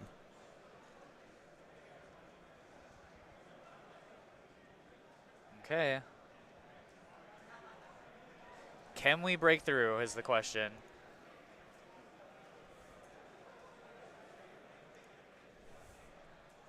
Yeah, start big. Nami also one of the other leaders that like you have to swing differently. You really want them to use their Dawn up early on, so swinging big like this is usually the correct play just to, you know, give them the decision either if they want to just take it immediately or if they're going to try to get out of it. But yeah, we are going to start seeing the gavels come out. And so this is 13, so right now we are at 9. Yeah. Discarding 2 off the top of the deck, a white smoke and another one. Another gavel. Just trying to prioritize. Yeah, we're at 13 now. And Opus and too. 2K. Okay, that's the when attacking Apu. Okay, swinging 9. These are good numbers. Generally, the biggest counter that's efficient for Nami is the gavel, which we just saw 2 of. But I truly don't know if you get another turn after this. All right, and we've got 1, 2, 3, 4, but still like okay, 12, like 11, 13. 12, something around there. I will say like there hasn't been a single life trigger from Yeah, Adam. Okay, never mind. All right, you're right. Commentator's curse. My bad. I'll let you know what Wynn's PayPal is. So All right, 1, 2, 3, 4, 5, 11 or 12, and then draw for turn. Yeah, this is tough. Regardless of what Adam does here, there's a good chance that these final swings will just be eaten up by counter events that get him to the bottom. So there's this kind of weird thing too that you're a little bit burned. 5. Okay, he's at 10, I believe. Okay. Looking at his hand, though, he does have a lot of non-event counters, if I saw that correctly. Which is not great. Yeah, like the Nojiko here is not what you want. The Brick Fists are also not what you want. You can use it for your own Kaya, but you're spending 3 to discard 2. Yeah, and he needs to live this next turn, so he's going to have to keep up most of his Dawn here because he doesn't want to accidentally just die. So, and he needs to know what Adam's played this deck forever. Yeah. He knows those 10 cards and the order of it with all the sequencing that you've been able to do with it, right? So I know he makes it look easy and automatic, but there is a lot of thoughts going in on how this is supposed to work.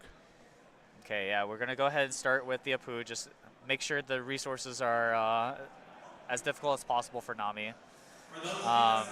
Yeah, it's very important also as you play against Nami. You need to know what events are live here. Yeah.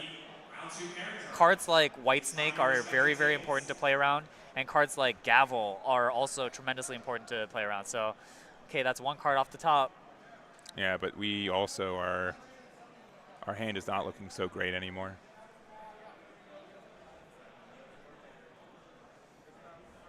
Nine cards left in deck.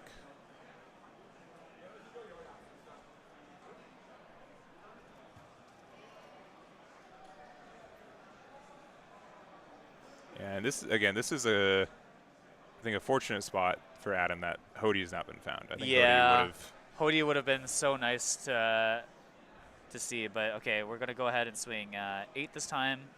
Gotta account for the white snake. Okay, spending 1. Getting rid of Kaya. Unpeeled mangoes. Um, Place your that Twiddles was on 1K. Oh, we have the Yeah, plus we one. had the white Yeah, snake. sorry. That attack is a little interesting to me. I think I understand because Win, I think, is trying to hold the Shanks in order to make sure he's got the final punch. But the problem now is that Adam is now draining his own hand, and that means that cards like Love Love Mellow get a lot more value.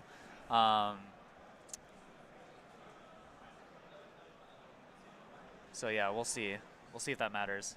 Yeah, I think the most necessary thing is that this last card, I mean, it can't be a peel-off. I think we've seen all the peel-offs. No, yeah.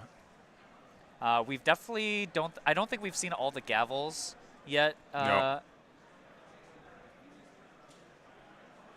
I think if making sure not to be too loud since. Oh yeah, sorry. But no, I don't think you are either. But I think Adam's hand is All-Star, Deathwink, Spada, yeah, Mellow, and 2 Brickfists. Those 2 Brickfists are bricking. Yeah, they are.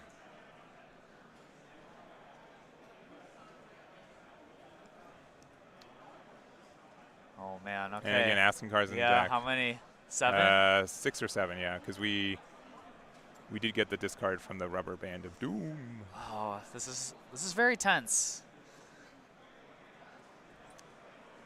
Okay, we're gonna swing 8s. Interesting. Okay.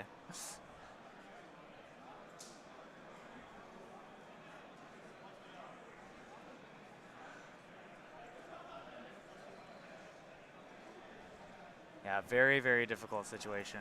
No, and I get it. I feel for Nguyen too, because it gets to be like you feel like you're so close. So close. Like, all the time. Like Nami players always win at 0 life. Almost always, right?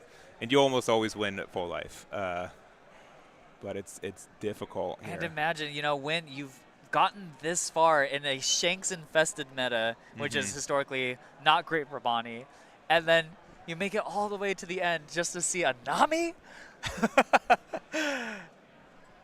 And now we got to figure out what these swings are going to look like. Okay, 6. Going to hit the Spada. Look at the top 3.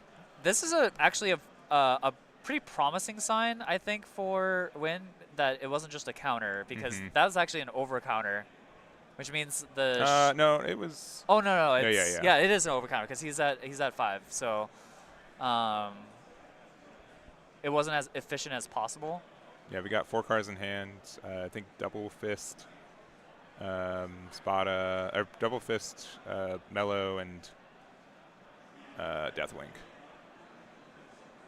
And there's still Cavendish attack. Also, if you have a 1-drop here, you can get rid of it to get 1 extra Dom back.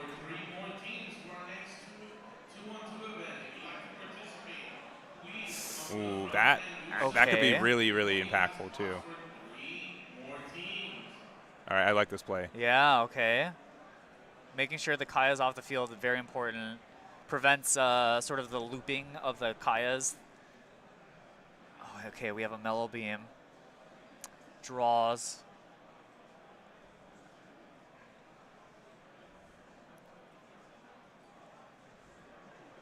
But if the turn goes back to Adam, I truly don't believe.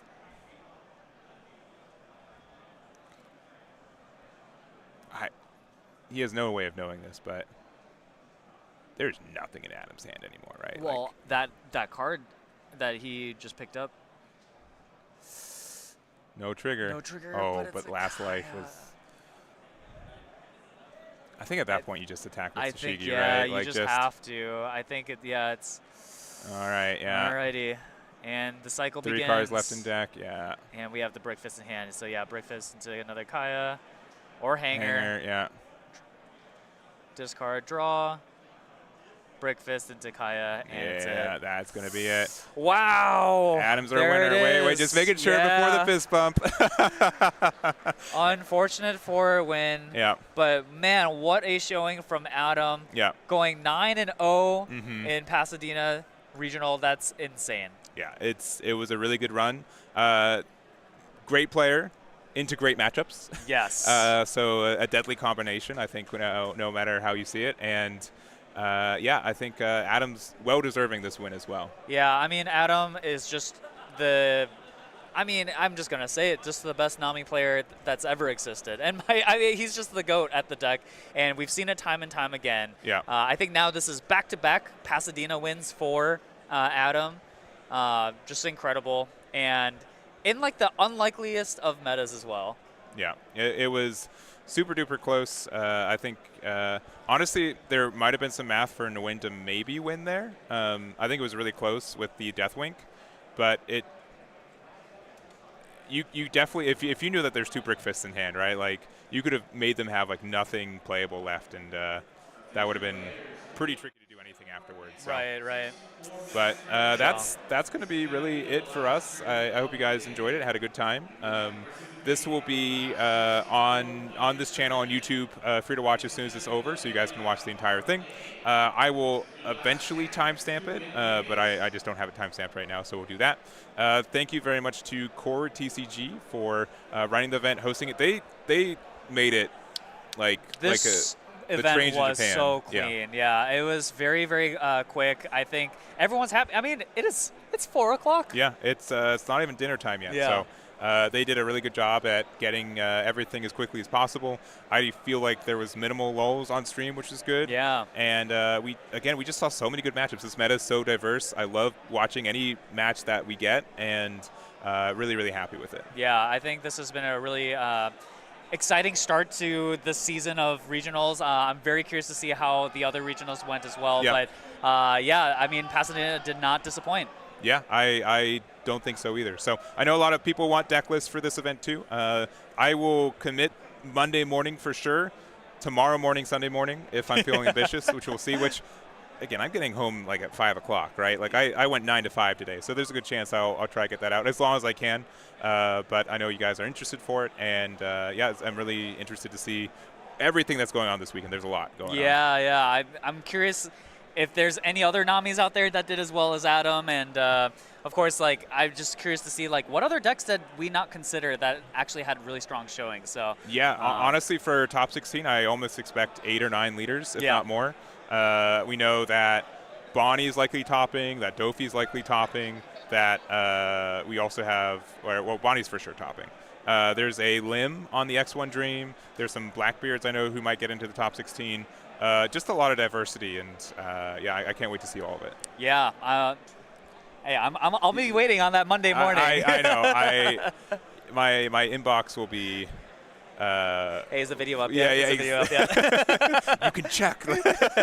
Decklist. Yeah. So, but yeah, that's going to be it. Thank you guys for that. We don't know top 8 because it's not done yet, but we will post it. I'll probably post top 8 on Twitter once we get there too. So, yeah, there's no top cut today. One day event 512, clean 9 rounds of Swiss in just a little bit over 6 hours. Yeah, so that's lightning fantastic. fast. Yeah, lightning fast. So. Also, make sure to check out the other regionals going on. I know there's a stream for the UK one and the Virginia one on their respective YouTube channels, so you can check that out too. I'll try to post that too on Twitter. So, but anything else before we head out?